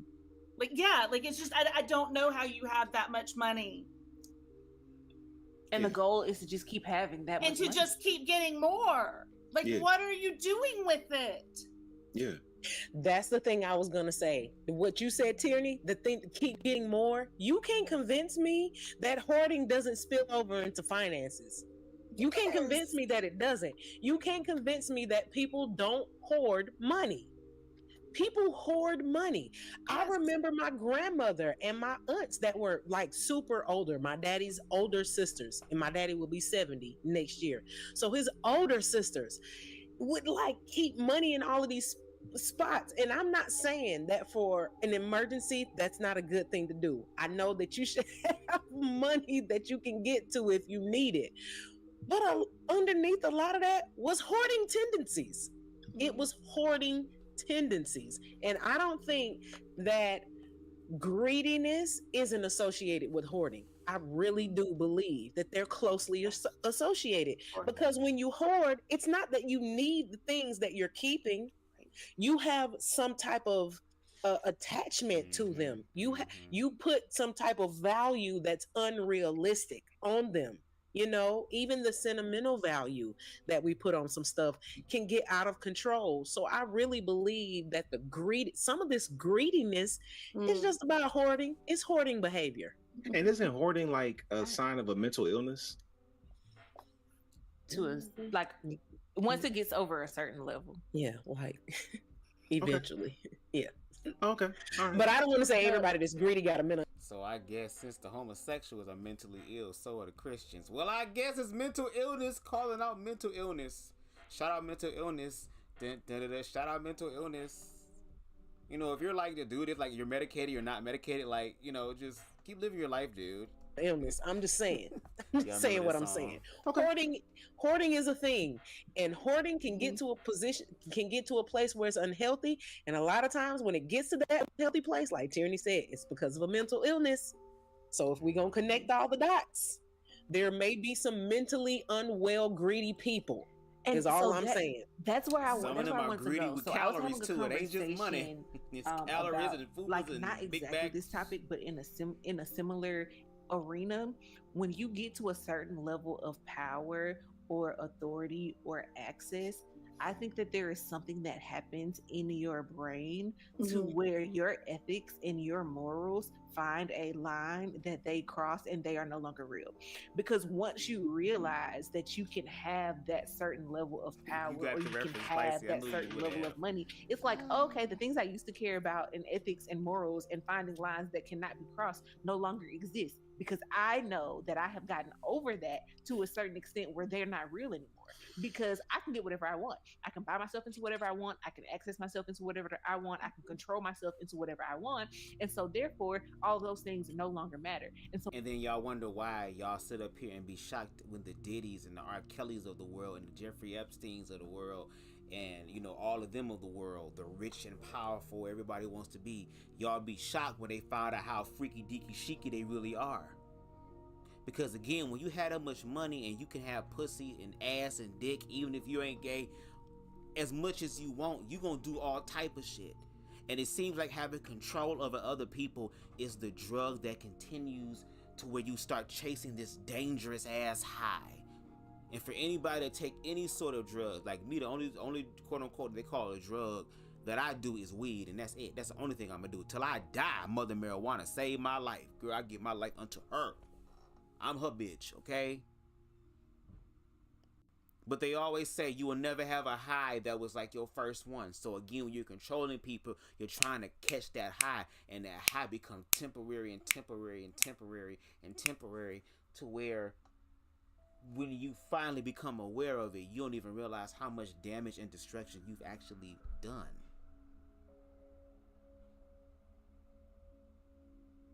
Like, and y'all done sat here and gave a man who is a clear narcissist and clearly greedy as fuck with money the highest position in the land, and to make sure that whatever the hell King Trump wants, King Trump gets.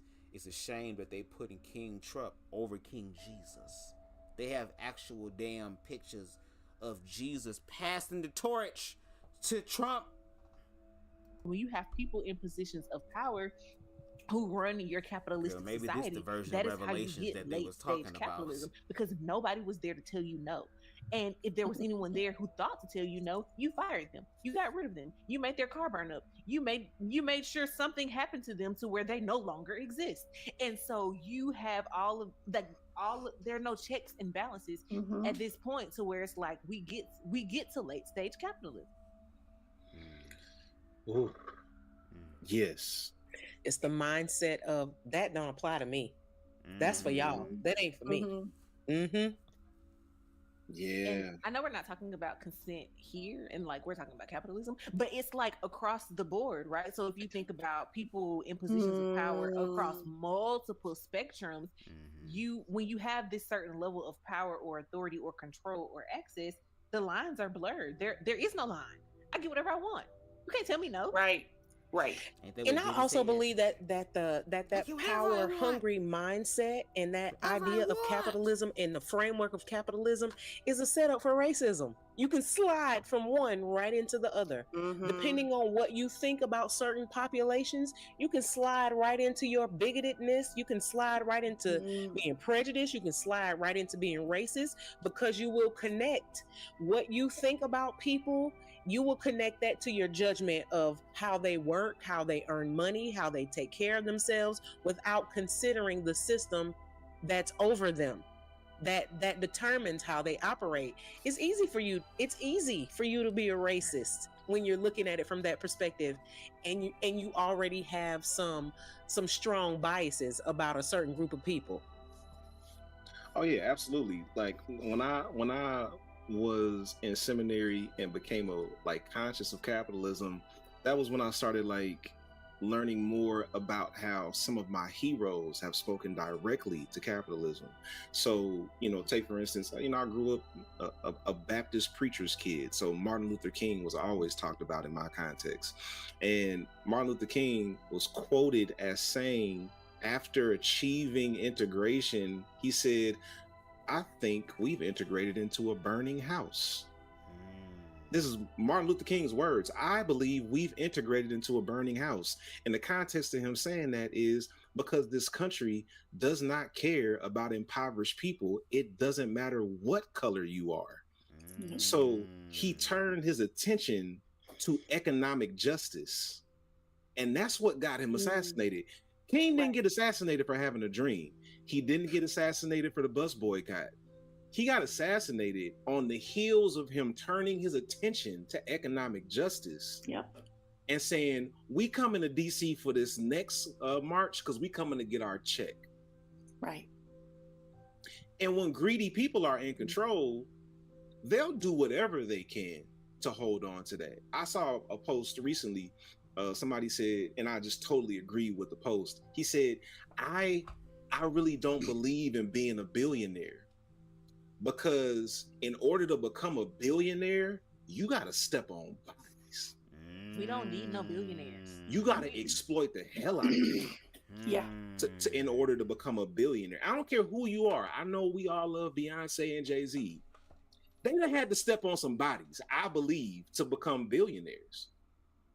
They done had to exploit some people along the way to becoming a... No shade, that is his views and points. Let me explain something. As a queer person, there are two groups of people that I don't fuck with, girl. They always get respect from me, girl, because they make shit happen, girl. That is the Barbs and the Beehive. I don't want nothing to do with him. That is his shit. Now, there's some truth to that, but I'm just saying at the same time, don't come after me. Okay? Because y'all don't play. Billionaires. When you think about the amount of money $1 billion is, like all of us can't possibly imagine just making $1 million a year for our whole life. Can you imagine if you made $1 million a year every single year? Let's if say I made $1 million a year every single year, you would not see me here today. Okay, Baby, when I was about to say. But at the same time, if that was the reality, $1 million a year, first of all, I am a person that is very chill. I'm actually an introverted person. So I would spend money on my house and shit and have all type of shit going on there and build like a family compound or something and be able to make sure that I'm good for the rest of my life to where I can wake up very comfortable and do whatever I want. But I'm also going to share that money and better yet invest that money into black communities so that we can create some black shit. Like, there's got to be some people who come into some sort of financial freedom, and I'm working on that, to where I can literally contribute to other people because other people did that for me. To be able to pay it forward. But unfortunately, when niggas get money, it's Gucci, Louis, Fendi, Prada. Basic bitches wear that shit, so I don't even bother. A white woman told y'all that, and niggas put that shit in their songs. I wouldn't even be here. What? Now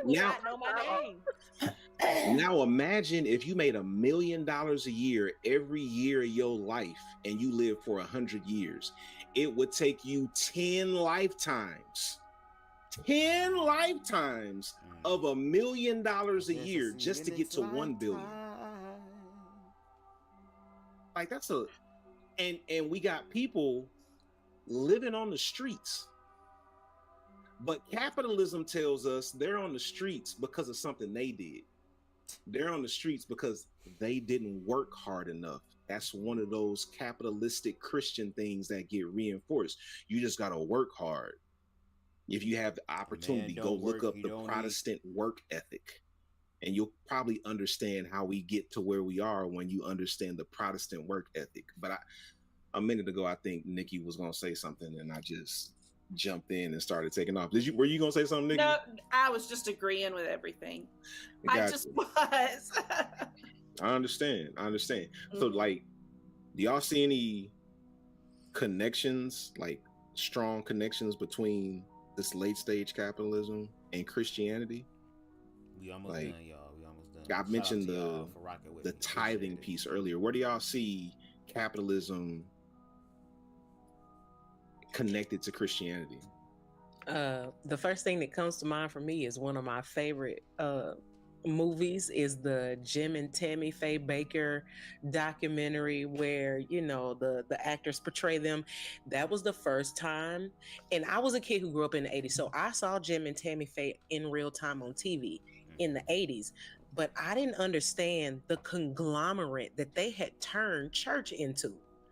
Like, I thought it was just televangelism. You call in, you get the prayer. If you want to see a funny way of saying a funny version of that, if you got HBO Max, watch this show called The Righteous Gemstones. It's just a very funny, out the box, kind of white, dry humor, which I kind of do like. I kind of like a little dry humor, no shade. Girl, I went to high school with white people and it was part of my drama club, so I like some of that shit a little bit. You know what I'm saying? But it's the same thing, basically. I didn't know until seeing documentaries that they made every single thing about making money.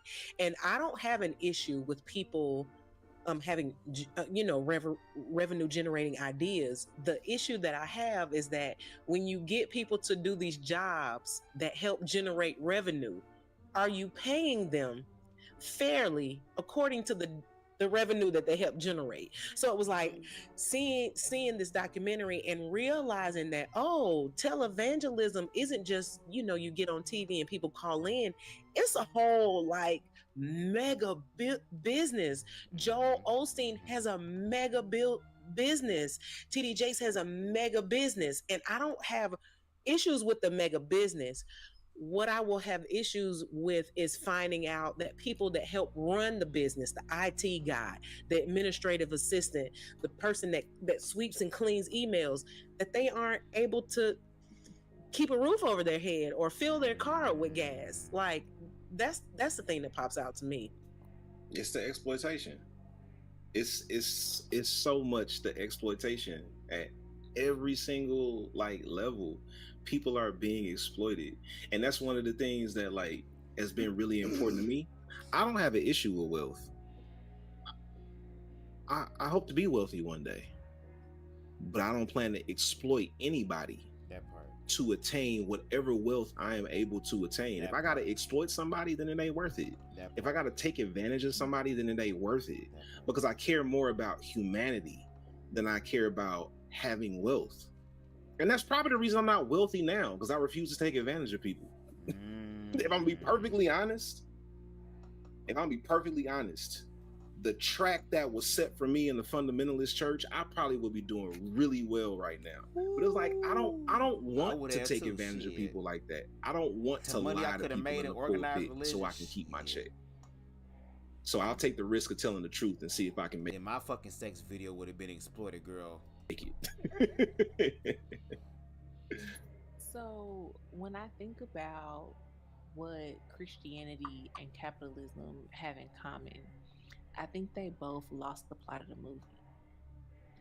Like, if we think about what the purpose of Christianity is and what it means to be followers of the way of Jesus, these big buildings where we spend more time trying to make the budget, to keep the lights on, and to do this performative work than we do to actually care for humanity, has lost the plot of the movie.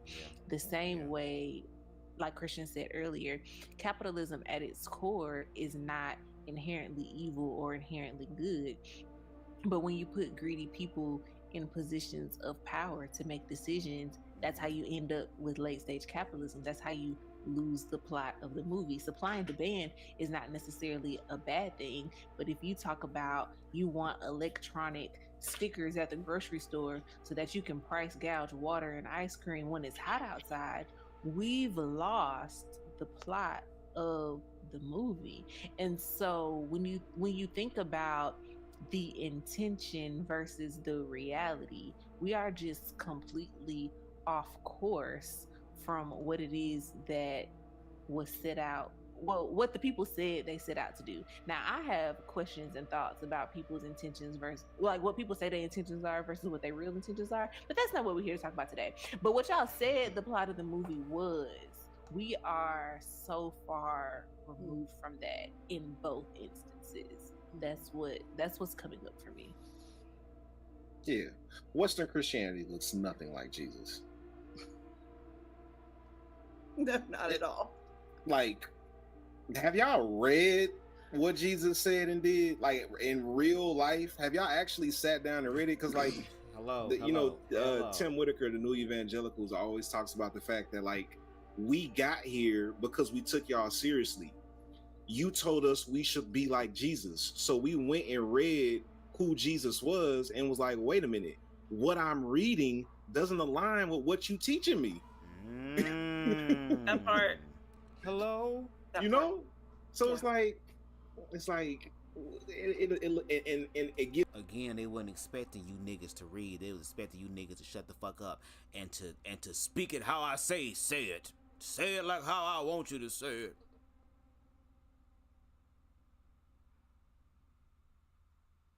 Let's not forget they murdered our ancestors for reading. That's why I'm saying right now, if this is going to be a theocracy, Christian people, black people, women, I think we need to memorize the Bible too. Because again, if we're going to hell, we're not the only ones. I told y'all it's equality across the board. Because they in there somewhere. But again, because they're Christian, they feel that that makes them exempt from judgment. Which, if anything, because you're repping that name, this means you're going to be judged first. In the way that a lot of y'all have failed in application to what Christianity really is. I wouldn't come back either. Is Jesus a bad rap? I didn't die because for you people motherfuckers who and y'all never still gonna do me actually like this? encountered the historical Jesus Bitch, and buy your own only tampons, encountered damn it. Buy your own the tampons. misrepresentation of him, then they assume Jesus ain't shit either. And I can't be mad at them. If everybody who they know that represent Jesus ain't shit, I would assume Jesus ain't shit either. Right. Yeah. Nikki, do you see any connections between Christianity and capitalism?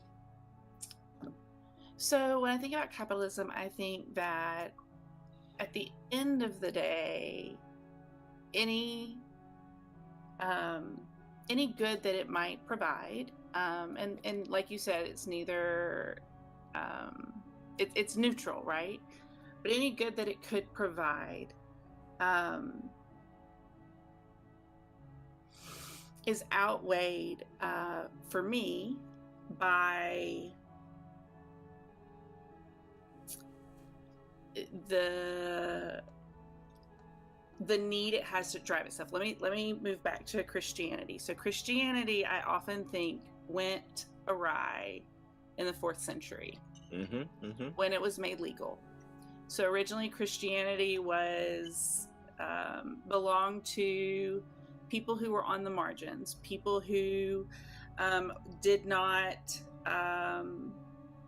they were the bottom 50%, probably the bottom 10%, to be honest. And that's who it belonged to. That's who it was for. Christianity was there to give hope to people who were in a hopeless situation. And then some dumbass came along and made it legal. Constantine, 4th century. And from that point on, Christianity has been in bed with the government. And that has destroyed it, because when you get in bed with the government, you get in bed with the economic system also. Yes. Like, it is impossible. So whatever the economic system is of the government, that's what the church is going to mimic. And so as we have landed ourselves in late stage capitalism, and Christianity is the majority, however you want to look at it, it has the biggest microphone, it has the most money, and it has the biggest power connections. It is in late stage capitalism also.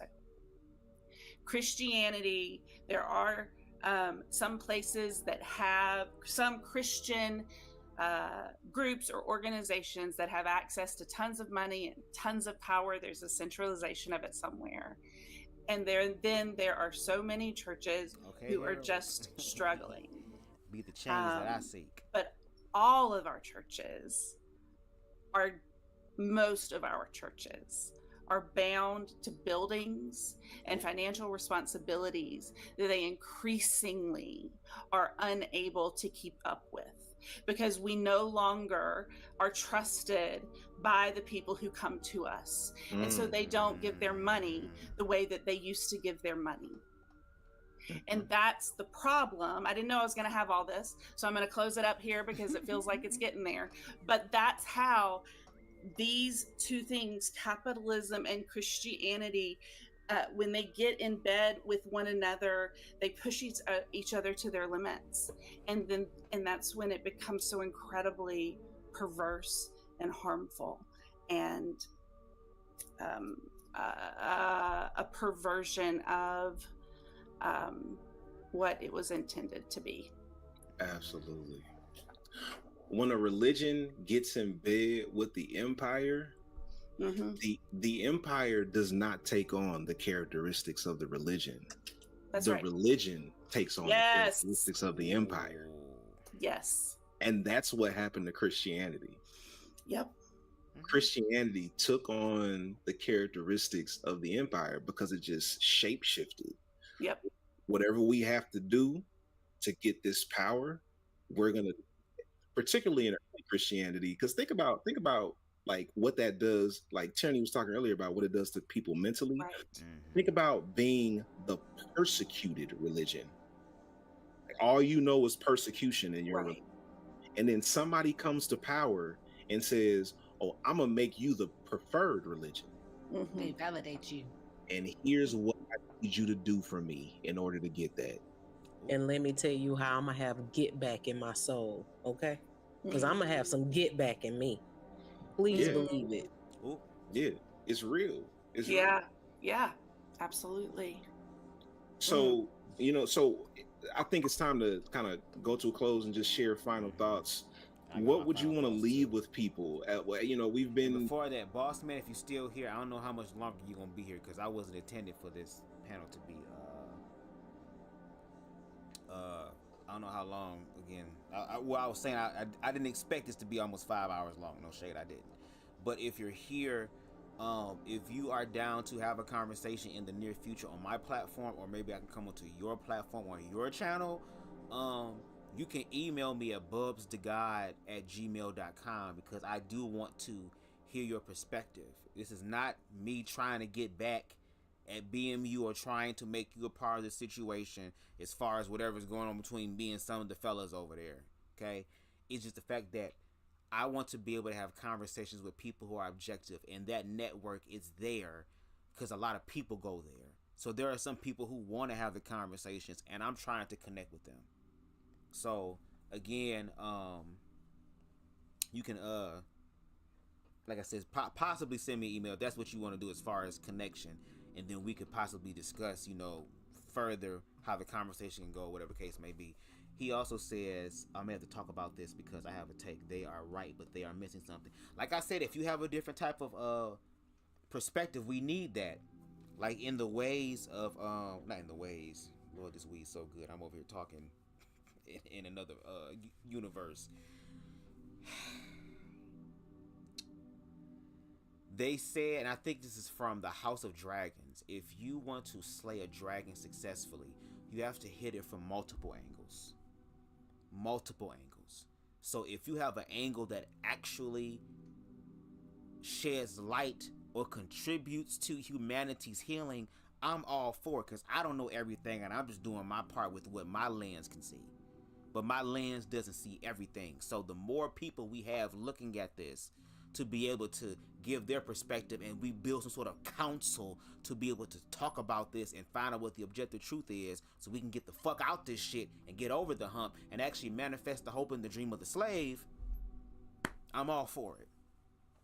But let's continue with a little bit more, and then I have a few little excerpts that I kind of want to read. Here, recording now for 2 hours and 41 minutes. I've been here for We've talked 5. About so much. What would you leave with people in this conversation? And I'll just say this. I want to encourage people for real, like, build community where you are. Get to know the people around you. because whatever change we are going to affect in the world around us, it starts in our immediate vicinity. It starts with the people that we know, the people that we talk to. Like, you know, get to know your neighbors, find out their name, you know, build community where you are, because our digital community is very much dependent on the multinational corporations that we're talking about right now. Y'all would know about TFC if it wasn't for Meta and TikTok. You know, but at the same time, everybody's connected online. We all are in some way connected, which is why we should take the opportunity to have these conversations, not just online, but to have them offline. So when we are at the Thanksgiving dinner table and somebody granddaddy says something that's racist, Lord have mercy, racist, come on Andrew Caldwell, racist or queerphobic or misogynistic, that you can be able to educate them in that moment. Because again, the people that are online also live offline. So use this resource right now while we have the chance. Because if YouTube ever shut down or all these other social media platforms shut the fuck down, a lot of us gonna be in bad shape, but we won't be in worse shape if we actually educate ourselves so that we can have a plan. No shade. So if our goal is to create a world where we're not completely dependent on these things, like, we gotta have community with people around us. So I just want to encourage everybody, like, get to know the people around you, build community with people around you, have some people in your neighborhood, in your city that you know by name and they know you by name, because I believe that community aspect is important regardless of where it goes from here. You need to know some people around you where you don't have to get on the internet to talk to them, but you can go knock on their door and be like, yo, like that's what I would say. Pamela T, Nikki, what do you want to leave? The thing that comes to mind for me is greatest commandment. You know, when we talk about loving your neighbor as yourself, you know, and I say that in the realm of love, real, genuine, healthy love. If that's what you have for yourself, you will have the same for your neighbor. And then we don't have to worry about exploitation. We don't have to worry about manipulation. We don't have to worry about your amount of labor that you put out not being able to sustain you and where you live and how you eat. If we love our neighbors like we love ourselves, if there's a healthy love, then we don't have to worry about that. So that's where I land with it. Most deaf. T, what about you? So at my core, I am an abolitionist girly. Burn it down, start it over. We don't need these things. And so as I wrestle with that and the current reality that we live in, the NAP ministry is helpful for me by taking a break to, you know, sit down and imagine the world that I would like to live in, right? What does that world look like? How do I do the work to co-create that world with the people who I do life and community with? And I've been reading Plenty Good Room by Andrew Wilkes. And it's been really helpful for me as I think about what I want to see out of a future, or what I think the world could be once we abolish it and burn it down. Because I am, you know, that's very much my vibe, and thinking a little bit more about what Black Christian socialism could look like. If we're in a world that looks a little bit more like what I think the world Jesus would want us to live in looks like. So those are two things that have been helpful for me, just acknowledging, you know, we're all in different places. I'm not saying you need to be a burn it down girly. That doesn't have to be your vibe. That's just my vibe. So if your vibe is similar to my vibe, but those things might be helpful to you as they're helpful to me. So that's all I got. Can I be a burn it down girly too, or is that No, you want to be wealthy, right? Like we debate about this all the time. Yeah. I want to have different problems in life. I keep saying that all the time. Like, I want to have problems that aren't tied to not having enough money to do shit. Listen, and I believe that comes from what you come from. So if you come from a place of struggle, what you look forward to is not having to struggle. If you come from a place of everything is taken care of, what you look for is how to disrupt the system or change things and still be taken care of. And I think there's room for all of it. Like, I want to be wealthy too, because I come from a place where the rain came through my roof onto my bed. Like, so yeah, like I need that in my life. Like, and not only that, being able to build generational wealth for your children, so that your children ain't gotta slave hard like you did, to be able to give them the opportunity to have a chance to actually live a better life than you did. Of course, still teach them morals and values and to be a human above all things, but now that you have resources, use your gifts and talents to make you better and therefore make the world objectively better. It's gonna feel so good to be able to make sure that my parents are secure to where they ain't gotta worry about shit ever again. The fact that some of the hope and dreams that my father had that is not dead can manifest. The fact that I can be able to live very comfortably to where I'm low-key kind of somewhat manifesting that, because I wake up every day doing what the hell I want to do, but I want to own a greater capacity to where if I really want to create some shit, I really have the resources to create some shit without resorting to what I have to use now. And I'm grateful for what I have. I do not despise small beginnings, but obviously the small beginning gotta grow. It gotta grow. To be able to bless other people. There are people in my inner circle right now who work in a job trying to find another job. There's some people who can't even get a job because they're not calling them back, and they have a stellar goddamn record and a stellar ass resume, can code switch like a motherfucker. And y'all wonder why people resort to OnlyFans, and you wonder why people resort to stealing all this other type of shit and scamming and trapping. People want to be able to have enough money to live. If they want to go on vacation, they can. If they want a slice of the American dream for themselves, they can. I mean, come on. But again, it becomes a problem when you try to hoard that shit to where it's like, nope, nope, nope, nope, only me. Like y'all the goddamn dragons from the Legends of Vox Machina or some shit. Nails and all and hair and all those things. Like, can I get some money so I can have a different set of products? So, you know, I ain't got to worry about the roof and the lights and the groceries. Jesus Christ. It's real. I'd rather deal with my damn relatives nagging me for money than it's real. Yeah. Nikki, what about you? Girl. Love y'all, love y'all, and I miss you so much. This has been so good for my soul. Okay, so when Burning It Down starts, I am going to join you, but I am also a pragmatist at heart. And so burn down and pray. Yes to everything everyone has said. And in the midst of it, when you pick up your Apple phone to go and scroll, or when you have to go to Walmart and not to that bougie store that you think isn't connected to some big conglomeration, don't worry, it really is. Right. Give yourself grace. We are in the soup, and that's just the reality. We are participants in late stage capitalism. Oh yeah. And have grace for yourself, because when you can have grace for yourself in the midst of that, you can have grace for others.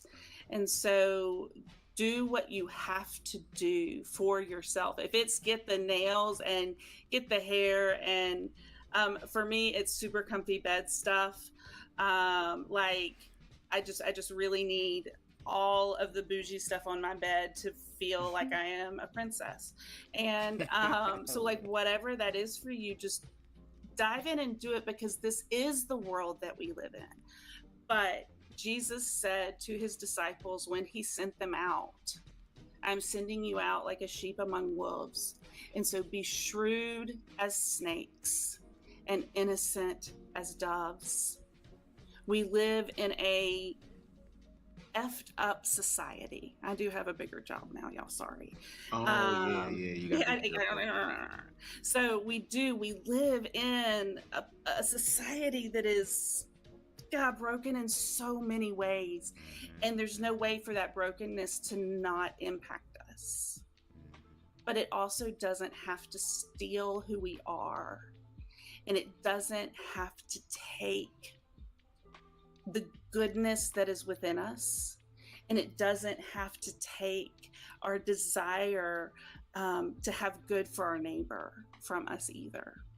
And so we can be shrewd as snakes, and good gosh, get your message out there on TikTok, because we need to hear it. But we can also come home and cook ourselves a home cooked meal and hug the people that we love, and know that at the end of the day is what matters. All right, I think that's the end of the podcast, y'all. Shout out to them for that. Again, if you want to watch this video without my commentary, the links are in the description box below. And I kind of wanted to leave this live because we've been here for almost 5 hours. Again, I wasn't planning on that shit, but there is this book that I read on my YouTube channel, and those of you who fuck with me, y'all know exactly what I'm talking about. There is a book by the name of The Cross in the Closet by Timothy Kierick. It's about an individual who was a very die-hard white evangelical Christian who was very much against a lot of things, one of those things being homosexuality, and he had an experience that kind of gave him the opportunity to do this, shall I say, experiment to where for 1 year he was going to live in the shoes of gay men. He didn't have gay sex, he didn't do any sexual shit and kissing on niggas, but he was going to come out to people around him as if though he was gay, telling them that he's gay, not letting them know that there's an experiment, whatever the case may be, just to walk in their shoes. And he documented it into a book. So if you want to hear the book in its entirety and different parts and chapters and stuff, again you can check my archives on my YouTube channel. But I just want to read a few excerpts, and this is the first one that he said in the book that I was really hoping that we could get to. And even though chaos is happening, I feel like this can still happen, because some people just need hellfire in order to wake up. But it says this, quote, "As human beings, we have a tendency to seek victory over compromise," Matthew continues. "But that isn't our aim over the next 2 days. We are here to show the Archbishop who we are, so that we can work towards reconciliation and justice. Victory creates enemies. Reconciliation creates unity." Matthew's words speak to me, not just in light of my politics, but also in light of my faith. For years, I have sought victory by evangelism, not reconciliation between God and his children. I write down Matthew's words. Victory creates enemies, and reconciliation creates unity. We are on this journey together, and we have only 2 options: cooperation or condemnation, and I hope we all prefer cooperation.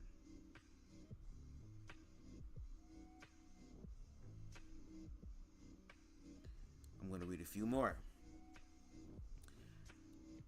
If I've realized anything this year about myself, and again, this is him pretending to be gay for a year, it's that I am a pretty insecure guy. I used my religion to bully people, to feel superior to them. If I loved myself, I probably would have known better. I leaned my head back against the top of the leather chair and sighed. I'm proud of you. You are getting to the point that you aren't just carelessly pointing the finger. You're looking inside first, and you need to keep following that path. Someone else I know told me to start within. Why am I the last to figure these things out? But don't worry. Eventually your eyes will adjust to the gradient of colors that the black and whites have cheated you from. There's another one. The United States government is just like the church. Well, how so, I ask? They shoot their wounded, John says. Mark snorts his assent. Thank you for your service, John. Even if it was cut short, you are a hero to me. To both of us, Mark agrees. His arms wrap around me tighter than before. I feel the strength in his arms, He hugs like a Paris Island trained Marine. Thank you guys, John whispers. I really needed to hear that. Over John's shoulder, a few feet behind Mark, I see Connie looking. Her expression is grim, and she nods slowly that she understands. She knows John, or at least his story. Again, these are just excerpts from the book. I would ask that y'all go ahead and check it out or listen to me read it. I have 2 more, and we done. Like many, I have spent my life believing a lie. It is the lie that there are no longer second-class citizens in this country. There are. John and Mark are second-class citizens, and I am a second-class citizen now.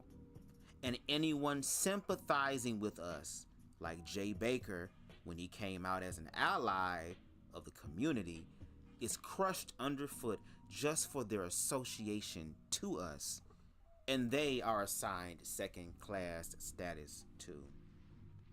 Here's another lie. America is a Christian nation. If it were, thousands wouldn't die every year from starvation, poverty, murder, or war. If America was a Christian nation, there wouldn't be second-class citizens. All men and women would be equal. No, we are no more a Christian nation than anywhere else. While our country has been blessed, we have tainted our blessing by our cruelty to those who are different. This year has proven it to me. John is proof, and so is Mark. And lastly, to those who are dealing with the fear of what's to come. I know you're depressed, and I know you feel isolated and alone, but don't let that pain blind you. See, you are the main character in the story of your life, but other people are the main characters of their own lives, and sometimes you can find healing just by playing a supporting role in someone else's experience. Connie says as she backs the white Suburban out of the parking space and pulls out onto the road that will take us home. So with that being said, ladies and gentlemen, we know what's to come. We have seen history repeat itself, and we are in that repeat cycle. But we have to do something different. We have to be innovative in our thinking. We have to face certain fears that we've been afraid to face. Because if we don't, it's going to cost us our lives and the lives of the next generation. Because if we continue down this cycle of racism and queerphobia and misogyny and toxic masculinity and toxic femininity and patriarchy and just brokenness, you will do nothing but teach your children how to be broken people.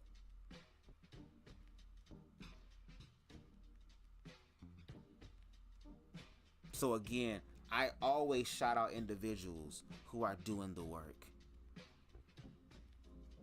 to make a change. But now it seems like we're going to have to really do some change, or maybe chaos is going to be the fire that we need under our asses to make a change. A real change. But anyway, Thank y'all so much for joining me for this live. Again, I did not expect it to be this damn long. If you can, please make sure you hit that like button because it helps this channel to grow on the algorithms. We are at 820 on the road to 1K.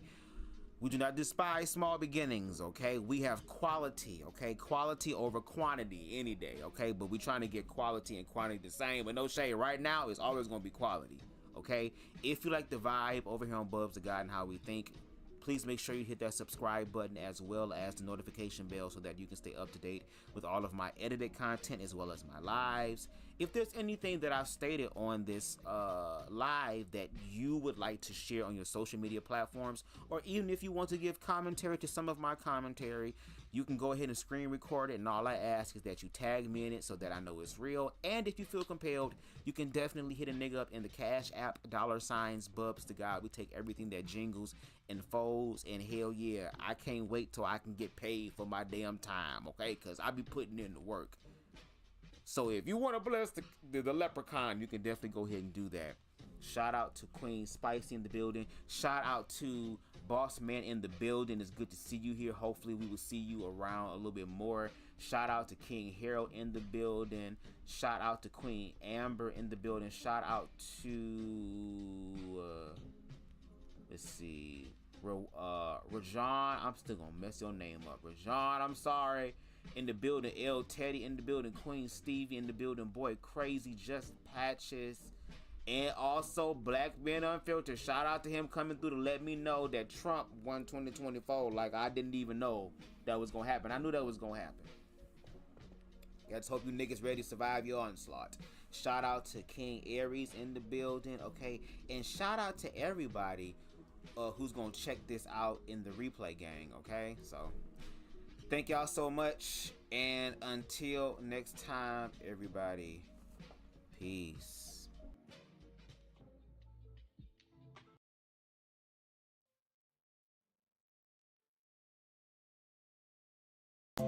I can be anything I choose in this round. We are a sound vibration too deep to tell.